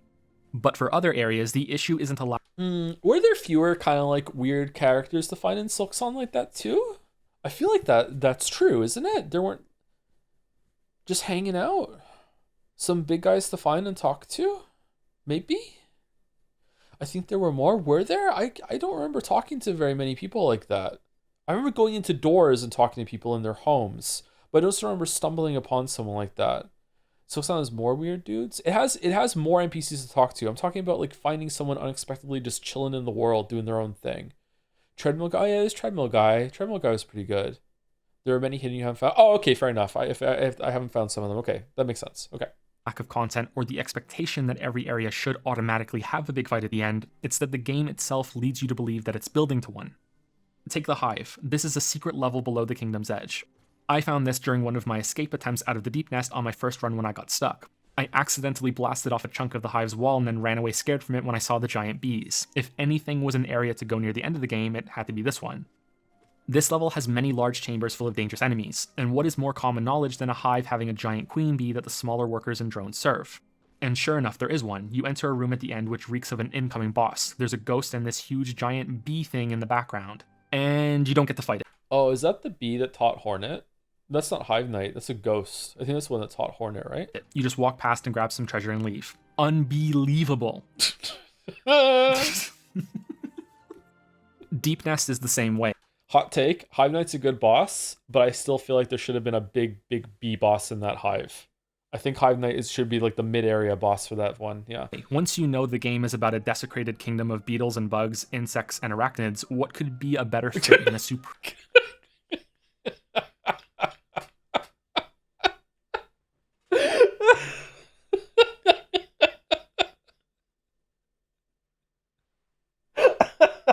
extremely dangerous spider boss. Deep Nest is where the spiders weave their homes, and there's a similar dreadful build-up here. You get closer to the heart of the nest. There's a warning you receive from some dead bugs. There's a trap you're forced to trigger, and yeah, here we go. Time to break out of this webbed prison and fight some big-ass spider. Nope, nothing happens. There's no boss here. You invade the mine. Yeah, there should be a boss here. I still think that. There must be some narrative lore reason why there isn't a boss here, like all the weavers are gone or something. There are no more ones to fight. I don't know. Or just like, if that's the case, then have it be a ghost one. Or maybe weavers aren't allowed to be ghosts. Like, I don't know. I feel like there could have been a way to do it. Of one of the big three dreamers that is keeping the previous Hollow Knight in its prison, and even that isn't a fight. Finding and killing these three dreamers is the main goal of the game, and the other two have bosses before them. The one in the City of Tears is pretty good. It's an endurance fight against an army of knights. Meanwhile, the boss before the Dreamer in Fog Canyon only has two mechanics involving lightning, and a gimmick that requires you to wait around for another NPC to make the boss vulnerable for you. It's not awful, but it's not great either. I want to remind you all quickly of what I said at the beginning of this video. As a product, Hollow Knight is as close to flawless as I've ever seen. Pastor, no one is listening to this. They've already paused it and they're typing out their essay about how you're a fucking idiot. Why are you even bothering, It has enough bosses. It has enough enemies. But in terms of pacing, these dreamers should have been challenging fights instead of dreaming pinatas. I think most people are going to have the impression they'll end up fighting them too, since they appear 2 times earlier in the game like they're posing for their indie band's album cover. It's a real letdown that you don't fight them. No one thinks that, because after they were done with the game, they watched Mossbag's videos and they understand the lore, and now they've retroactively decided that no, they knew all along and they didn't expect to fight these guys whatsoever. No, you're stupid, you're dumb. Considering that these are ghosts in the dream realm, just like the ones you fight in the world, it may have been an easy solution to simply transfer some of those fights to here instead of have them in the levels. Or some amalgamation of existing ones, since just one mechanic wouldn't feel right, since these are big moments in progression and story. White Palace also feels like it's missing a boss as a big wow moment at the end of its They kind of did that in Silksong, because the way you enter the boss fights with the hearts are similar to entering the places with the dreamers, and they are fights that time. Interesting. Okay. Platforming gauntlet. Although this may be weak criticism, since White Palace is one of the ways Hollow Knight tests you on a specific part of its gameplay. There are 4 that I can see. White Palace is the endgame platforming challenge, the third Colosseum trial is the enemy combat challenge, the Radiance is the endgame boss challenge. Silksong doesn't have that. I think Silksong's endgame combat challenge is probably the Colosseum kind of area before you fight Khan. I don't think there is one after that, or depending on where you go, like you might do someone else before that, or Crustlord, sorry. What's his name? Is it Khan? What's his name? The Crustlord guy. I really miss the Colosseum in Silksong, and I wish they had one. I do know that there are arenas before that, but there's nothing as long as the Colosseum arena in Hollow Knight. And the Colosseum, like, it's not just like the combat. I love the vibes of the Colosseum. I love that they're all like watching you and they're cheering you, and then the drums like slowly increasing as you do the fight, and like how it kicks in with the different moments and everything. And like I was looking forward to finding the Colosseum for the whole entire time, and then there wasn't one, and I was like, oh, okay. Like, I hope that they add something like that to that later, but like I would have really enjoyed that sort of thing, even though there were more arenas throughout the game, don't get me wrong. So it did have that kind of gameplay, but I was looking forward to the Colosseum. Yeah. And finding all of the grubs in jars would be the endgame exploration challenge. Those grubs are linked to one of many big moments in the story, although story may not be the right word. Lore isn't really either. It is a narrative moment, but a subplot compared to the main journey around Hollownest. I don't think very highly of the story in Hollow Knight for 2 reasons. The first is that I don't think it's finished. DLC and I hope an expansion have a lot left to add. There are currently areas in the game that lead to nothing, and are mysteries waiting to be developed on later. On YouTube. One that I question the inclusion of right now is the Weaver's Room in Deep Nest. I can imagine many players spending a lot of time here trying to work out some secret to the place, or some hidden piece of treasure that should be here, when it's just a tease for upcoming content, probably involving Hornet. Wait, don't you get something in there? Did I miss it? Or did they add it? Just the charm? Maybe I didn't get the charm. Huh. The second reason I didn't pay attention to the story much is that it has that vague, up to your interpretation issue that's really popular at the moment. Although I will say, in the game's defense, this could be something that's resolved with future content that clarifies some things. We may only be seeing half of the story through one character's perspective at the moment. So I don't know if that's true. That's how it felt to me when I was playing it. And so I kind of checked out about midway through. I was like, okay, whatever. This is more of a gameplay game. I don't know if this is right or not. Doesn't really bother me though, because I don't really give a shit. But it could be that there was enough there that you could piece together a proper story, and maybe the YouTube bards did a good job at piecing it all together and creating a coherent thing that you can enjoy. But I think it's almost certain that most people will have to go and have supplementary storytelling done for them, or like research and piecing things together at the end of it, instead of just having something delivered to them like traditionally in the game. Yeah, I think that's probably fair for most people. Yeah. That doesn't mean that I did not enjoy some of the narrative and experience moments while playing. Do you feel the same about Silksong's story? No, Silksong has more of a directly told narrative to you about what's going on, but toward the end, I feel like it does slip back into what it's like with Hollow Knight again, with some of the stuff you have to piece together. But there was a lot more successful environmental storytelling in Silksong, especially your first time you get into like the underworks and stuff. It was really good. Arriving at City of Tears for the first time, with the music cutting out and then slowly coming back with the sound of rain on the glass, was marvelous, as was the conversation with Quirrell at the first bench here. He wonders... Took me so many attempts to do that line, and it's still, the delivery is not that great there. Marvelous. Don't know why it was so hard for me to say. ...loud where the rain is coming from, and that he hopes to see the source of it one day. A wish that comes true when you meet him later at the Blue Lake. It's a small, unimportant area that didn't need to be in the game, yet it still is, and stands out in my memory, perhaps partly for that reason.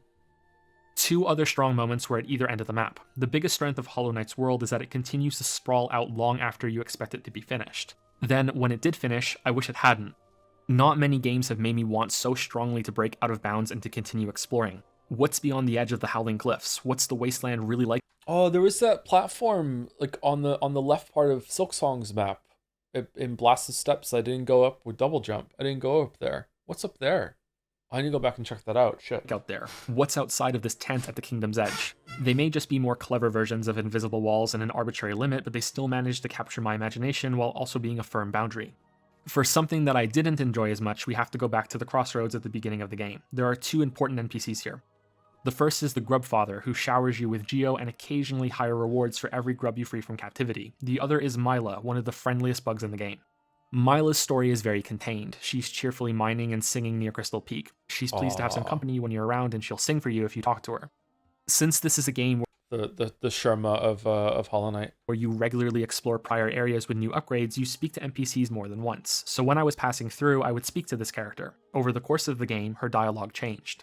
I don't know when the exact trigger point is. It seems to be when the corruption begins to leak from the black egg nearby, but at some point Mila goes hollow, for lack of a better term, and attacks you on sight, just like any other enemy. This small story is fine. It's on the bitter side since she was so nice, but it's a clear demonstration of what the corrupting force can do in the game, and what it has already done to many of the bugs you've been killing since the start. This may be the first point that you realize what the corruption even does, and raises the stakes by showing you how important it is that you succeed. The Grubfather, on the other hand, feels shocking just for the sake of it. There's no foreshadowing or anything that is being shown to you by this reveal. It's just the revelation that this character is a monster, and that you can't do anything about it. Is he though? I don't know. A lot of people pushed back against this and said no, this is their reproduction cycle. And then someone that came in and said, actually, maybe not. I don't know. Is it up to interpretation or what? It's up in the air. Nobody knows. The dream nail dialogue implies metamorphosis. Okay, but they seem to they all seem to have individual like sentience or whatever. So I don't know. But it's hard to understand how that works. Because like a lot of them operate, they're like people that are bugs, but then sometimes they still are bugs. Does that make sense? Like, and they just accept it. I don't know. Probable that this is something many people are going to really like about this twist. Maybe if I'd been in a different mood, I would have felt that way too. It's unexpected, and I usually like that sort of thing. But to me, the game was already grim and dark enough without this. It's also something I didn't know about until someone on my Discord server pointed it out, because I simply never came back to this room after receiving the reward from the grubs. I didn't have a reason to. There are a ton of things like that in this game. Secrets are crammed all over the place. You can use the dream nail on almost every NPC and enemy to hear some of their thoughts and insights on what's happening, or the history of some locations. It's dense in a really good way that's never forced on you, and it's another example of how the game is so packed with content. The false hero Zote, for example, proclaims that he has 57 precepts to an adoring fan, and if you sit here and talk to him enough, he really does go through all 57 of them. He talks more than I do. The best moment of all like this for me was my return to the Abyss after finding the two halves of the secret King Soul from the White Palace and the Queen's Gardens. The heap of masks which represented discarded corpses of failed vessels to me was already an enthralling choice for the setting of this big story moment. But it was what happened next that really stuck with me. The corpses are blasted apart and rained down. You have to climb up the Abyss not knowing that this is a vision of something that happened in the past. Messages flash as you do this, but it was the gradually building music that sealed the sequence for me. We're doing a little bit of recapping, too much recapping here. I think if I was to make this video now, I would cut this section out and just allude to what happened here instead of showing it. This is the same music that plays during the Hollow Knight boss at the end of the game, only this time it's a lot more somber. Instruments are added to it as you climb higher through the Abyss before it's all cut away and you're sent tumbling down. Of course, things like this are going to be very subjective. It's why I try to avoid speaking about them in my videos. Ooh. However, this was powerful enough that it didn't feel right to not mention at least a little, as was the incredible introduction to the secret final boss, the Radiance. I think most people aren't going to expect that. Okay, that didn't take too long, actually, and it's a nice thing to link the Abyss to being up here in the sun. Okay. As you jump up these platforms to the challenge prompt, that the sun in the background is what you're going to end up fighting. Well, that's a good inversion, too. In Silksong, you climb high, but the last boss is down below, and in Hollow Knight, you go really far down, but the last boss is high above. That's cool. It's also the only boss in the game that has this grand full-page announcement timed to its music. This is fucking cinema, man. Cinema. Boss fights are one of my favorite things in video games. Hollow Knight delivers with at least 10 really solid fights, with the top 2 for me being the rematch against Lost Kin and the Radiance. That's not strictly true, however, because I enjoyed some fights more than others on different runs, which is where I have to call the game's balance of progression into question. The core principle of many action games is this: you avoid enemy damage while dealing enough damage back to kill them. Pretty simple. Yep. The higher the damage output you have, the sooner the fight is over. Your health can be seen as an allotted mistakes meter that depletes after so many errors are made on your part. Mm-hmm. All right, so some people disagree with this. I see why, but like when I make this statement, I'm not saying that is the only reason that those exist, right? You can also use your health as a way to go on offensive. I think I mentioned this in Dark Souls 1 video, that if you want, you can see like your health is like a resource that you can burn in order to do as much damage as you possibly can. I think I even do it in this game when I'm fighting False Knight or Failed Champion, I'm not sure. But like in terms of how game design works, this is just objectively true. Like this is the amount of mistakes that you can make, and you need to replenish it. If you make that too many mistakes, you're over. You have been found. You failed. Come back again. That's just how it works. I don't know why there's pushback against this sometimes when that's just how it is. The higher your damage, the lower the duration of the fight, and the fewer chances you have to make mistakes and therefore die. Yep. This is why damage dealt to the player when it isn't strictly their fault and therefore not a mistake at all can be so frustrating. For charms, you can extend yourself to be more durable or go for a higher damage output, or both in the case of upgrades you can find in the world. Sometimes you can break this principle by becoming so durable or achieve such high damage that you can ignore what the boss is doing. Yeah, this is fine and even a welcome feature in some games because it can become an alternative method of progressing for some players who struggle with pattern Yeah, I even do it in this video. Okay, I spoke too soon. recognition, or somewhere in the middle for players who want a bit of a boost or don't like a certain boss. The issue arises when it ceases to be a choice, when you upgrade yourself without understanding what you've just done, that you've broken fights for yourself in your favor, and have no way of It's not true in most turn-based games. Well, turn-based games aren't skill-based, right? So the mistakes there aren't the same way. Sometimes in those games, it's randomness that can get you, right? And that can be fun. Randomness is really interesting. Like you can, I don't know, some games like Slay the Spire and Balatro, you can get so good at that it becomes skill-based in a different way, but for most people playing those games, you can lose a run just from randomness. Oh, that's kind of out my area though, because I've never fully mastered one of those games. But definitely early on, like when you don't know all the possibilities and rules and outcomes, you can lose from bad luck. Whereas I guess a similar thing would be in a skill-based game like this is that you die from a move that you haven't seen yet, so you don't know what they can do. Is there a through line there that we can draw? Yeah, I think that's fair enough, right? So it can present like bad luck, but really you're just learning. reverting back to a lower amount of health or damage so that the encounter once again adheres to this principle. Hollow Knight crosses this line with sword upgrades in my opinion. I don't know where I'd nail down this exact point, but I know for certain that the final weapon upgrade is too much.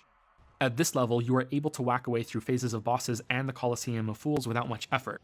The Radiance tries to prevent this by dealing 2 units of health whenever you take damage. Even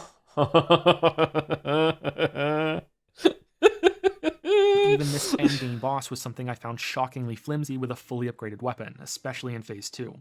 The solutions here could be a hard mode, a new game plus mode, the removal of the last weapon upgrade, or tying the upgraded nail to an option you can toggle. This may sound elitist of me, and I do apologize for that. Even that apology may sound elitist, but I feel strongly about this after beating the game without magic, without weapon upgrades, and without any health or soul boosts.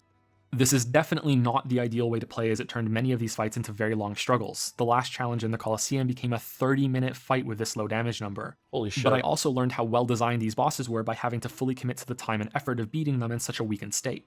More than anything, it gave me a deeper appreciation for the Radiance battle, how all of the moves it has available weave and follow each other, and when to exploit openings for a lot of hits, since every hit that I did land dealt so little damage. I had to maximize that uptime. This ties closely to the healing system and why the health upgrades don't break the game's. It's probably why I'm very aggressive when I play these games, is because I have to go through an ordeal of being like, my damage is so low, I have to hit it as much as I possibly can. And it was really fun to do that, but sometimes the fights did become kind of a slog, yeah. Balance nearly as much as the weapon ones do. Attacks come quick in Hollow Knight, especially from bosses and groups of enemies. I love so much about the healing system in this game because it requires you to be active in a fight to use it, and has That looks like Long Nail and Mark of Pride there, damn. the trade-off with your magic spells if you decide to use them. You can spend the same resource you have for healing on extra damage, sometimes a lot of extra damage, to the point that I'm really hoping there's a new game plus mode that encourages it since magic is so powerful. Nope. The only way to get soul in the middle of a fight is to land a hit on an enemy. You can bank this ahead of time for when things go wrong, or find yourself in a clutch moment trying to sneak in some hits without dying so you can scurry away and heal up from one hit from death. But things aren't that simple. This is another trade-off moment. Does it matter how much damage you do against False Knight when you knock him down? Is it just to get soul back? Because after 3 he's done, right? Can you do so little damage to him that it takes 4 rounds to kill him? Oh no. Let's look at the Radiance, who has some gaps between certain attacks that you can slip in free hits on her. You can also use these to heal, trading the opportunity for damage with recovery instead. But the more you see this fight, the more you learn that there are moments within other attacks that you can begin to heal too. When the line of daggers comes in a specific pattern and provides a few seconds of downtime, or when the third and final laser volley is telegraphed, you can heal at least once if you're prepared for this and know what you're doing. For fights against regular enemies, this is a lot simpler. You just run away and heal. I don't know if Silksong is better or worse than that. I haven't fought the fights enough to know. But I know you need more of a commitment, I think, than sneaking in one heal than in Hollow Knight. During locked rooms in the Colosseum that you need to be smarter and know when it's a good time to heal. This is a skill that you need to develop as you play, not.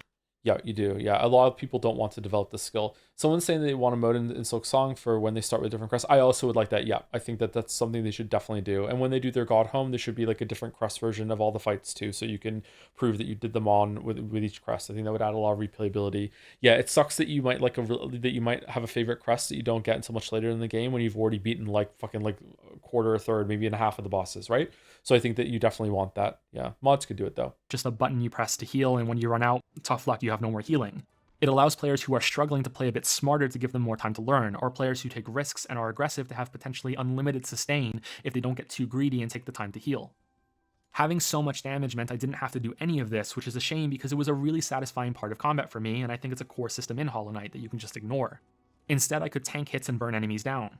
I highly recommend playing the game with only the first 2 or 3 weapon upgrades to get a much more rewarding combat experience. See, he's not insane. He's not saying don't use any nailing upgrades at all. Like, just hold 1 or 2 back. Yeah, it's fine. Yeah. I think you'll be surprised. Witch crest being locked in Act 2 and the Shaman crest only being in Act 3 is so ass. Yeah, I agree. Yeah. To discover how much there is to learn about some fights, moments that you can attack when the enemy is also being aggressive, or when you can heal when you didn't think you had time before. Many bosses also have this really cool feature early in their encounters. They become periodically stunned after you hit them enough times. This means that, for the first half of the fight, you get more structured, guaranteed moments of reprieve in order to heal before continuing.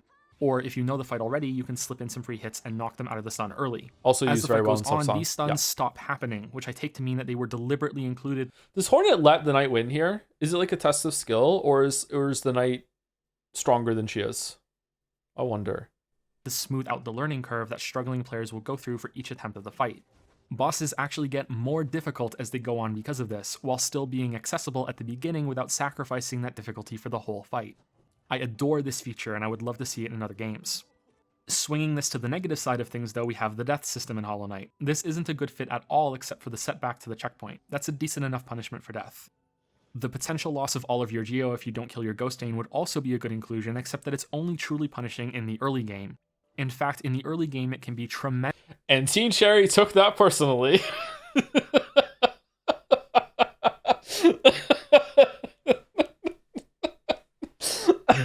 Tremendously punishing, since there are a few big items to buy with Geo at that stage.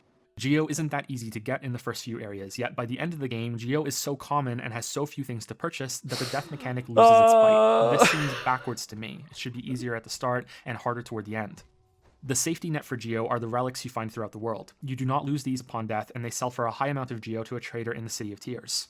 I strongly dislike how long it takes to sell each relic to this guy, and I'm hoping that this is something that I just missed, some quick sell menu or something. No. Otherwise, it takes way too much time to sell each individual piece that you have. This death system would work much better if Geo was something you always wanted to have to upgrade your stats, tying it to a level system, for example. I am not saying that Hollow Knight should have a leveling system, only that it would be a better fit with the ever-present fear of losing your geo. Yeah, people don't understand that nuance, Joe. They just heard that you want a level system in Hollow Knight, and they'll just, yeah. And also incentivize finding more of it after the mid-game. Some charms and the extra slots to use them are expensive, but even after buying everything available in the game, I was left with a mountain of geo by the end. There was a bug with one of the charms that I saw. I think Blue SR's video, Blue SR did a video on this, that you could have a charm that would trigger the death of the enemy that hit it more than once because it happened so fast. So speedrunners would come in here and they would trigger it on this enemy, and it would kill it multiple times, and it would just fill the whole room up with geo because it's like it would happen so fast it would trigger that explosion more than once. That's neat. And this includes hours spent playing the game long after I stopped caring about collecting much of it. Charms are interesting because they're like a talent tree that you find via exploration. This is so... Look at them, man. Even it looks better than Silk Song. This is a huge miss for me. I'm sorry, bros. It's a huge miss for me in Silk Song. This was better than Silk Song system. I think the charm system and the notches and everything were better in Hollow Knight than Silk Song. I like the idea of the crests. I do, but this was better. And then get to assign within a limit of how many notches you have. You can compare it to the chipset system in Prey, only Hollow Knight's augments are a lot more substantial. It also works as a secret hard mode, since you can overcharm yourself by forcing a charm to equip that requires more free notches than you have. Wait, what? This makes you take double damage. Yeah, it puts you on normal Silk Song damage mode. Yeah, now we take 2 masks from everywhere. Holy shit, who could live at that speed? And while welcome, it's not quite the hard mode I'd like. Something else about charms is that some of them are about utility instead of combat, magic, or defense. Some can tweak your healing as well, so you can pick a part of the game that you'd like to make easier for yourself. I'm unsure about how successful this is, however, as some charms felt mandatory to me. The one that shows your position on the map, and for the early game, the one that draws in all geo that enemies drop, are essential as far as I'm concerned. As is the Dash Master charm that lets you zip around much quicker. This can be twisted. I could see people complaining that, come on, not everyone needs the Dash Master charm. Although Silk Song kind of has the Dash Master charm built in, but come on, the compass and the fucking magnetic, the geo, come on, it's quality of life. You shouldn't have to give up utility for quality of life. Just let me find a way to make it just built in all the time. Come on. We need the compass sword because I'm lazy and I don't want to have to constantly look at the map and be like, okay, where did I come from? I went down here. Where am I going? Cotton Eye Joe. Okay, and most people who play these games, normies don't want to do this shit. They just want to see where they are on the map. Kids play these games. You know how hard it is for kids to read a map? Into a positive sense, if you get to a boss that you're struggling on with these charms equipped, then you can think of taking them off and putting stronger charms on temporarily for a power boost to get through that fight. Yeah, that's a cool trick to realize for yourself. Yeah, it's cool. However, yeah. I do wonder if a good way to sink extra geo in the mid-game would be some sort of special vendor that can make one-notch charms permanent and separate from the system, just like the Void Soul becomes after your climb out of the Abyss. The charm that I was most surprised to discover was the one that removed the recoil from sword strikes. This is an integral part of the combat system right from the start, and because of that, this was a charm that I decided to never use. Just like how the absence of the dash can be heavily felt when you start the game fresh, I think losing this charm after getting used to the lack of recoil would be very off-putting. It also takes away a good bit of how impactful your attacks feel while smacking around enemies. That's the bigger one to do. I think that being this little guy that attacks so strongly that he gives himself recoil is like chef's kiss fucking game feel. So it's an option. You can toggle it off. That's great. But for me, I think that's the real reason to not use it rather than getting used to it. Yeah. Having spoken so much about the bosses, it's only right to also go into some detail on the wide variety of enemies throughout the rest of the game. Or at least the illusion of variety. Oh. Hollow Knight definitely has enough different enemies, and not just for the price either. However, many of them recycle ideas from earlier levels. The worst offender of this are the bugs that blast out poison gas in the green path, and their cousins in the fungal wastes shortly after this. Both of them even explode in the same way upon death. There are also many variations on the same basic beetle bug that will run and jump at you. Yeah, Silk Song does this better, I think. Enemy variety better? Probably better. I think better. And that's all they do. The same for stronger knight enemies with swords and shields. Their size are the only real thing that changes. There are some good enemies amongst these though, with the standard method being a ranged attack that can trigger if you're out of range of the melee one. The mace wielders in the crossroads, the moss knights in the green path, and some of the fighters that are unique to the Colosseum. There are also a range of larger flying enemies that show repeated ideas, but by and large I think the game does a good job with its enemy variety. It's not quite as impressively unique as this list may appear though. Fighting in that Colosseum was my favorite part of the game overall, the third trial especially. Just like the rest of the game and my videos, it goes on for far longer than you expect. It's here that the combat system gets its chance to fully shine and shows how much potential the rest of the game could have if this level of complexity was reached sooner. So again, this is the base game, so it was my favorite part of the game in the base game, but now that the DLC is out, I prefer the boss fights and going through Godhome versus the Colosseum. But when it was here, it was the base game. Yeah, the Colosseum was the best part. Something I am clearly hoping is achieved in an expansion, considering how many times I brought it up now. Despite my gripes I brought up earlier, it was the teleporting enemies that I enjoyed most of all. When they don't materialize right on top of you, it makes fighting so frantic. The game is at its best when you have to combine all of your movement options to both attack and evade at the same time. There are some stumbles and questionable decisions here and there. The rematch against Soul Tyrant, for example, is something I think really requires the double jump in order to be fair. He can cancel his dive bomb at the very last second, right before he hits the floor when his nose is touching it even, and teleport into a second one, which was the only attack in the entire game that I felt could be a regular unavoidable hit without the double jump. The Radiance also has an issue of spawning projectiles. If you hold your dash in the air, maybe you can play around it, but it's a pretty hard skill check. Projectiles and telegraphs that are the same color as the background, making them hard to see. Now, this is meant to be some sort of shimmering embodiment of light, like look at its... Sorry, do you think if those mages were in Silksong, they'd spawn right in your face? No, I think the enemy spawning in your face like that in Silksong is a glitch. I don't think they're meant to do it. Sometimes some enemies do weaponize their contact damage in Silksong for sure, but when you get telefragged in Silksong, there's no fucking way that's on purpose. There's no fucking way. Name. So hey, maybe that's intentional, but since it depends on what part of the background she's on, I doubt it. Yeah, the preceding Hollow Knight really fight is also overshadowed by this one in more ways than one. It couldn't be that challenging or complex because it would be frustrating to get through it over and over in order to get more attempts on the Radiance. It's a weird thing to think about really. A checkpoint between Hollow Knight and the Radiance would of course make the latter of the two much easier, but it would also allow the freedom to make Hollow Knight harder. On my no upgrade run, I enjoyed this fight a lot more since I didn't burst my way through it so quickly. It was also the one I used the Shade Cloak the most on to dodge through attacks, which makes me think it's another part of the game that has untapped potential. Actually, thinking about it now, your vessel uses really well. Yeah. Platforming and challenges in the environment, this could be used in really creative ways in other areas.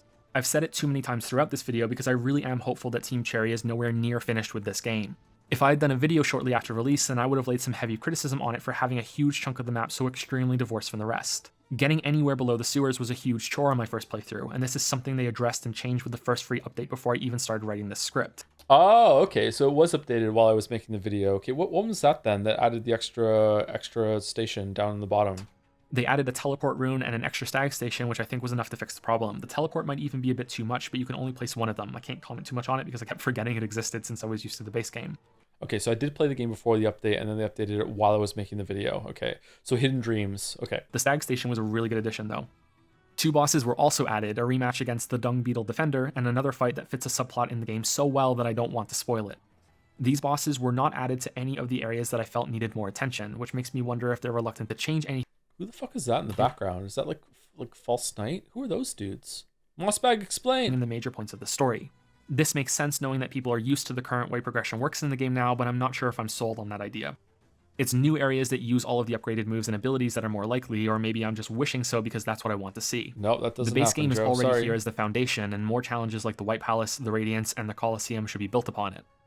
Hollow Knight is a fantastic experience and a contender to be my favorite game of the year. If you watch this video without playing it, then I still think you'd enjoy it a lot if this is your type of game.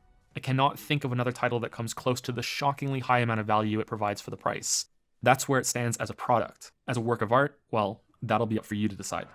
Ooh, with the mask falling in front of him at the end that you can unveil. Yay! Why do you mention how hot the bugs are in the video, or even real quick? I'm sorry. So as the credits roll, as a small thank you to some of the patrons that made this video possible, Patreon. there are a few scattered thoughts that I couldn't fit into the rest of the script that I'd Anybody know what this background is from? like to say. The game soundtrack is wonderful and generally understated. I didn't notice how good it was until my second time through, especially the alternative versions during tricky parts of levels when an extra layer of the music kicks in. The Markoth fight in Kingdom's Edge was the most challenging of the spirit bosses for me, and I think a good example of what the Dreamer fights could have been. You have a Patreon? I used to have a Patreon, yeah. No one knows. Damn. This is a close-up of empty space that is full of oxygen and oxygen not included.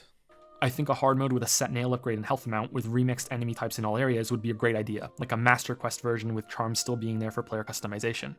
The rematch against the Crystal Guardian had a warning on its lasers that I was never comfortable dodging. Maybe I just need to get good, but this felt off compared to other fights in the game.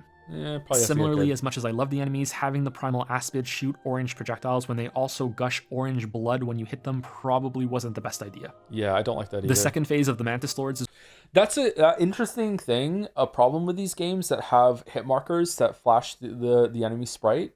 I was thinking about this when I was fighting the last judge. Because you're being aggressive and you're attacking them, sometimes that flash and the contact of your weapon hitting them can mask that the telegraph has started.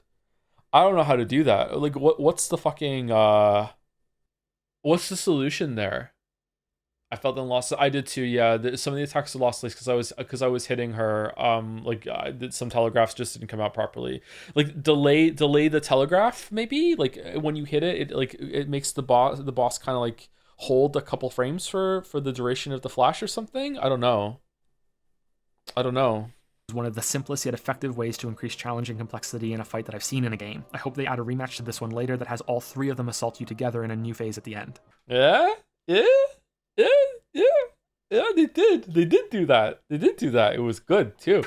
The Nosk fight was really disappointing after its cool introduction. In general, any boss that primarily attacks by recklessly running in your direction feels lame. The Brooding Malek was far better, and that was in the first level. Yeah, that's a good The fight. Hunter's transformation and intentional boss fake-out after completing the bestiary was a massive tease. It was funny, but looking back at some of the other pacing issues in the game, I wish this had been a fight after all. He looks really intimidating too, and I think he would make a fun boss.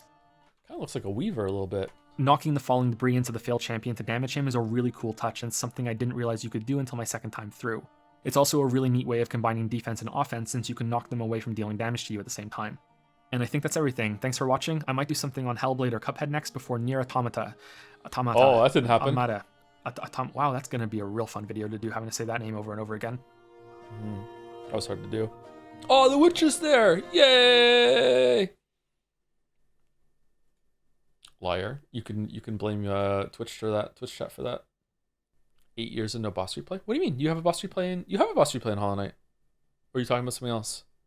Liza P video is almost at 900,000 views. Ah, damn. Did that get like an uptick with the DLC that came out? I don't know it was that high. Okay. That video actually held up quite well. Okay. Sometimes the older videos don't hold up that well. Okay, so this one is called Hollow Knight DLC Swan Song for Silksong, which was just obvious algorithm baiting by having Silksong in the title of the video, because everyone was pretty sure back 6 years ago that the video was just that the game was going to come out any second now. And we were right. Yeah, we were right.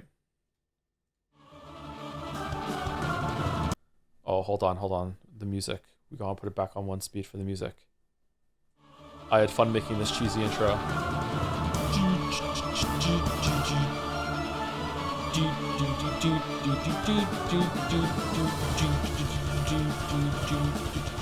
Hollow Knight was my favorite game that released in 2017. Whoa, how is the audio worse, Joe? What the fuck? What is this echo? Oh no. Okay, 1.17. Returning to it now with all the shiny updates and polish has reminded me that it stood out in a similar way to the new God of War. Hollow Knight does not have the best combat, boss battles, or exploration that I've played in a game, but it does everything so well that it stands out by hitting such a high level across its major features. And the game's presentation is a contender for the best of its type. I still listen to the soundtrack now and then, and I can't believe how good the game looks from a team this small. Yet despite it being 2 years since the game was first released and 19 months since my first critique, I find myself in the same predicament I was in the opening to that video. Back then, it was how to differentiate judging something as a product versus judging it as art. With some Geo in the background to pick up because it's all about money. In the case of Hollow Knight's updates, I'm wondering what's the best way to judge something that's outright free opposed to the original game that was merely ridiculously underpriced. The 4 listed updates for Hollow Knight, as conveniently supplied by the game's main menu, are as follows: Hidden Dreams, The Grim Troop, Lifeblood, and Godmaster.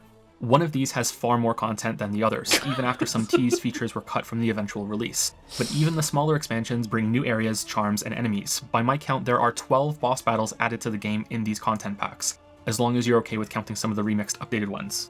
When something is free, obviously whether it's worth your money isn't applicable, so all we're left with is time, but how much is the monetary cost worth for a standard score that's just your translated estimation of a satisfying experience? If the product is free, does it gain the first 5 points on an out of 10 scale as a base and that's where you start? Or does it change how people view the product?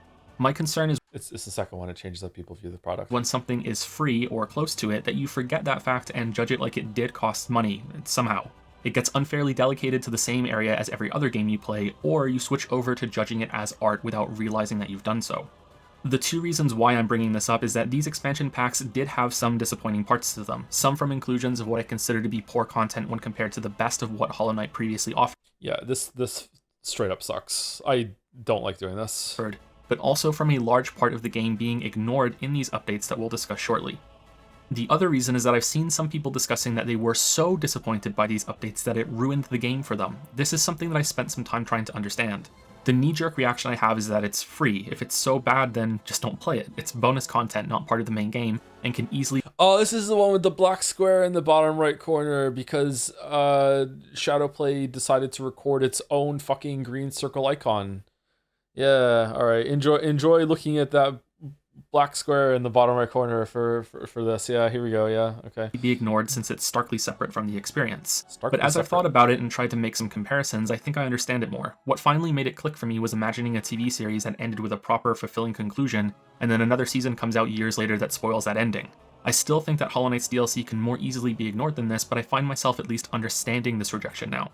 If anyone's curious as to why some people are upset, it's because the new endings and tidbits of Hollow Knight's ongoing lore were locked behind the completion of its most brutally difficult content. Many players were unable to reach it and had to resort to viewing it online instead of experiencing it in-game themselves. Again, sorry Scrubs. for doing this so much, but we'll get to that a little later.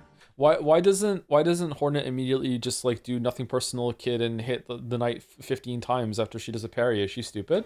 Let's be positive, and also have a spoiler warning just in case the video title wasn't Spoiler warning for all of Hollow Knight and the 4 DLC packs. enough. I'll be showing most of the base Anything game of Hollow else? Knight and all of its DLC, so if Oh, it was good placement of the text there, so you can still see the fight going on in the bottom. you haven't played it yet, you should probably go do that before you watch this video. Yeah, they won't though. Returning to the game was surreal because many of the updates address things I criticized in the first video.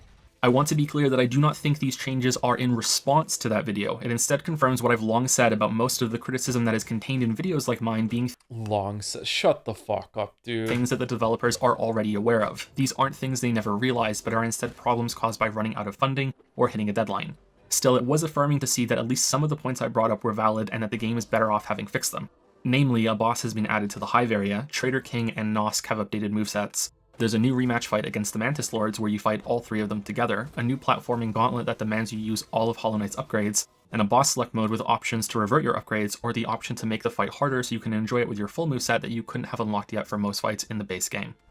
What hasn't been changed are the Dreamer encounters. This makes me think there's a deliberate purpose for these moments to be passive, a purpose that's lost on me, and that's okay. The one thing I do still wish had been added was a boss to the end of the Deep Nest, similar to the Watcher Knights that guard the Dreamer in City of Tears. However, considering how deeply linked Hornet is to that area, and with the recently announced sequel Silk Song, there may be another reason why that last stretch of Hollow Nest is being kept boss-free. Bosses are the focus of this video because they were the focus of the DLC, especially when we're speaking about the best parts of these updates. The one exception is the Path of Pain, which is a new secret location in the White Palace. The way I see it, Hollow Knight has 4 main facets of gameplay: exploration, platforming, combat against regular enemies, and then boss combat. Path of Pain is how the DLC adds something new to the platforming facet. It is much more difficult than anything else in the game, including the rest of the White Palace. Frequent checkpoints are included to alleviate this difficulty, and from what I remember, these are the only ones in the game that allow you to hit for infinite soul, meaning that you can always heal to full after messing up. But if hard content, why frequent checkpoint? Why not make run back every single time? In my first Hollow Knight video, I said that the game is too easy. I'm not going to repeat that here for the DLC because it wouldn't be true, but Path of Pain was not the excruciating experience for me that I've seen others share. I don't think this is an issue with Path of Pain's design, but rather it's pushed against the limits of Hollow Knight's moveset. There's only so much you can do with pogo bounces resetting your dash and air jump. This may be seen as cheating to some of you, but I think you only need to look at the trailer for Silk Song to see how much more potential there is in what looks to be where's that area? Hornet's broader moveset. Holy That's not to say Oh, the harpoon used to have like a little bit of an up angle to it. You see that? It wasn't straight across. Oh, that's interesting. that Path of Pain wasn't enjoyable. It reaches some great moments while pushing Hollow Knight's platforming to its extreme. It achieves something close to Celeste's level of strings of actions, feeling like notes of music being arranged into an executed order, and more of them keep getting added together for longer levels. Yeah, I love thinking of platforming and stuff like that in that sort of way, and a lot of games seem to be designed that way too. Like you have different these are different like packages you can put down, and it's like, how do you arrange them, and you have to string them together. Like, there's only so many ways that you can do it in certain arrangements. It's really fun to think about things like that. And I feel like Silksong might have used all of them. A question I would have is that did Silksong did they what did they get tired of when they were making Silksong's platforming? Did they run out of ways to arrange all the different ways that you can do double jump, dash, hook shot into all those things, harpoons? Did they run out of ways to do that? Did they run out of good rewards in order to incentivize you to do them, or did they run out of just inspiration, like they didn't care anymore, they didn't want to add anymore, or did they think that the player wouldn't want to do anymore?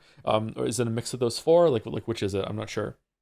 Celeste could also be why Path of Pain felt a little disappointing, since it was over so quickly and didn't have as much to work with as Celeste did, but Celeste is so fucking good. Celeste is such a goddamn great game. Oh my god, Celeste is so fucking good. This is the first time I've seen good gameplay on the stream whose YouTube channel. So what the fuck are you talking? that brings us back to the potential of Silksong. What Path of Pain does excel at is evoking a feeling of desperation. Even if you are comfortable making most of the jumps, they still feel like you're climbing somewhere you're not supposed to be, lightly breaking the rules, which starts when you break a wall that acts differently than most other breakable boundaries in the game. The layout of danger zones and buzzsaws feels claustrophobic, and then right before the end you can feel like you've swam too far out to sea and are stranded bouncing along these pikes and saws with no safe place to land. And then when you finally do break through, when you should feel a rush of relief, you have to fight 2 enemies after landing instead of reaching a checkpoint like the other parts of the White Palace and Path of Pain. Man, if Team Cherry made this, you would have had to fight a pure vessel here, and you would have to do the whole entire Path of Pain to do the run back. Man, we're so lucky that they didn't. These enemies are not difficult, but the shock and panic can make the fight a memorable experience since it comes out of nowhere and you're afraid of being pushed back to the checkpoint if you fail. This is one of 3 times that the DLC flirts with another facet of Hollow Knight's gameplay, combat against regular enemies. I almost died here. The other 2 are similarly minor moments. You may not even want to count them as you journey through the rest of the DLC. A fight against a jumping ninja bug through a newly breakable wall at the Colosseum of Fools, and collecting flames by killing Spectre-type enemies for the Grim Troop. For the sake of being thorough, I also want to mention the new giant pipe enemies on your way to Godhome's entrance and a special ordeal event hidden in the boss select area.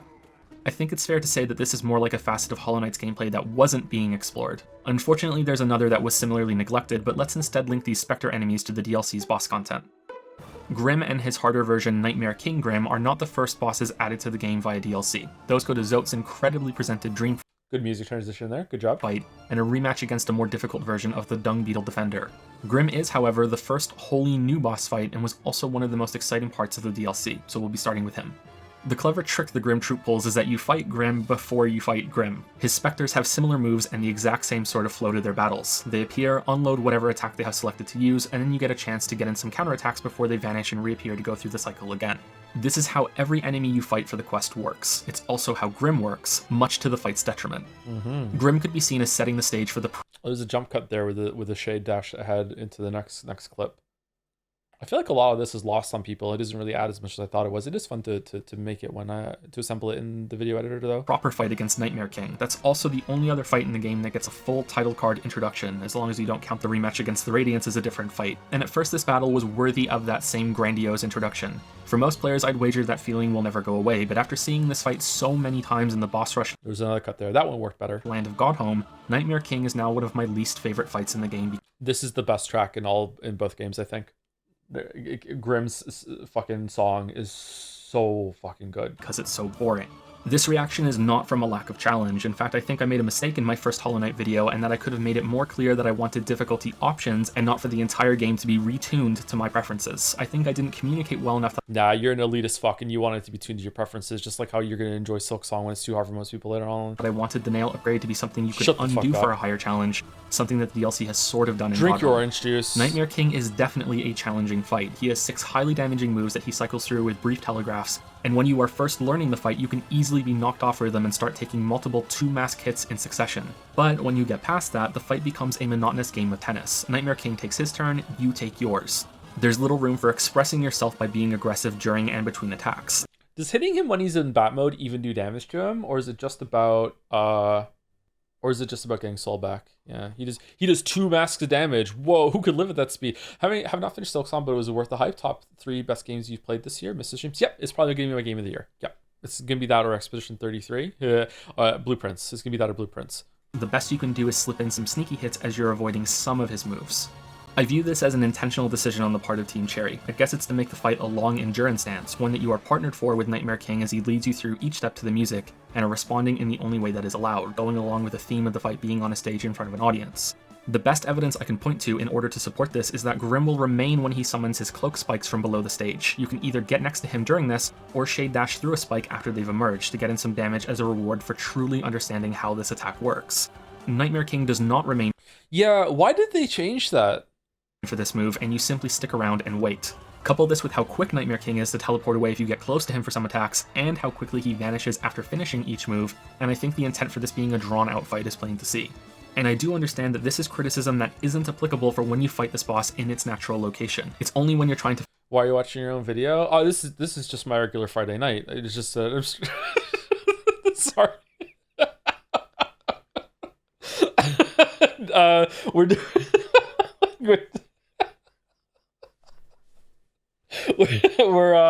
we're reviewing the Hollow Knight videos. I haven't watched them in a long time. We're reviewing the Hollow Knight videos because we're done with Silksong. We finished Silksong last week, so we're gonna see like what holds up and what comparisons. We've been talking about it as we go. Finish a boss rush that these problems begin to show, so maybe this should be something aimed at Godhome rather than Nightmare King himself, but I find myself fixated on bosses designed like this since almost half of the boss fights in Hollow Knight use this structure, although none of them as much as Nightmare King, and not all of them suffer for it. Other fights like the Mantis Lords also share this type of battle flow, but they rarely feel monotonous like this fight does. I think they avoid the problem by cycling through attacks much faster and leaving more opportunities for counterattacks.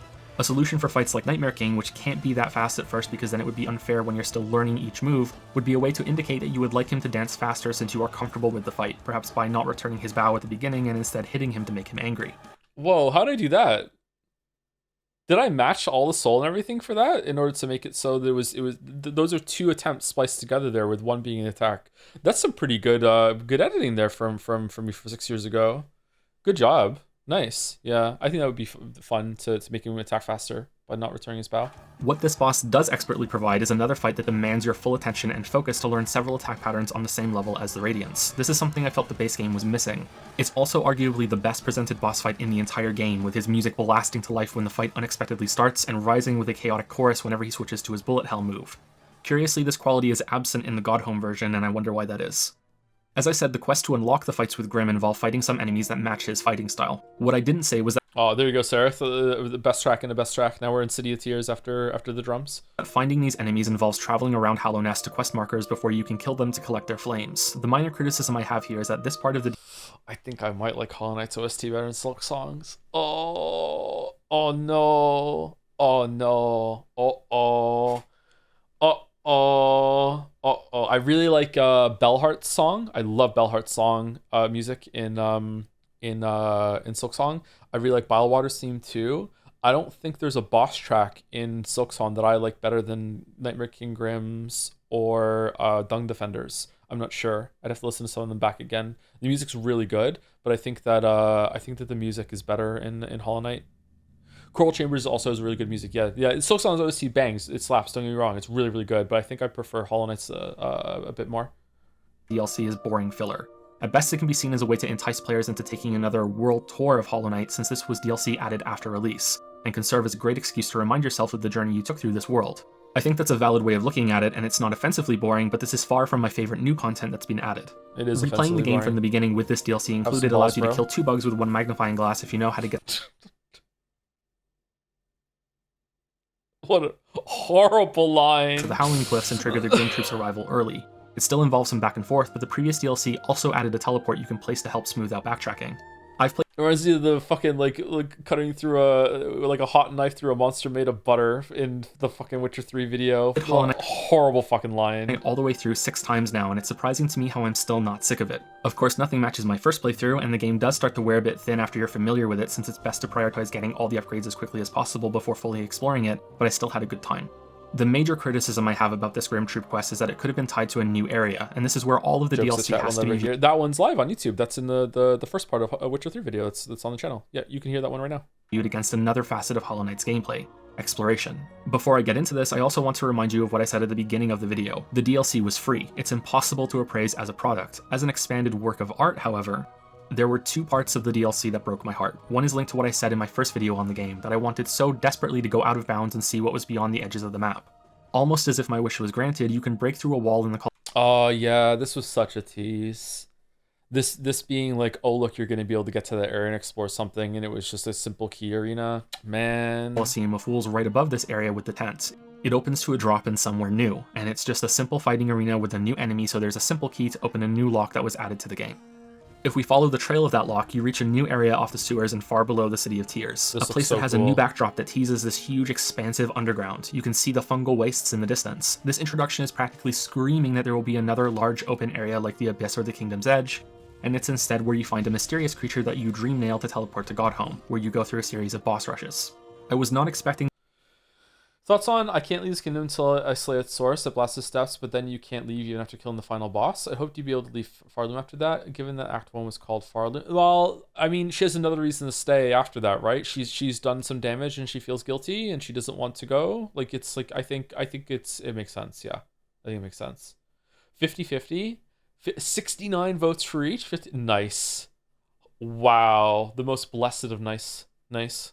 The DLC to expand Hollow Knight's world. I think that would be too much even for Team Cherry's absurd levels of generosity when it comes to pricing its content. But the way these areas are introduced still raised my hopes, then promptly slashed them, and it's undeniable that a core facet of the game wasn't used in this DLC.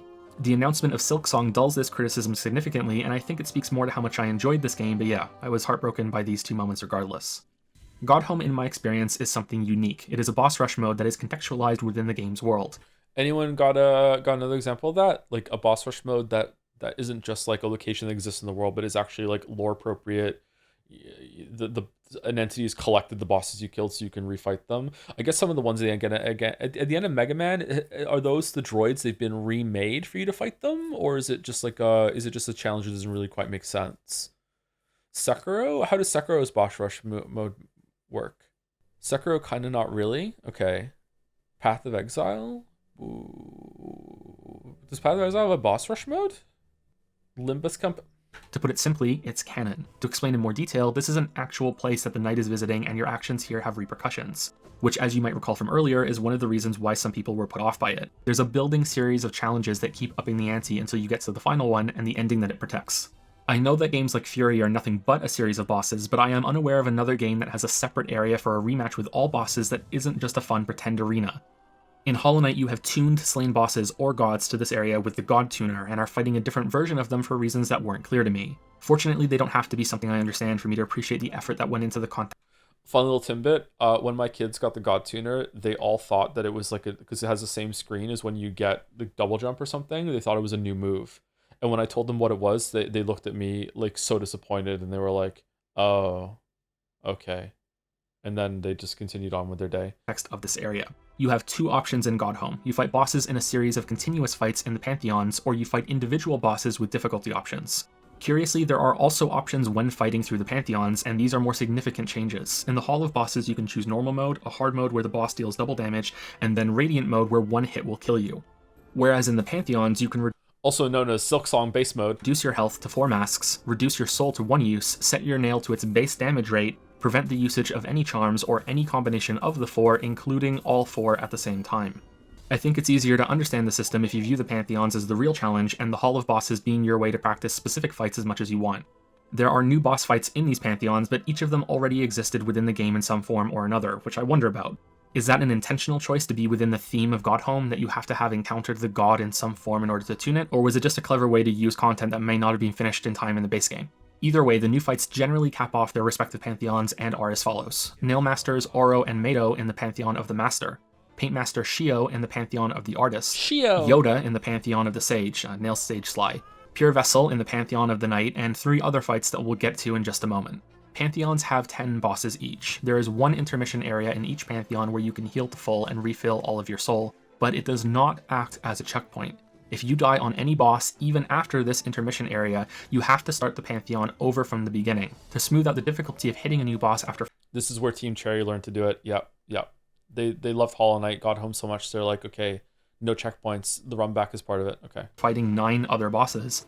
The fights are unlocked as statues in the hall so you can practice after seeing them, which is something I needed to do in order to beat Pure Vessel at the end of the Night Pantheon. I'm of 2 minds of this feature. Hard. First off, I have to acknowledge that if you dislike the boss fights in Hollow Knight, that this DLC will do little to change your mind, but then I'd also question if the base game is something intended for you since it has such a focus on these big battles. I love that I was able to fight all of these bosses as much as I wanted with a variety of different difficulty options and there being an actual in-game. See, I think that Lost Lace is a better fight than Pure Vessel, but I can fight Pure Vessel like you're seeing right now, and I wonder how I'm going to feel about Lost Lace if I can get Lost Lace down where I can be as aggressive on Lost Lace as much as I am on Pure Vessel. I'm constantly dealing damage to Pure Vessel. I'm just like in its face, get back, let's go, go, go, go, go, go, go. I'm not that comfortable with Lost Lace yet. If you can't be that comfortable, then okay, that's not the end of the world, but if I'm being like evasive and defensive, like as I'm trying to work my way back to the boss, it'll probably be fine. But if there's like blockages that I can't exactly stay as aggressive as I want to be, then I wonder if I'm going to like the fight less and less as it goes on. But right now, I think it's a lot more complicated, a lot more in depth of a fight than Pure Vessel is. I look forward to practicing on Lost Lace in the God Home with Silksana and getting that good at it, but maybe it's not going to work out that way. Game reward for doing so. However, there's an issue with some of the fights being awkward when transplanted into this new area, and of course the elephant in the room that is the 5th Pantheon that we haven't spoken about yet. Ooh. The Pantheon of Hallow Nest has you fight every boss in the game in a row with multiple resting spots but no checkpoints. It also throws 3 new fights at you throughout this ordeal. The first is the Sisters of Battle, which is the new version of the Mantis Lords, which has all 3 of them attack you together. The second is the new worst boss in the game, Flying Nosk. And the third is a harder version of the Radiance, now appropriately named Absolute Radiance, which is an incredible fight with a few glaring flaws. Yeah. The biggest problem I have with the 5th Pantheon is that it becomes boring, for more than one reason. The first is that you just went through all of this content in the previous Pantheons in order to unlock this big one. An attempt was made to spice up some bosses with new arenas, but this solution fell flat for me when compounded with the other issues. Fights have downtime between them as the screen fades to white, you teleport to the next area, and have to sit through the boss's Oh man, did I do them all? introduction that plays no matter how many times you've seen it. This may seem petty, but this is meant to be a capstone challenge that you try multiple times. It is astounding to me that these introductions weren't removed for the Hall of Bosses versions of these fights, with the option to automatically restart if you die instead of having to open the statue's menu again, never mind seeing them over and over in the Pantheon. I wonder how many speedrunners this created, because speedrunning is a test of patience in a lot of ways, but a lot of it is like, especially if you have like some sort of seeded RNG in your run, that you need to, like in Dark Souls, a lot of runs are dependent on getting the Ultra Black Knight Greatsword in Undeadburg, and if you don't get it, then okay, run's over, start again. And it always seems like just hell to me to have to do that over and over and over and over and over and over and over again. Another one is the Mario 64 speedrun, which doesn't have that long of an intro, but sitting through Princess Peach's fucking letter with the Lakitu camera, the going through the jump on the pipe, just like fucking hell. Like, just imagine fucking up one of the first jumps and being like, whoop, have to sit through that again. Like I do not have the patience for that. But here we go. You have the patience here that is being locked in and being like, hey, you have to sit through all these fights, you have to get through it for another attempt. I wonder if a lot of people learn to acclimate to that and learn and put up with it, and then started speedrunning or something like that, or got into it because it's in that kind of challenge, optional challenge that you don't have to do. Pantheon rushes. But the thing that contributed the most to this Pantheon being boring was that it takes too long to get to the proper fights. Yeah. Anyone who has gotten this far, especially beating Pure Vessel at the end of the Pantheon of the Night, has demonstrated enough mastery of Hollow Knight's combat that they are above most of the fights in this Pantheon. Yep. This would probably still be true if half of the fights were removed. Not to Yep. mention that both versions of many fights are included. You will fight Soul Master and Soul Tyrant in this Pantheon, False Knight and Failed Champion, both Hornet fights.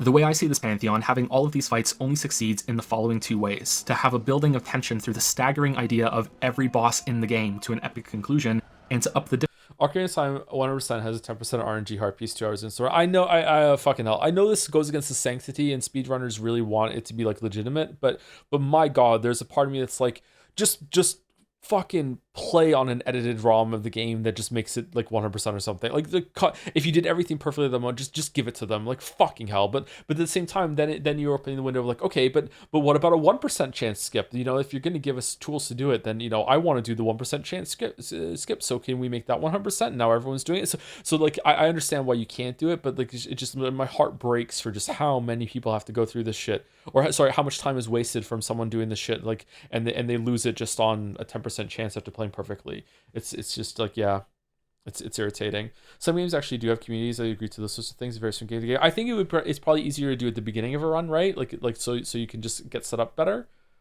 Yeah, I don't know. Difficulty by potentially exhausting the player. However, I think this Pantheon would have been more successful overall if it was just the harder versions of every fight, the new bosses added in the DLC, and then the final trio that is Nightmare Grim, Pure Vessel, and Absolute Radiance. My guess is that the concept of this being a showdown against every boss in the game was what Team Cherry wanted so much that it was worth these potential issues for them. The rematch against all three... Why, though? Why? Why would you do that? Is there a lore reason? Why? Who is this for? Three Mantis Lords is a work of art as far as I'm concerned. Yeah, it's this not fight is perfect. so There good. are the rare moments where a Mantis can spawn on top of you, or their attack patterns get so out of sync that there's some awkward downtime, but when they hit a sequence that flows naturally together for what feels like a full minute, it's incredible. Each attack prompts a quick flash of decision making while you also counterattack. I have never fought a boss in a game before that made me feel like I was perfectly weaving through an actual onslaught from multiple enemies instead of responding to the same patterns over and over. Of course, the reality is that this fight is exactly that, but it hides it by being so well paced. The only significant issue I have with it is that I wish the three lords shared a health pool so that there wasn't this release intention before the fight is over. Occasionally the remaining two Mantis Lords wouldn't attack properly after. Allbind's no-hit speedrun for Pantheon 5 took a speedrun or something like 54 minutes of non-stop fighting. It was done for the first time after 4 years of DLC's release. Damn, that's impressive. Holy shit. I did a lot of Allbind's runs, but I couldn't do the collector. I couldn't do it. And I didn't want to learn how to do it. The collector was too frustrating for me. I just couldn't fucking do it. Skill issue. For that either. Like they were still acting as if all three were still alive and using their moves together. You think it would be Nightmare King Grim or Pure Vessel or Absolute Radiance or one of the harder bosses that would kill it? But no, it was the fucking collector. I couldn't do it. We can use the Sisters of Battle as an example of the tennis match boss structure done in a good way. They have a turn where they use a move and then you react to that. It works because the attacks come so quickly and have a wide variety of possible responses. Pure Vessel and Absolute Radiance are my other favorite fights in the game for the same reason. I think that Silksong did this really, really well. I think Silksong has a lot of has this tennis match structure, but has a lot of it's very fast. I feel like there wasn't many fights, at least there's not sticking in my head right now, that had a fight like that was like Nightmare King Grim that you have to wait around for your turn to attack. Although some of the fights, if you want to not take damage properly, you might have to do that. I watched Onball. It was linked on. I hope I'm saying his name right. I watched Onball, a video that was linked in the Silksong chat on Discord, and he had a no-hit win against Carmelita, and I'm really surprised how passive he played that. And I wonder if there are some strings or some moves that she can do that if you're too close to her, too risky, or you can take unavoidable damage. So I'm not sure if maybe he was just playing a different style. He wanted to do some parries, but he's usually like hyper aggressive like I am in a lot of fights. He's way better than me. Don't get me wrong. Sorry to compare myself to Onball. I shouldn't do that. But like our playstyles are similar in respect that we wanted to be always doing something in the fights. And the fact that he wasn't doing that in that fight makes me think that maybe there's a reason. Maybe there are some unsafe moments that look like safe moments that you have to respect for that fight. In the space of a few seconds, you may have to dash, jump, sidestep, counterattack, and possibly pogo bounce depending on how comfortable you are with the fight. In the same amount of time, a lesser fight will only ask you to do one type of response and have little room for creative play. In the worst cases of all, it may ask for the same response again and again. So I kind of got sidetracked with one point there, but in general, that fight's really good. Barley, Carmelita's like probably the second best boss in the game in Silksong. But in my experience, from my memory, I feel like the Nightmare King Grim problem that I have, where it takes too long to respond to some attacks. Sometimes I feel like that is mostly absent in Silksong. Or if you can't get to the boss, at least you're given something to do when it comes to avoidance or pogoing off of certain things, like with the Crust Lord or whatever. So I think they did a better job with it overall. Which brings us to Flying Nosk and the rest of the boss fights that I feel bring the Pantheons down. Which favorite fight? Sorry, I keep interrupting. My favorite fight is probably Lost Lace, then Carmelita, then First Sinner, then probably Phantom Widow. Last Judge is pretty good. I just don't like the run back with a boss that can kill you that quickly. What are the other good ones?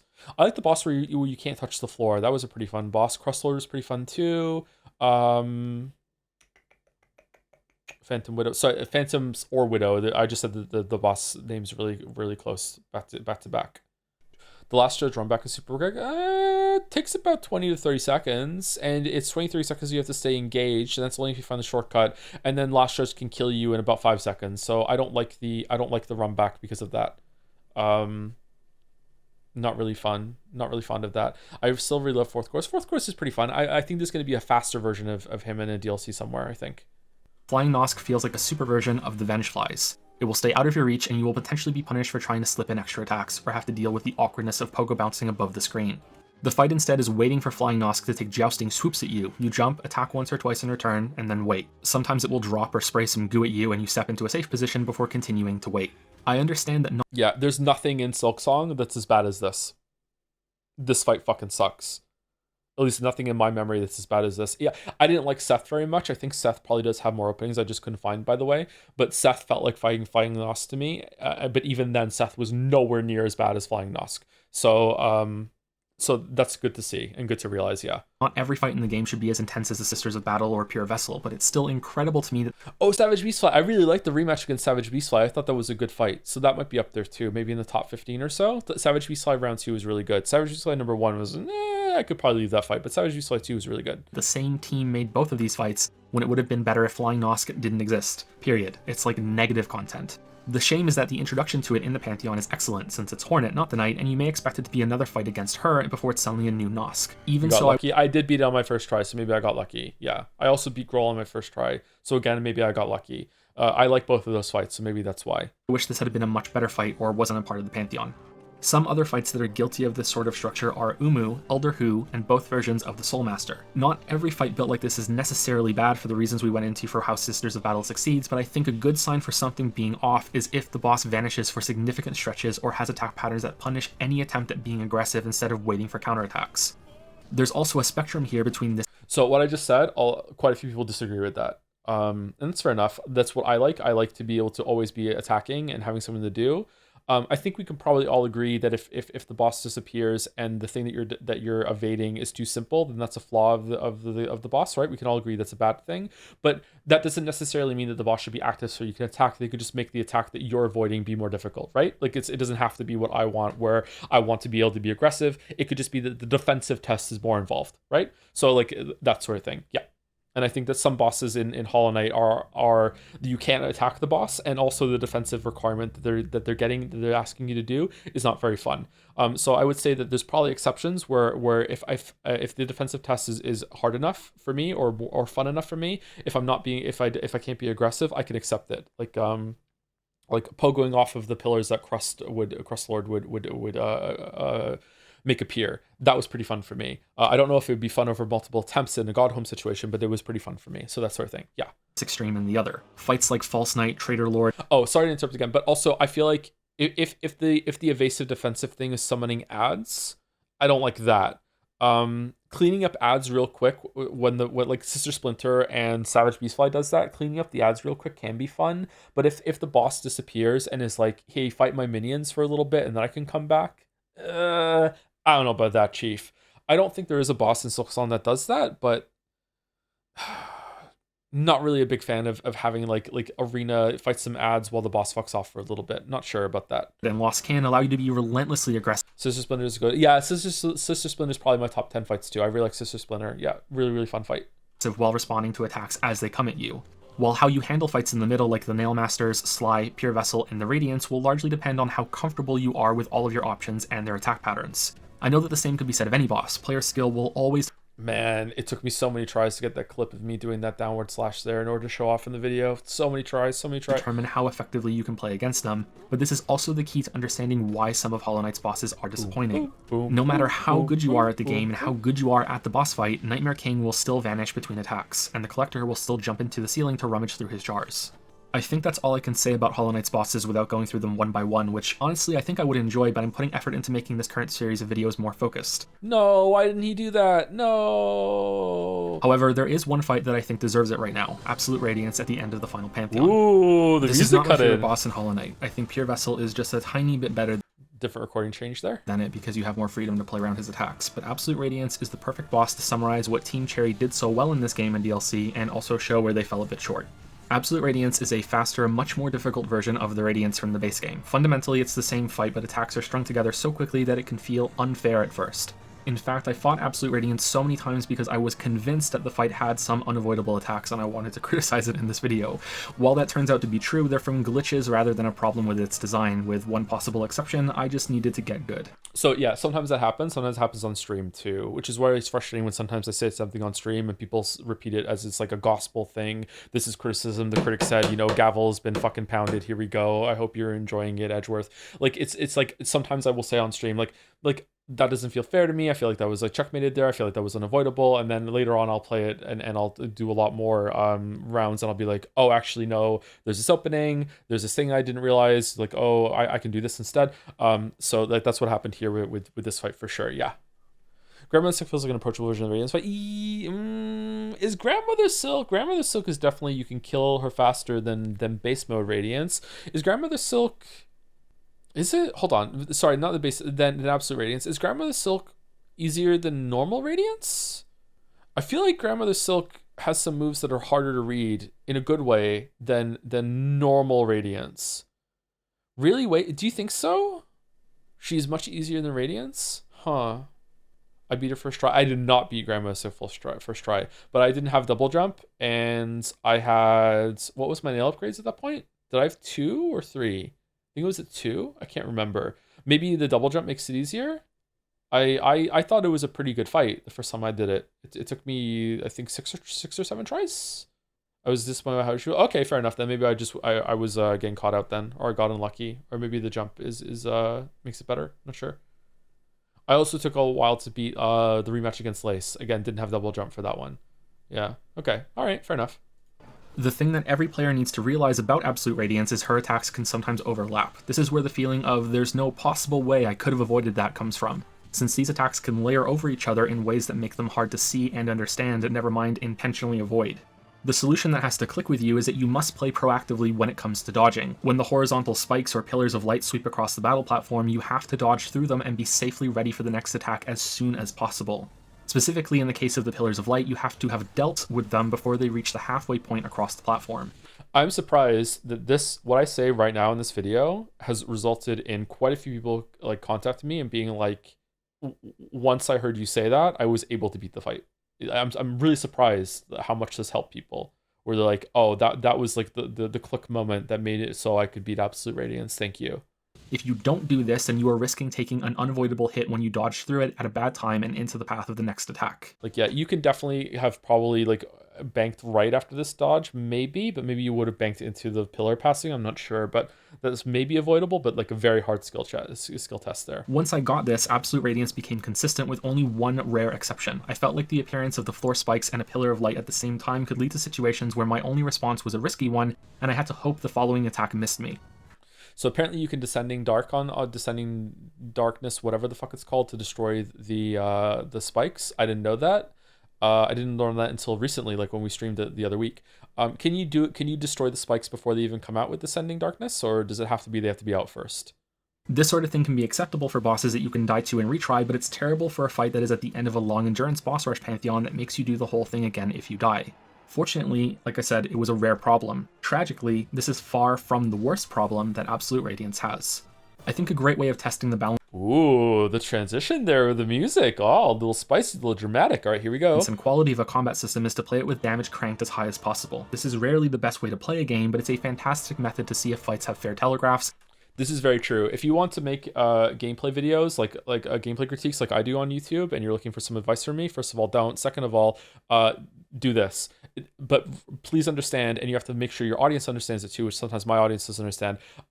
Like, you are not playing for fun at this point. Sometimes when you're playing a game to make criticism or critique on it, your enjoyment is secondary. You're trying to do like investigating thing. You know, you're almost playing like a play tester where sometimes you have to recreate a bug. You are playing to see if something is fair. And one of the ways to do it is to make it so you die in one hit. So if you die in one hit, you'll be damn sure. Like, you might just gloss over and you might be like, oh, I just took some incidental damage there. Wonder what that was about. If you die in one hit, my God, if it's not fair, your brain will tell you. Your brain will go bullshit. You will understand. You'll look at it. You look at the frame data. You'll be like, okay, what the fuck happened here? Like, you don't have to play, you know, with damage tuned so highly if you're very sensitive to it and you're making sure that you're looking, you're like really keened in on seeing that damage is fair. But a cheat code for doing this is definitely being like, okay, like I died in one hit.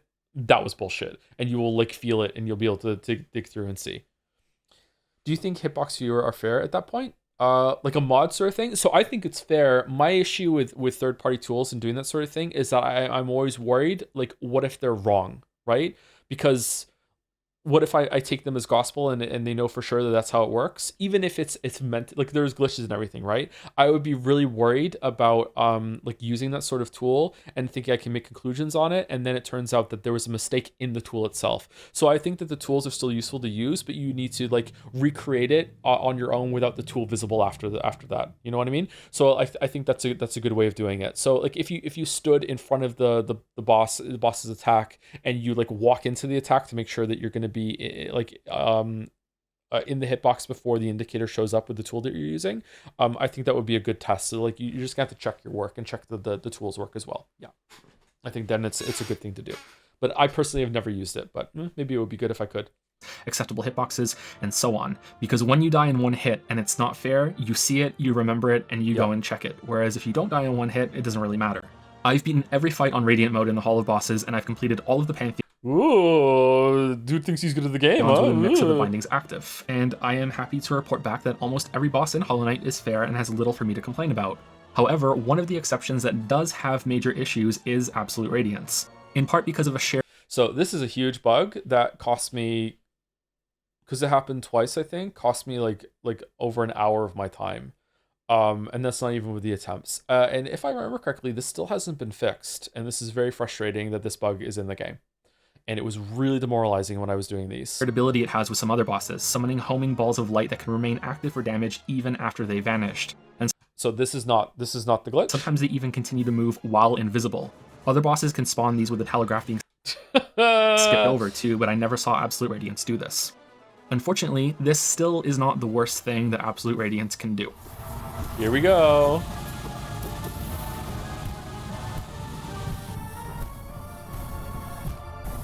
So if you pogo off the boss and you get too high, you will break the transition screen of the third phase happening. So the game thinks that you have broken up into the third phase part of the ceiling, so it makes the abyss grow higher up to you and will take away the platform because it thinks you're doing the platforming for phase 3, when in reality you haven't done it yet. So yeah, I don't know if this is fixed. This happened to me twice, and it happened on one of my Pantheon runs. I saw this bug happen 4 times while fighting this. Oh, I'm sorry, it happened more than twice. Boss. It is an instant wipe even if you're not on Radiant mode. What I think is happening is that if you Has this been fixed, really? Last time I asked, chat said it hasn't been fixed. Okay, it's been fixed, that's good. Go bounce off the boss's head and then jump too high above the screen, the transition to the next phase of the fight begins, even though the boss isn't ready to go there yet. So the void from below goes up, you and the boss remain down, and you just take damage over and over again, and the fight is over. This can happen in the Pantheon version of this fight. In fact, it happened to me during one of my binding runs, and it cost me all of that time. See, I didn't even go that high there. I didn't even go off the screen, and it still happened. This was a binding run, man. I was salty as fuck. I was a fucking hungry man dinner. I was so fucking salty. My God, I was mad. I would be more on board with defending the decision to make this last Pantheon a kill every boss in the game concept if the fights were pristine enough to support it, but I think I've made my case here. It should have just been the toughest 10 or 15, or maybe some checkpoints could have been used since there's a second secret lore tidbit locked behind beating all of the Pantheons with bindings on that's separate from the Absolute Radiance ending. I hope you don't mind, but I also want to harp on about the boss's introductions playing each time you fight in the Pantheons and the Hall of Bosses. Challenging myself to beat Absolute Radiance on Radiant was doubly grueling because she shows up with her delayed teleport and shouting her full screen name announcement like she's Soldier Boy every goddamn attempt. It's Joe, who's that joke for, man? Who's that joke for, man? What the little things like this that always make me wonder how thoroughly features are tested. It makes sense that extreme difficulty modes may be included just for a small percentage of players, but quality of life improvements go a long way. Soldier To Boy, reiterate, not enough testing on these modes isn't a huge... Wow, that was a fucking amazing dodge there. Holy shit, I see why that one made it in the video. problem, but I still wish it had been done. I think that Hollow Knight received enough testing to find and fix most problems, but it could have used just a little bit more to wring out the last bit of refinement. Here are some final examples. Pure Vessel can sometimes teleport on top of you for an unavoidable... Holy shit, that is awful. Oh my God, that was terrible. What? How is that allowed? Damn, I forgot he did that. That's way worse than anything in Silksong. Rewind it? Okay, sure. I can show you. Oh, I'm gonna have to refresh now. Here we go. Vessel can sometimes teleport on top of you. Holy fuck! For an unavoidable hit if you happen to be in the wrong place. The game does seem to have a check to make sure enemies don't teleport near you, but this sometimes fails. I believe the same check also fails in the Markoth fight, where his daggers can sometimes appear in your path or below you while you're still in midair. Yeah, that's terrible. So you fall into them or dash right on top of them with no way to avoid it. But you also have to keep moving here, so you're screwed either way. These daggers can also spawn off-screen, so you have no way of knowing where they're coming from, and by that I mean on the other side of the arena's wall, which you can never see. Markov's shields can also change their rotation direction with no warning as you go in for an attack while dodging these daggers. This was the toughest fight for me on Radiant mode because of these problems, even more than Absolute Radiance. Conversely, on Ascended mode, it's one of my favorite fights, so I think that goes to show you that the really extreme balance modes aren't always the best way to play. The new fight against Nosk is That was an amazing downward dash there. Holy shit, yeah. Like, that's a fun fight, just not when you're doing... Actually, you know what? That fight is so fun, and doing a Radiant mode was so bad that I think my brain has made it a bad fight in my memory. Like, no, that's a good fight. It's just that doing it hitless fucking sucks. an improvement, but can still punish you for trying to be aggressive by stopping abruptly in place with no warning. If your game has contact damage, then that means the act of enemies simply changing their movement also counts as an attack, so it needs a telegraph. When I fight Nosk, I have to always remember that he can stop in the middle of the room with no warning, and I have to stop myself from fighting because of a coin flip instead of reading a telegraph. So some people don't agree with that, and that's fair enough. I do think that one clarification I can make here is that if the movement is always the same thing, let's say for example, I don't think this would make the fight better, but let's just say for an example that Nosk always stopped in the middle of the room when he was moving toward, it doesn't need a telegraph there for it to stop. Okay, that's fine. But the fact that he only sometimes does, I don't like that. The fact that I have to play around the potential of him sometimes without any telegraph or visual indicator of him stopping in the middle of the room, I don't like that at all. Trader Lord has a similar issue with the ability to step forward with no warning whatsoever before he does one of his attacks. He does this so rarely that I think it's a glitch rather than an intentional part of the fight. Regardless, it's frustrating when it does happen. Wow, that's bad. I don't think that should be... He shouldn't be able to do that. That's really bad. Last Judge can do that. For what I'm not sure about, Zope the Mighty, despite being another of my favorite fights for its presentation and frantic feeling, has some moves that feel impossible to dodge under some circumstances. This may be similar to what I spoke about earlier with reacting to Absolute Radiance's attacks as quickly as possible, but I fought this boss many times and I haven't seen that solution yet.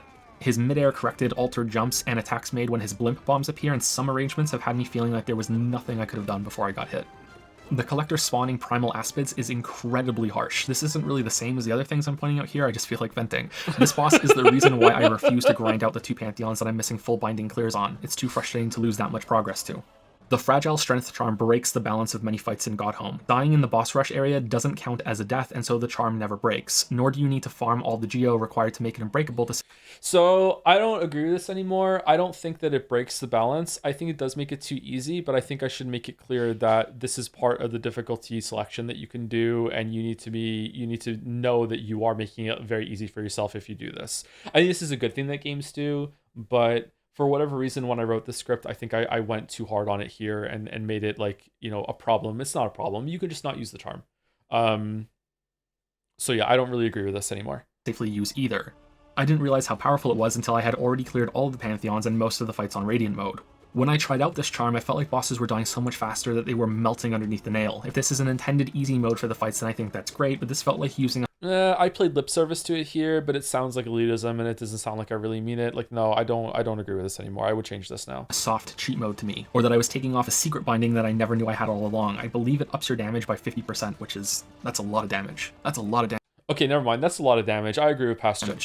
And related to that, my final gripe is that I think the charm binding, removing all of your charm slots instead of just the unlocked ones from new notches, was a mistake.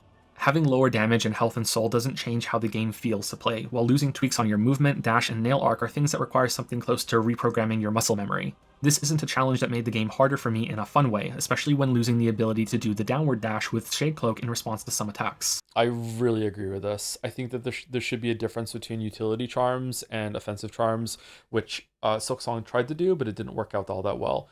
At least when it comes to the charm binding. They should have made it so you couldn't use certain charms, not all charms, or they should have limited it to like 4 charms instead, the charms that you start with. So you still have some player expression. Like it's man, like you really need those. It removes options and made the gameplay feel worse in order to make it harder. Something different like a 3 charm limit would have been better in my opinion. There we go. On the other side, I'm stunned by how much work went into Godhome's presentation. Some fights have new arenas and altered backgrounds linked to their original settings. The super secret area for beating all the Pantheons with bindings, which, by the way, unlocks blue shield mask bugs in each of the intermission rooms during the Pantheons, has its own unique atmosphere and feel. I don't understand how Team Cherry justifies this amount of work on places that are barely used and rarely seen by most players. It's wonderful in how insane it is, in its own way. Hollow Knight feels more complete with all of this new content, and the only part of it that I never look forward to when going through the game again is collecting the flames for Grim. But hey, when the drums kick in during the music for that fight, it can feel worth it, and I think this game has solidified its place as my favorite of 2017. The new ending has its own animation that hints at ties to That was a long time ago. I think I added this after I was done the video. That this feels like a tacked on section of the video to me. Or maybe I just didn't piece it together quite well. What I just said feels like the ending, and then it just keeps going for another minute or so. I don't know what that's all about. Hornets campaign. The trailer has me excited, and I actively try not to get my hopes up for games anymore. It's always better to be pleasantly surprised than have your hype be dashed to pieces, and yet here I am, cautiously thrilled to explore some new Hollow Knight content with what looks to be so a perfectly gross. translated boss moveset into one a player can control. My one hope is Oh, that's true. Her boss moveset does come across. There's some moves that she doesn't have, or she doesn't say Shaw, but I think they did a good job with that. Yeah. that at some point in the game you break a wall or fall through a floor or chase an enemy down a long corridor and suddenly find yourself back in Hollow Nest. Another return with Hornet this time, and maybe a bit of teasing about what the knight is up to. I hope you'll join me for that video too. Thank you for watching. Oh no, I promised a video. No. Is there like a epilogue thing here too, or no?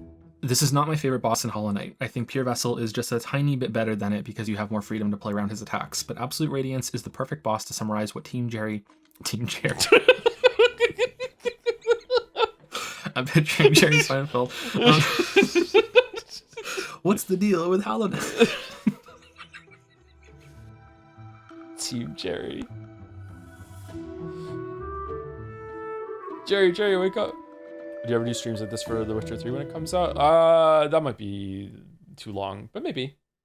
Okay, well, this was cool to revisit these and compare them to Silksong. Even though I just played Hollow Knight before, it's kind of overshadowed by Silksong because it was such a lengthy experience. Can we have the narrow videos? I'm not reacting to someone else's content unless they give me permission. Please do not go ask Narrow for permission. I'm not gonna in general. I don't think it would be a good time, but yeah. Not going to. Once we get into October, can we watch why horror games don't scare me? Subjectivity is implied to get into spooky season. Yeah, this is the videos that scare people the most. So yeah, it definitely fits. Yeah. You went back and checked the 2019 Skong reveal trailer. It's wild how much of the final content was already there. No, I haven't. I saw a couple of clips here, and yeah, it is kind of wild. Yeah, looks kind of washed out though. They made the game more vibrant, but all the pieces were there. I wonder if they made the game sequentially. I wonder if like Bone Bottom and whatever the fuck, the first two areas, I wonder if they've been like done for a long ass time. Are the marble races happening this year? I thought you said something about it earlier. Yep, the marble races are going to be happening around the same time as Jet Say. I need to talk to the people making Jet Say. Fuck. Oh my god, the fucking DMs. I'm sorry. There's a lot of things I have to do. I have so many DMs I need to answer. But anyway, I think that's it for me for now. This was cool. Thank you for watching Metal Gear 2 and these streams. Is Mouse live? I think Mouse is streaming tonight, right? Thank you to Zephyrox. Before we go, thank you Zephyrox for the resub. Nice poll. Nice. 69. Thank you very much. Thank you Megabuns516 for the resub too. Start digging in yo butt, twin. What? Whoa. Lewd. Thank you. Thank you Mythos000 for the resub too. Hey Joe, love the streams. Quick question. Will you play the Metal Gears up to Phantom Pain? If so, will you play Snake Eater original or the remake? I've been playing the remake as the first Snake Eater playthrough and it's pretty good. We might do both. We might have a comprehensive playthrough. We might try and do some of the remakes. We're definitely playing Metal Gear Solid 1 and Twin Snakes. And we're also doing Phantom Pain. We're doing Phantom Pain and Ground Zeroes. We're going to be doing that too. Yeah. Okay, I might be live tomorrow for... Today's Friday, right? I might be live tomorrow for more Pentiment. We'll see. I don't think I'm gonna be able to finish Pentiment tomorrow. I don't know. We'll see. I might have to sleep. I woke up today to do the stream, so I might have to sleep instead. So we'll see how that goes. But I am live on Mouse's stream on Sunday. We are going to be streaming 428 Shibuya Scramble, which is a VN. I think it's a mystery VN. It's a mystery VN that has a much lighthearted tone compared to some of the other ones that we've done. This is a VN that people have been trying to get me to read for years. So. Some people should be pretty excited about it. So that's happening on Sunday, and it'll be a Sunday feature until we're done. That's what we're going to be doing. If I don't stream tomorrow, I'll be back on Tuesday for Metal Gear Solid. I will not stream Pentiment on Tuesday, so if you're going to be here on Tuesday, we're going to do Metal Gear Solid. So I might be here tomorrow to do Pentiment. We'll see. Check master schedule for time. It'll start at 6 p.m. Eastern. No, 6 p.m. my time, 5 p.m. Eastern on Sunday, and the raid is going through. So see you later. Have a good rest of your weekend, or good weekend, rest of your night. Have a good weekend. And you want to stick around? See you later. Have a good rest of your night. Have a good weekend.